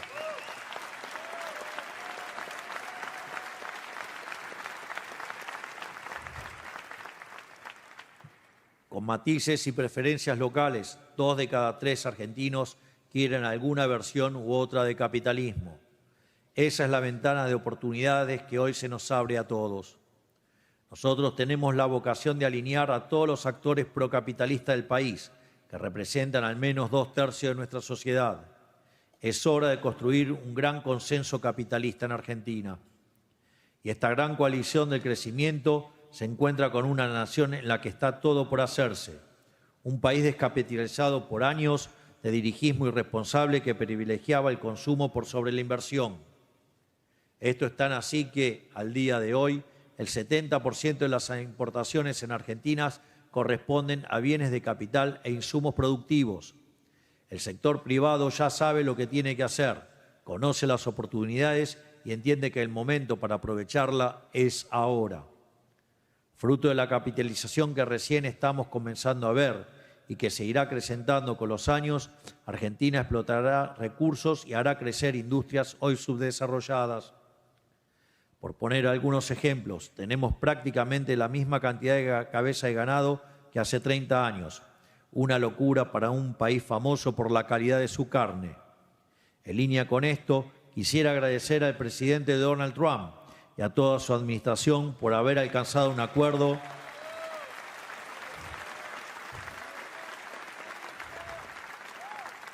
por la cuota de carne argentina 4 veces superior a la anterior. Esto no es más que uno de los acuerdos comerciales que Argentina y Estados Unidos se deben hace muchos años y que entre ambos países estamos trabajando por rectificar. Para continuar profundizando la idea, Argentina no exporta un gramo de cobre cuando Chile, que comparte cordillera con nosotros, exporta 20.000 millones de dólares al año. De la misma forma, vamos camino a que el petróleo y el gas supongan ingresos por entre 30.000 y 40.000 millones de dólares anuales de acá al 2031. Tenemos un sector hortícola que hoy representa menos de un 3% de nuestras exportaciones, con una capacidad de proyección e inversión enorme. Y lo mismo puede decirse prácticamente de cualquier sector, sea infraestructura, turismo, lácteos, granos o industria del conocimiento. Contamos con una diversidad geográfica tal que permite prácticamente cualquier ser humano del planeta que decida invertir en Argentina pueda explotar sus conocimientos de manera provechosa para exportar sus talentos al resto del planeta. Ahora, gracias a la normalización de nuestra macroeconomía y al correcto funcionamiento del régimen de grandes inversiones, tenemos las condiciones económicas y políticas para hacerlo. Y a eso se le suma por primera vez que tenemos los incentivos correctos para hacerlo. No por nada, ya hemos tenido anuncios por más de 100.000 millones de dólares en el último año, de los cuales más de 50.000 ya se encuentran en distintas instancias de aprobación. Por eso, debemos seguir avanzando en este sendero, en este sentido. Sepan que a partir de diciembre tendremos el Congreso más reformista de la historia argentina.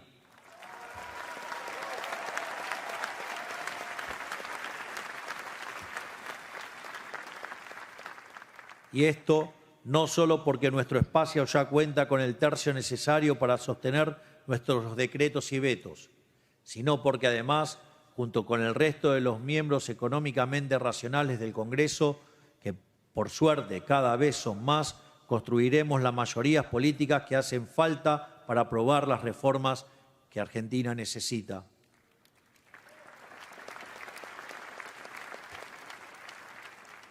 En este sentido, hablamos de una modernización laboral para actualizar las condiciones bajo las cuales se genera empleo en Argentina, acomodándolas a estándares internacionales para poder aumentar la cantidad de trabajadores pertenecientes al sistema formal.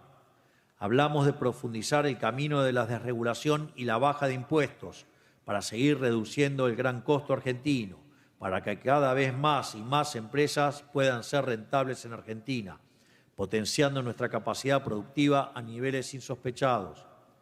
Hablamos de reformar las leyes penales para que el crimen sea perseguido y castigado, porque no existe crecimiento económico sin la defensa de la vida, la propiedad, que no es otra cosa que el fruto del trabajo de cada uno.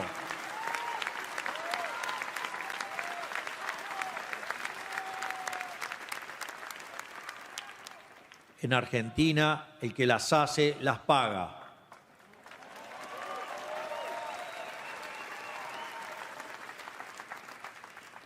En Argentina no hay monto mínimo de robo que se perdona. Se los condena a todos los robos.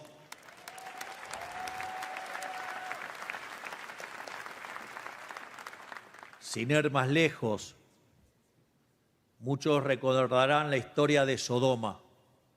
Justamente, Sodoma era una ciudad en la que se podía robar, estaba permitido robar, y así terminó destruida.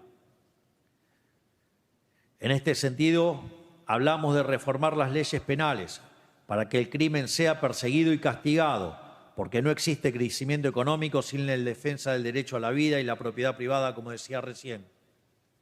Estas reformas nos permitirán grabar en piedra este camino y permitirán que todos los argentinos puedan crecer con la certeza de que el esfuerzo y el trabajo duro valen la pena, que la calidad de la vida mejora año a año, que sus hijos tendrán una vida que ellos no pudieron siquiera imaginar, porque a fin de cuentas la Argentina del futuro, con todas sus bondades bien aprovechadas, es inimaginable para cualquiera de nosotros. Y en este sentido quiero invitarlos a formar parte del futuro que estamos construyendo. Quiero invitarlos a que inviertan en este país y demuestren el poder y la superioridad moral del capitalismo, que sean parte de la redención que el pueblo argentino necesita y que servirá de ejemplo para el resto del mundo. Por todo esto, quiero darles las gracias por escucharme. Que Dios bendiga a América, que la fuerza del cielo nos acompañen y ¡viva la libertad, carajo! ¡Viva la libertad, carajo! ¡Viva la libertad, carajo! ¡Make America great again!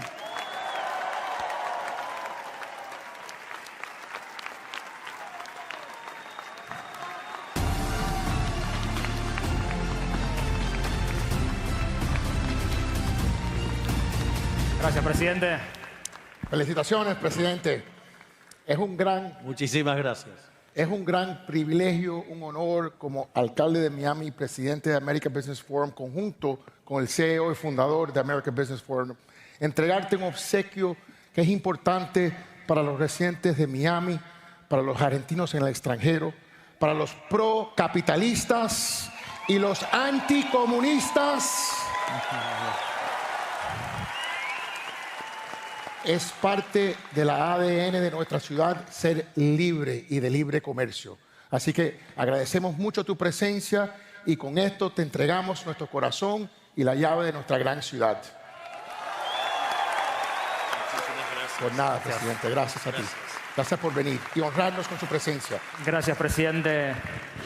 Esta American Business Forum nació para unir al mundo y no para dividir. Y algo muy interesante que escuché que dijo después de la elección fue: yo bajo la inflación para todos los argentinos, para los que me votaron y para los que no me votaron. Me parece que es un mensaje muy importante, sobre todo porque después de la estridencia política y de las elecciones, yo creo que lo más importante es que todos queremos trabajar y progresar y vivir en paz. Así que me parece que ese es el mensaje también para el mundo.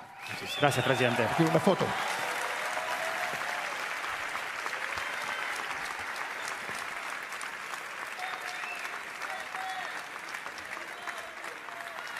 Hay algunos argentinos aquí, yo creo. Yo no te escucho, no te escucho, no te escucho. Aquí tenemos el presidente. ¡Viva la libertad, carajo! Vamos.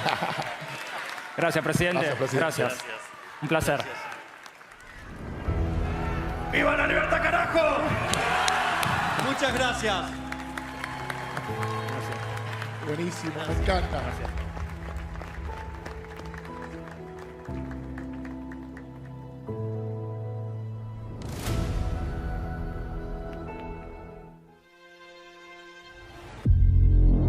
PIF is one of the world's largest and fastest growing sovereign wealth funds.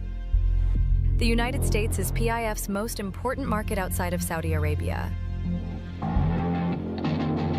Since 2017, PIF has directed $170 billion into the U.S. economy, fueling growth, creating opportunities, jobs, and contributing $33 billion to U.S. GDP. Together with our U.S. partners, U.S. businesses, and top global asset managers, we're advancing innovation across mobility, aviation, renewables, sport, technology, finance, and more. Strengthening markets and creating long-term value across both nations.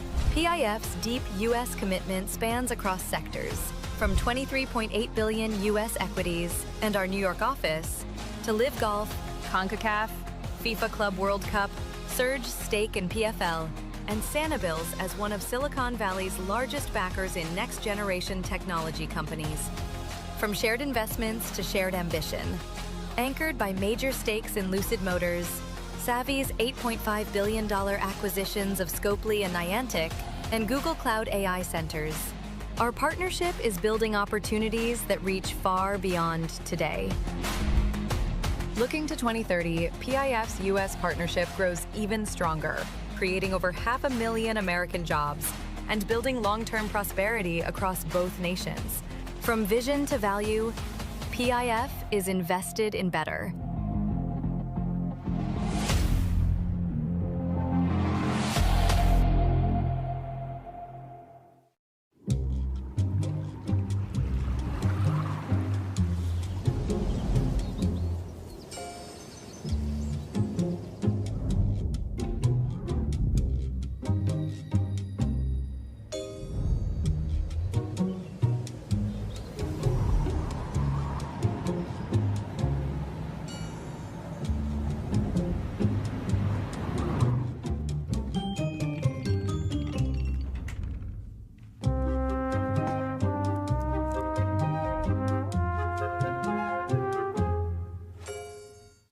There are moments when opportunity comes knocking, and you have the chance to say yes.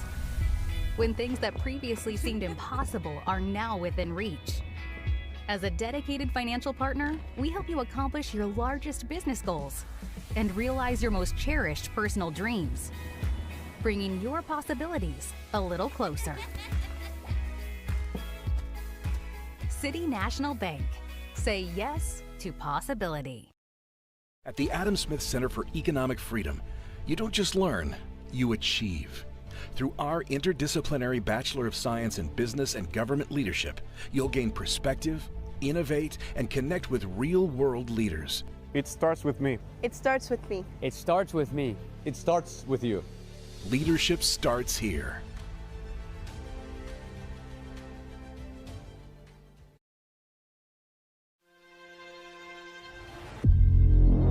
PIF is one of the world's largest and fastest growing sovereign wealth funds. The United States is PIF's most important market outside of Saudi Arabia.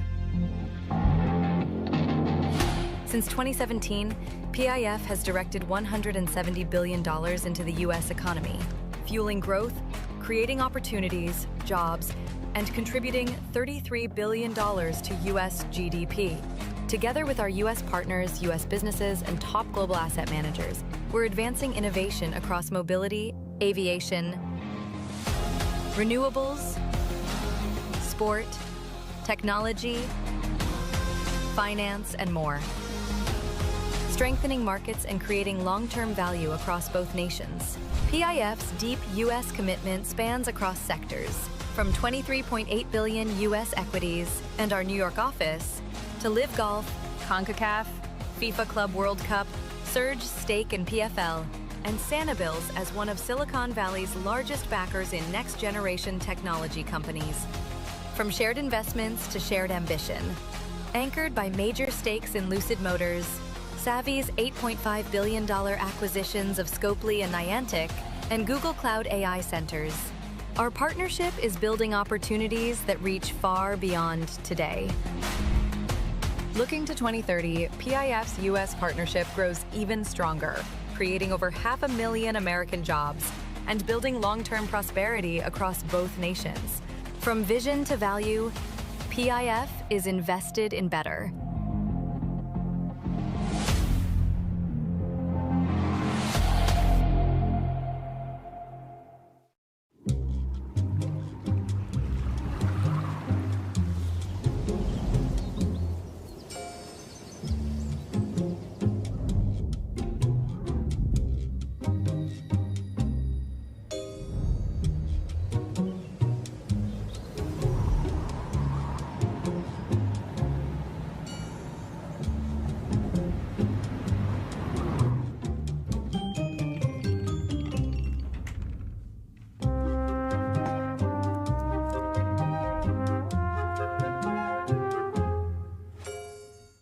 There are moments when opportunity comes knocking, and you have the chance to say yes.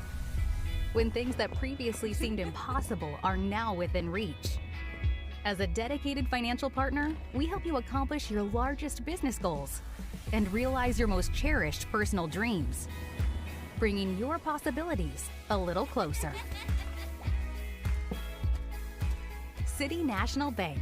Say yes to possibility. At the Adam Smith Center for Economic Freedom, you don't just learn, you achieve. Through our interdisciplinary Bachelor of Science in Business and Government Leadership, you'll gain perspective, innovate, and connect with real-world leaders. It starts with me. It starts with me. It starts with me. It starts with you. Leadership starts here.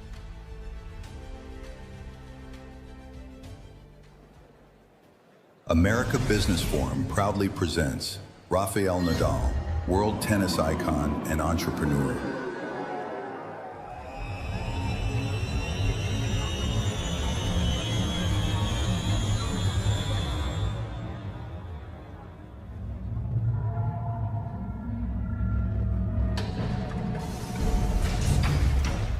We may never see again a person like him.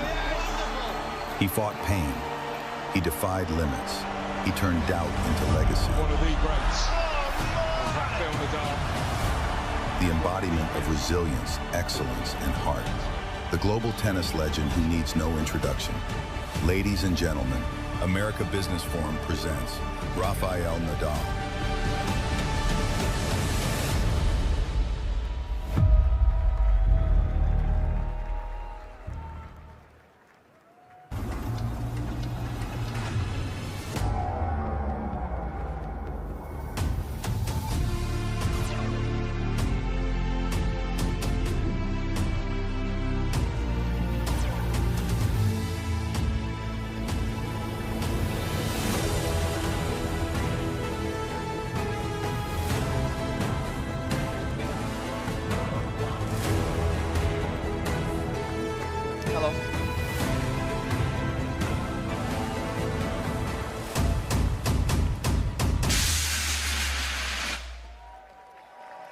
For the following interview, Ignacio González, founder and CEO of the America Business Forum, takes the stage.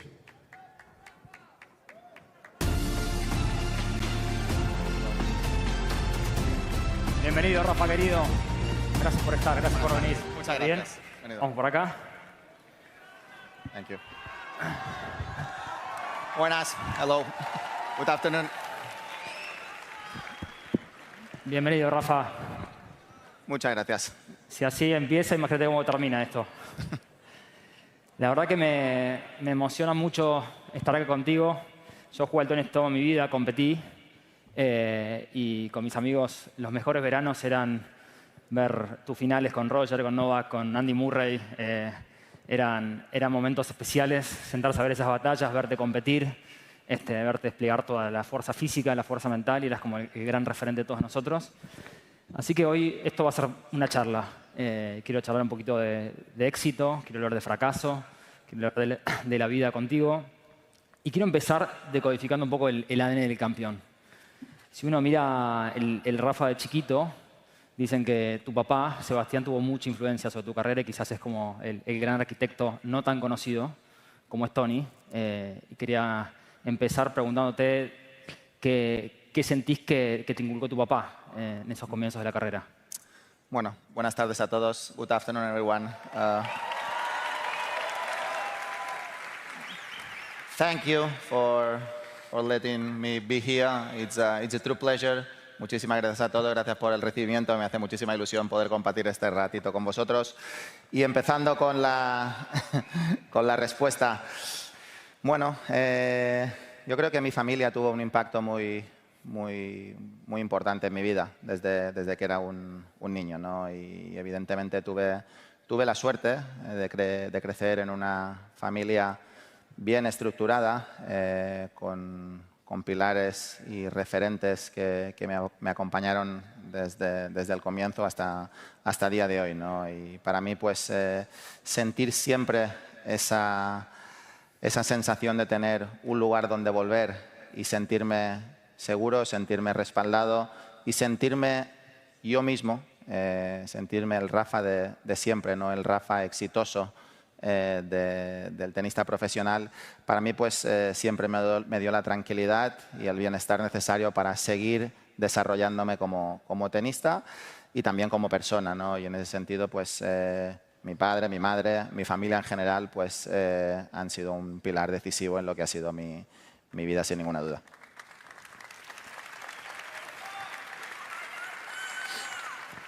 Y ahí, si Rafa fuera una receta, ¿qué puso tu papá? ¿Qué puso tu mamá? ¿Qué puso Tony? Bueno, yo creo que lo primero es que mis padres hicieron de padres, no quisieron hacer de entrenadores. Mi entrenador en ese sentido fue mi tío, Tony, desde que era pequeño. Después, evidentemente, tuve muchos otros. Pero bueno, empecé de esta manera. Yo creo que lo que me aportaron todos fue lo que tenían que aportar. Al final, mis padres pues, no pretendieron ser nada más que padres, ¿no? Apoyarme en lo que a mí me apetecía, intentar apoyarme en lo que eran mis ilusiones y mis sueños y exigirme en mis obligaciones diarias, ¿no? El colegio, todas las obligaciones diarias que tenía que cumplir para después poder aspirar a a divertirme o a entrenar o a hacer las cosas que no eran ya obligatorias, ¿no? Y en ese sentido pues dejaron que mi tío tuviera el protagonismo que necesitaba para poder ayudarme a formarme como tenista. Al principio, como es lógico, empecé como cualquier niño yendo al club como hobby y bueno, las cosas fueron desarrollándose de tal manera que a una edad relativamente corta pues ya casi estaba entrenando como un profesional. Porque uno cuando es chiquito tiene como esa dualidad, en tu caso, ¿no? Digo, la vida que por ahí llevamos todos, ir al colegio, responsabilidades y después convertirte en un atleta de élite. Y parte de lo que te define un poco tu carrera y la visión que todos tenemos de vos es esta persona muy fuerte mentalmente, muy aguerrida, y esa mentalidad de resiliencia y de imponerse a todo, o sea, ¿te parece que fue innata? ¿Tiene que ver un poco con esta narrativa, de alguna forma, que construyeron con Tony? ¿Cómo se fue construyendo eso? Bueno, yo creo que hay un poco una parte de todo, ¿no? Primero, de la educación que uno recibe en su casa. Yo creo que uno pues crece un poquito con lo que ve. Si uno ve en su casa personas que se esfuerzan, personas que trabajan día a día para prosperar, personas que te sirven de espejo positivo, pues de alguna manera yo siempre soy partidario de que los ejemplos son muchísimo más potentes que las palabras, ¿no? Y en ese sentido, yo creo que tuve ejemplos muy positivos en mi vida cotidiana que me permitieron crecer con unas bases sólidas. Después, evidentemente, pues yo he sido una persona que se ha dejado aconsejar. He sido una persona, creo que lo suficientemente, diría que humilde para querer escuchar a los demás, para querer estar aprendiendo constantemente. Y para aprender, normalmente tienes que aprender de las personas que saben más que tú, ¿no? Y que son más mayores, que han vivido vivencias y experiencias superiores a las que tú tienes en aquel momento. Y yo, pues, por muy bien que me fuera mi carrera, yo creo que con todos los entrenadores, personas cercanas que tuve, o a veces no tan cercanas, pues siempre estuve dispuesto a escuchar y a querer seguir aprendiendo. Y yo creo que esto ha sido una de las claves de mi vida. Y, por ejemplo, esa relación entre, de alguna forma, entrenado y entrenador, ¿era una relación jerárquica? O sea, donde respetabas un poco el lugar de Tony y lo que él marcaba, o era mucho intercambio? ¿O era...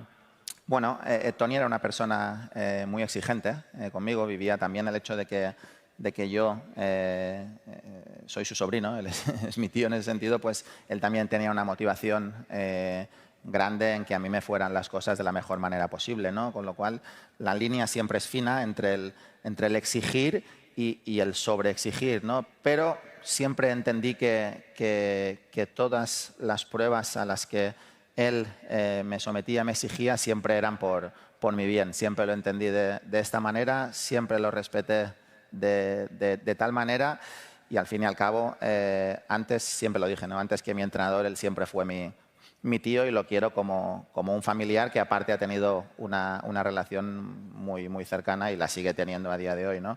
O sea que creo que ha sido una relación de éxito, pero más allá de ser una relación normal, familiar, teniendo en cuenta que hemos vivido momentos impresionantes juntos, también de tensión, porque cuando vives en el día a día en el deporte de élite, pues claro que hay situaciones que son de tensión, que las pulsaciones se elevan, pero creo que lo hemos vivido siempre con respeto y de una manera muy, muy civilizada y ordenada.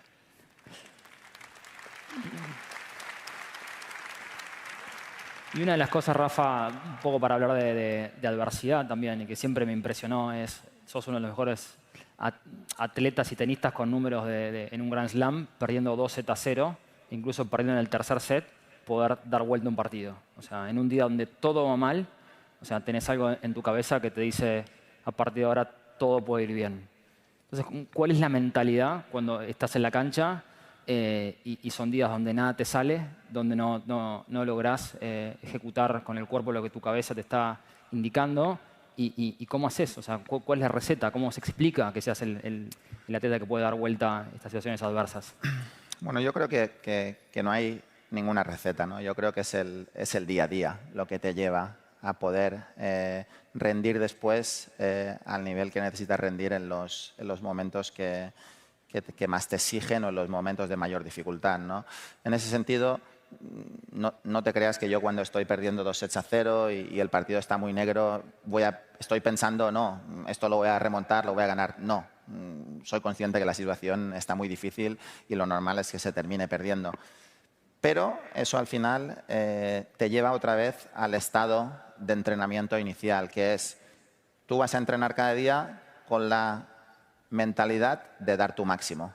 Hay veces que tu máximo es el 100%, hay veces que tu máximo es el 80%, hay veces que es el 50%.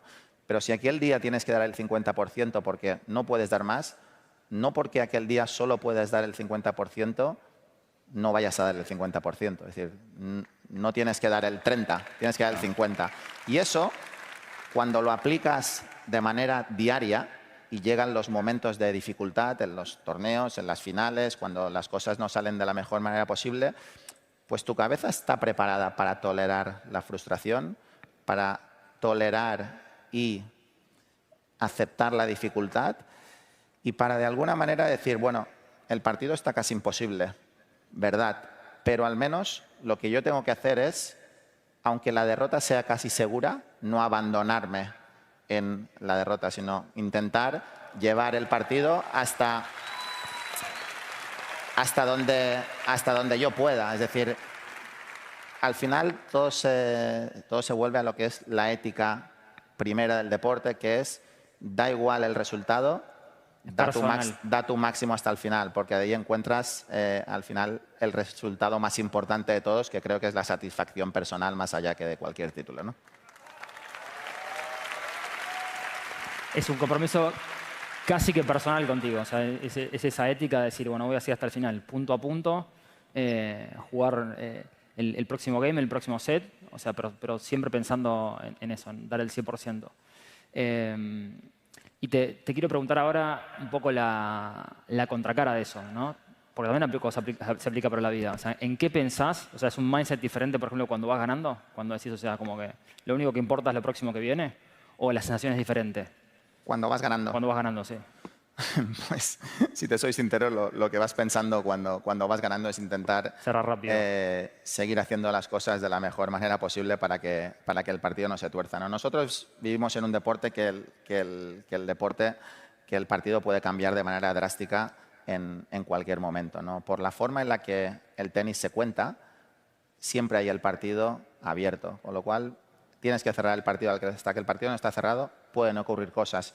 Cuando estás ganando, pues yo siempre lo que nunca di es por segura la victoria. Intenté, de alguna manera, pues tener el respeto a cada situación, a cada rival, a cada punto y de alguna manera a cada torneo. Con lo cual, cuando vas ganando, intentar seguir estando al 100% de concentración para que las cosas sigan funcionando de la misma manera.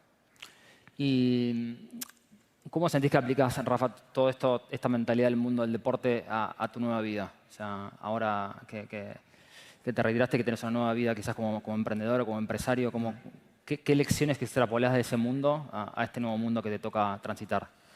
Yo creo que el deporte te da una preparación para la vida importantísima, ¿no? Yo creo que el deporte tiene muchísimas similitudes con el mundo de la empresa, con la vida cotidiana y yo pues he tenido la suerte de vivir y de ser un súper afortunado de que la vida me ha dado todo gracias al deporte y que he tenido la suerte de poder vivir de lo que ha sido siempre uno de mis hobbies, ¿no?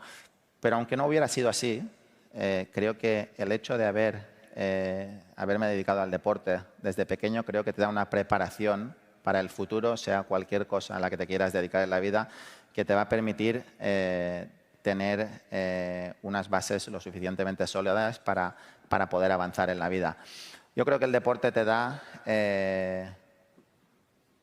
resiliencia, te da disciplina, te da trabajo en equipo, te da respeto hacia cualquier situación, hacia cualquier adversario y yo creo que el deporte te da una cosa que hay pocas cosas que te da en la vida, ¿no? Que es el hecho de que cuando tú estás compitiendo, da igual de dónde vengas, da igual quién seas, en qué estatus social tengas, tú estás compitiendo contra otra persona y en ese sentido ahí todos sois iguales, ¿no? Y creo que eso te da una perspectiva muy real de lo que es, el deporte y de lo que es la vida. Y también gracias al deporte pues creo que tengo la suerte de poder viajar por todo el mundo, conocer muchísimas culturas diferentes, diferentes pensamientos. Yo creo que te da una visión muchísimo más global y tolerante de todas las cosas que suceden en el mundo. Casi que todo parece fácil, ¿no? Después de esa vida competitiva, los desafíos que vienen después quizás que parezcan más sencillos. Y para hablarte de resiliencia, tenemos un video que preparamos justamente para vos, Rafa. Sabía que podía ser el último partido como tenista profesional. There comes a moment when the body says no. I want to work very hard to come back as soon as possible, and when I come back, I want to come back with 100% mentality and physical.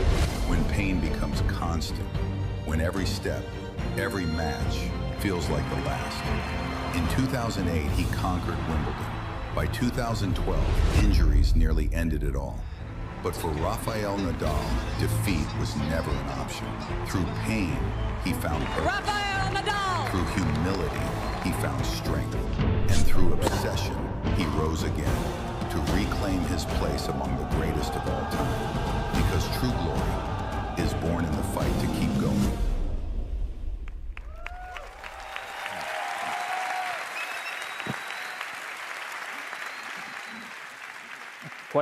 ¿Cuál sentís, Rafa, que fue quizás el momento más difícil de tu carrera? O sea, por lo menos para vos, o como vos lo viviste. Bueno, para mí el momento más difícil de mi carrera fue en 2005. Al final, sin ninguna duda, yo en 2005 fue el primer año donde realmente empecé a destacar en el mundo del tenis. Es verdad que en 2004, bueno, ya las cosas habían ido más o menos bien, pero en 2005 fue el primer año que yo pues termino el año número 2 del mundo, gano mi primer Roland Garros. Bueno, durante aquel año gané 11 torneos y a final de año durante la final del Masters 1000 de Madrid, tengo un problema en el pie grande, que en aquel momento no le doy mucha importancia. Termino jugando el partido, ganando, pero al día siguiente me levanto cojo. Y a partir de ahí pues empieza una situación realmente difícil de tolerar, porque los siguientes 3-4 meses no sabemos muy bien lo que está pasando, pero no hay manera de recuperar, hasta que visitando muchos médicos pues terminamos encontrando lo que es el problema, que es una enfermedad degenerativa del pie, que me plantea un problema que a lo mejor no puedo seguir con mi carrera profesional, ¿no? Entonces diría que este es el momento más difícil de mi carrera, principalmente porque estaba empezando y principalmente porque parecía en aquel momento que mi carrera estaba totalmente, o mi vida estaba destinada hacia ser un tenista profesional y tener una carrera más o menos larga en ello, y de golpe y porrazo pues esa ilusión o esa vida que tú parece que tienes montada de tal manera se te cae por completo. Por suerte, después de meses de buscar solución, se encontró una solución que nunca fue una cura, porque el pie tengo una enfermedad que no tiene cura, pero que me permitió continuar con mi carrera a través de unas plantillas que me salvaron, ¿no? Pero hasta aquel momento, pues realmente la situación era desagradable y dura. Pero... Y hoy mirando para atrás, ¿sentís que por ahí, después de salir de esto, aprendiste algo de ese momento? De ese momento de pues mira, es cierto que queda feo después de la carrera que he tenido decir eso, ¿no? Pero realmente he tenido que vivir con ese problema durante toda mi carrera, que es obvio que he tenido una limitación, pero contrario a lo que se pueda pensar que eso me ha mantenido, limitado, yo creo que esto me ha permitido disfrutar muchísimo más y valorar muchísimo más todas las cosas buenas que me han ido pasando, que han sido muchísimas, ¿no? Con lo cual, gracias a este problema, diría que nunca di por sentada ni la victoria, ni tan siquiera la continuidad en mi carrera deportiva, ¿no? O sea que creo que esa dificultad me permitió poner en valor cada cosa que me ha ido sucediendo durante estos 20 años siguientes de carrera. Qué increíble, ¿no? Como la vida es un juego de contrastes y necesitamos que nos pasen algunas cosas quizás no tan buenas para valorar todo lo que tenemos, ¿no? A nuestro alrededor. O sea, así somos los humanos, desgraciadamente, a veces. Somos los humanos. Y quiero hablar contigo, Rafa, ahora de la contracara de esto, del éxito. Para alguien que ganó todo, o sea, es el segundo mayor ganador de la historia en Grand Slams y en Master 1000, por muy poquito con Novak. Para alguien que tiene éxito económico, éxito familiar, o sea, ¿qué sentís que es el éxito para vos? ¿Qué sentí qué? ¿Qué sentís que es el éxito para vos? El éxito. El éxito hay muchas formas de éxito, con lo cual para mí el éxito final es tener una vida feliz. Esta es la realidad, ¿no? Al final uno puede tener éxito deportivo, éxito económico, éxito social, pero al final yo creo que el mayor éxito en la vida de cada uno es sentirse bien con uno mismo, estar rodeado de personas que le sumen en su día a día, personas que le ayuden a ser más feliz y tener una vida que sea plena, ¿no? Y en ese sentido, pues, para mí el éxito es dos cosas. Una, haber tenido la satisfacción personal de haberme esforzado lo suficiente como para perseguir mis sueños. Después, muchos los he conseguido, otros no, pero llegado a este punto de mi vida donde ha terminado mi carrera, puedo decir que tengo la tranquilidad y la satisfacción personal de haberme esforzado todo lo que está en mi mano para conseguirlo. Para mí esto es mi éxito, este es mi éxito profesional, más allá de los títulos, ¿no? Es estar hoy con la tranquilidad de que se ha terminado mi carrera y estoy en paz conmigo mismo de haberlo dado todo. Después, el éxito personal es haber tenido una vida, creo que estructurada, una vida plena, aunque haya tenido muchísimos viajes, haber sido una persona, bueno, de éxito en mi profesión, pues he mantenido mis raíces, he mantenido siempre mi base en mi pueblo, en Mallorca, donde he vivido durante toda mi vida. Y eso pues me ha dado la capacidad de no perder nunca de perspectiva lo que es la vida real, ¿no? Con lo cual, por más éxito y yo creo que interés que haya podido despertar en el mundo, pues siempre he tenido la capacidad de no sentirme más especial que los otros simplemente por jugar a tenis. Y esta es, creo, es el éxito personal mío.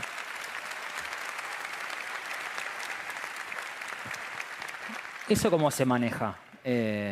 Cuando obviamente que todo el mundo te aplaude, cuando estás en la tapa de todos los diarios, de todos los noticieros, cuando sos la máxima estrella de tu país, como es el caso de España, ¿cómo haces para mantener ese cable a tierra? Pues se hace de una manera simple. A veces es complicado, pero se hace manteniendo a personas alrededor que sean honestas contigo. Manteniendo a personas alrededor que te digan las cosas que sigues haciendo mal. Que te bajen, que digan, che, Rafa, no, para, vení. Yo creo que tienes que ser lo suficientemente humilde y autocrítico y inteligente, diría yo, para tener personas alrededor que tú les dejes guiarte, que tú les dejes decirte las cosas como son. No tienes que solo querer escuchar las cosas buenas, porque al final eso ocurre. Cuando eres una persona de éxito, al final la gente tiende a alabarte continuamente.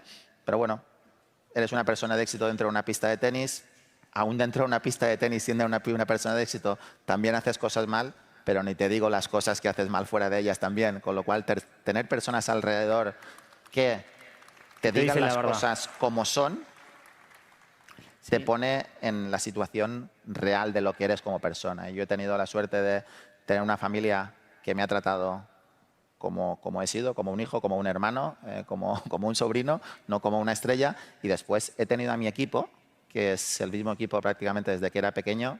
No he cambiado de equipo en mi vida, con lo cual ellos nunca han sentido que por decirme una cosa que a mí no me gustara, corriera peligro su puesto de trabajo, ¿no? Entonces se han sentido libres para poderme decir las cosas que tenían que decir. Y uno, a veces esa gente es la familia, los amigos, la gente que estuvo desde siempre, que obviamente que te quieren por los motivos correctos, o sea, y es más difícil traer gente de afuera, ¿no? Después que te va bien, porque es difícil saber quién se acerca por interés o no. Bueno, yo me he mantenido, como he dicho antes, yo me he mantenido mis amigos de toda la vida, desde que soy pequeño. También hay que decir que yo vengo de una familia deportista. Mi tío Miguel Ángel jugó en el Barcelona, jugó 3 campeonatos del mundo con la selección española de fútbol, el de Estados Unidos 94, Francia 98 y Corea y Japón, con lo cual, de alguna manera, ya habíamos vivido otra historia dentro de la familia muy cercana y eso también ayuda a vivir las cosas de una manera un poquito más tranquila y pausada, ¿no? Estaban un poquito más preparados. Y Rafa, siempre tuve la curiosidad, ¿qué es lo que te da placer dentro de la cancha? ¿Es la batalla, es la pelea o es la conquista? O sea, ¿es cuando estás jugando o cuando ganás? ¿Dónde es que está el mayor placer? No. ¿O son las dos? A mí siempre me gustó yo disfruté más siempre de la competición prácticamente que de la victoria. Ok, la pelea. Esta es la realidad, ¿no? Sí, a mí me gustó el reto. El reto. Siempre disfruté del reto, el reto de tener que superarme y de tener que superar a otro, ¿no? Y de hecho, pues yo tuve la suerte y la mala suerte al mismo tiempo de tener a grandes rivales dentro de mi era deportiva que me han exigido muchísimo desde siempre, ¿no? Con lo cual, eso creo que me empujó siempre a tener una línea clara en lo que tenía que hacer para seguir teniendo opciones de éxito, ¿no? Y creo que vivir con ese reto permanente de necesitar ser mejor para poder competir con los que tenía que competir, creo que es algo que me ha divertido muchísimo. No quiero entrar mucho en el mundo de los rivales, pero como curiosidad personal, y porque también los extrañamos mucho, la verdad, ¿cómo es Roger y cómo es Novak?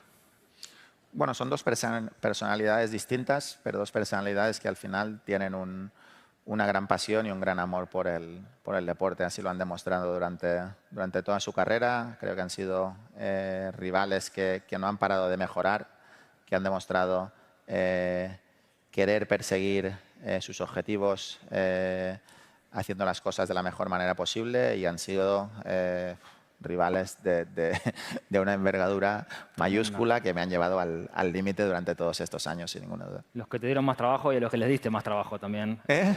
Los que te dieron más trabajo y a los que les diste más trabajo. Bueno, sí, hicimos de grandes batallas. Sí, la verdad que fue una época de máxima exigencia. Al final, el hecho de ser 3, pues había muy poquito margen siempre. ¿En qué son diferentes? Bueno, yo creo que Roger creo que es una persona y un tenista, diría, un poquito más desde un punto de vista mágico, desde el talento puro y duro y desde la inspiración. Y Novak diría que es alguien un poquito más trabajado, evidentemente con un talento descomunal, pero con una ética de trabajo y una mentalidad ganadora difícil de comparar, ¿no?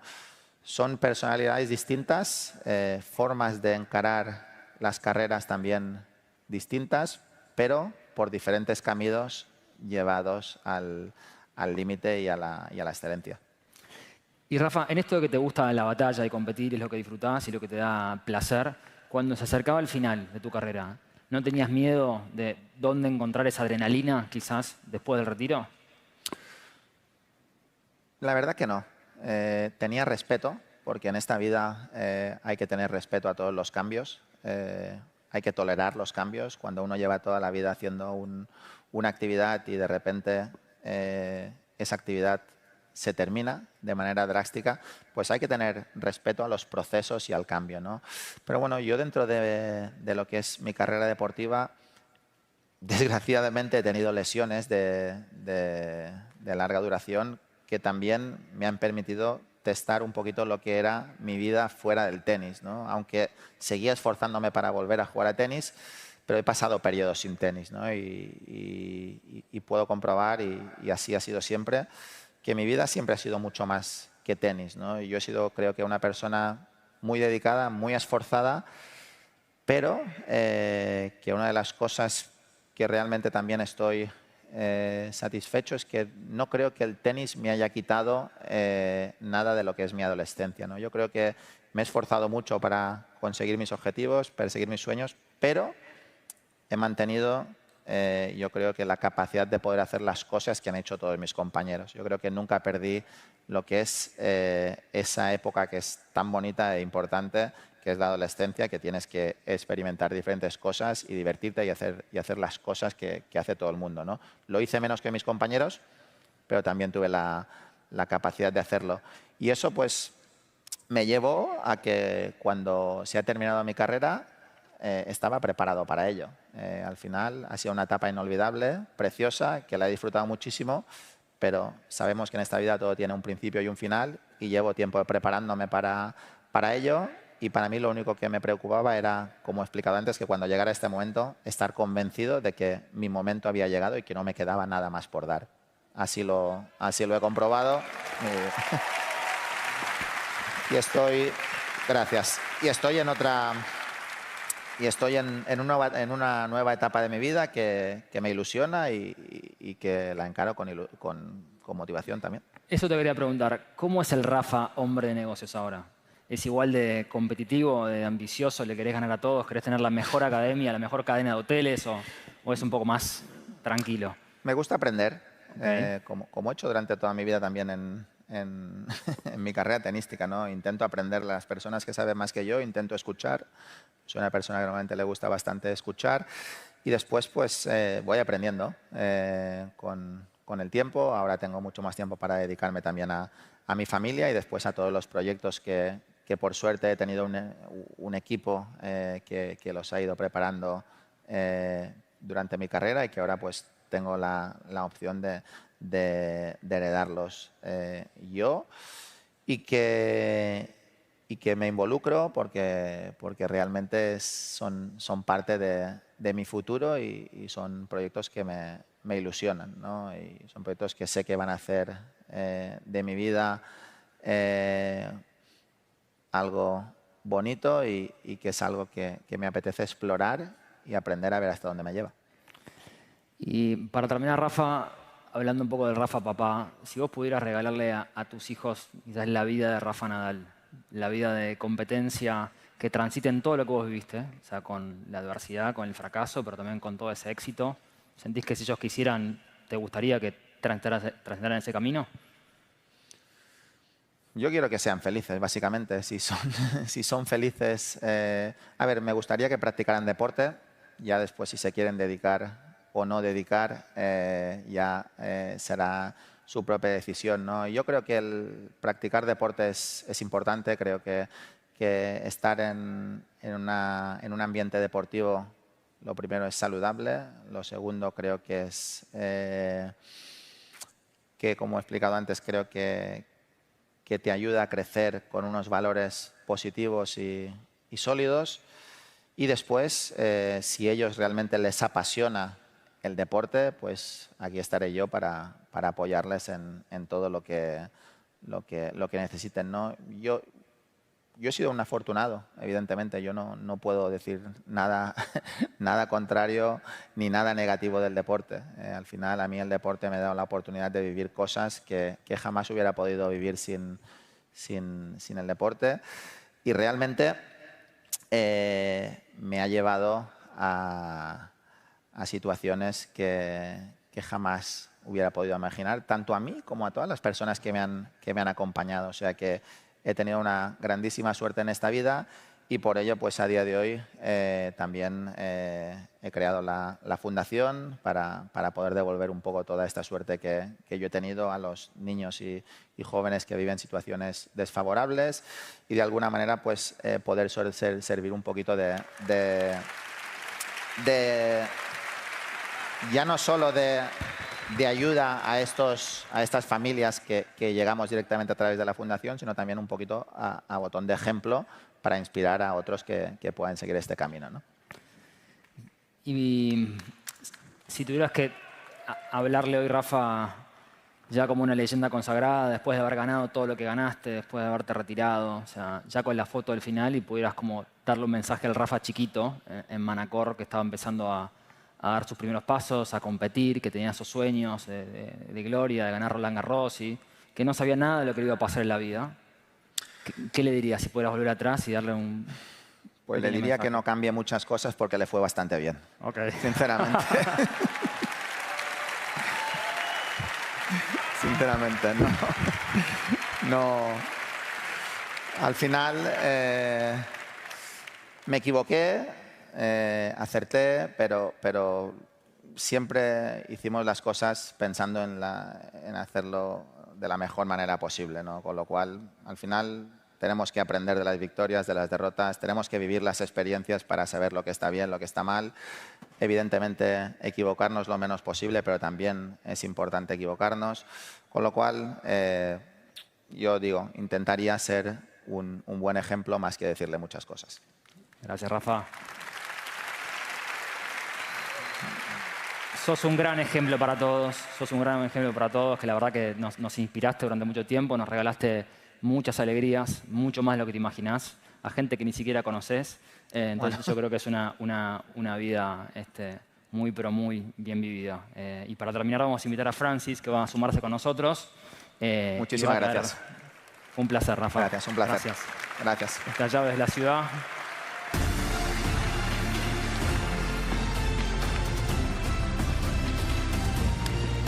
Muchas gracias. No, pues nada. Francis. Rafa, eres un ídolo no solo para el mundo, pero sin duda aquí en Miami. Te queremos mucho. Estamos vinculados no solo con tu carrera, pero por supuesto con tu país nativo de España. Así que por parte de la ciudad de Miami te queremos entregar este obsequio. Muchísimas gracias. Por todo lo que has hecho, por todo lo que representa nuestra gran ciudad y por todo lo que vas a hacer en el futuro. Gracias. Muchísimas gracias. Gracias por todo.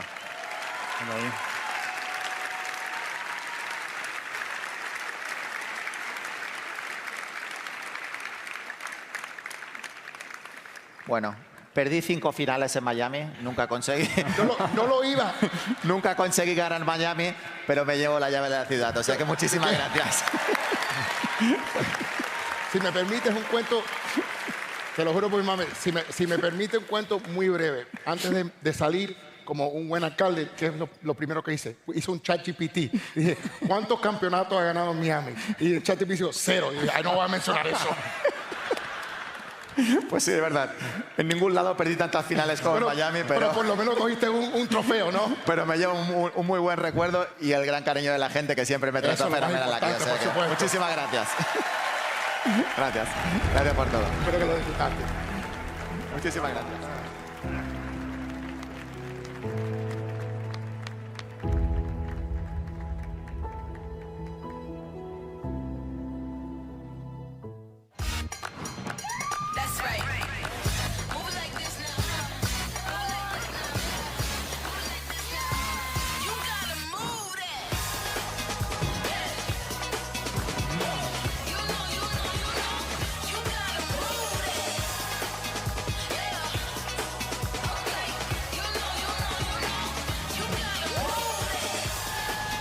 Big time, best time, all the time. Come seek the Royal Caribbean.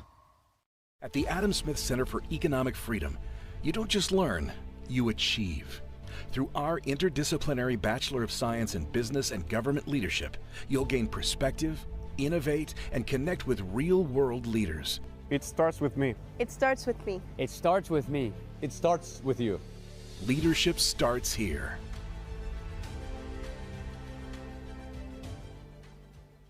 When a pioneering investment inspires you to dig deeper and step up to the highest level, that's the PIF effect.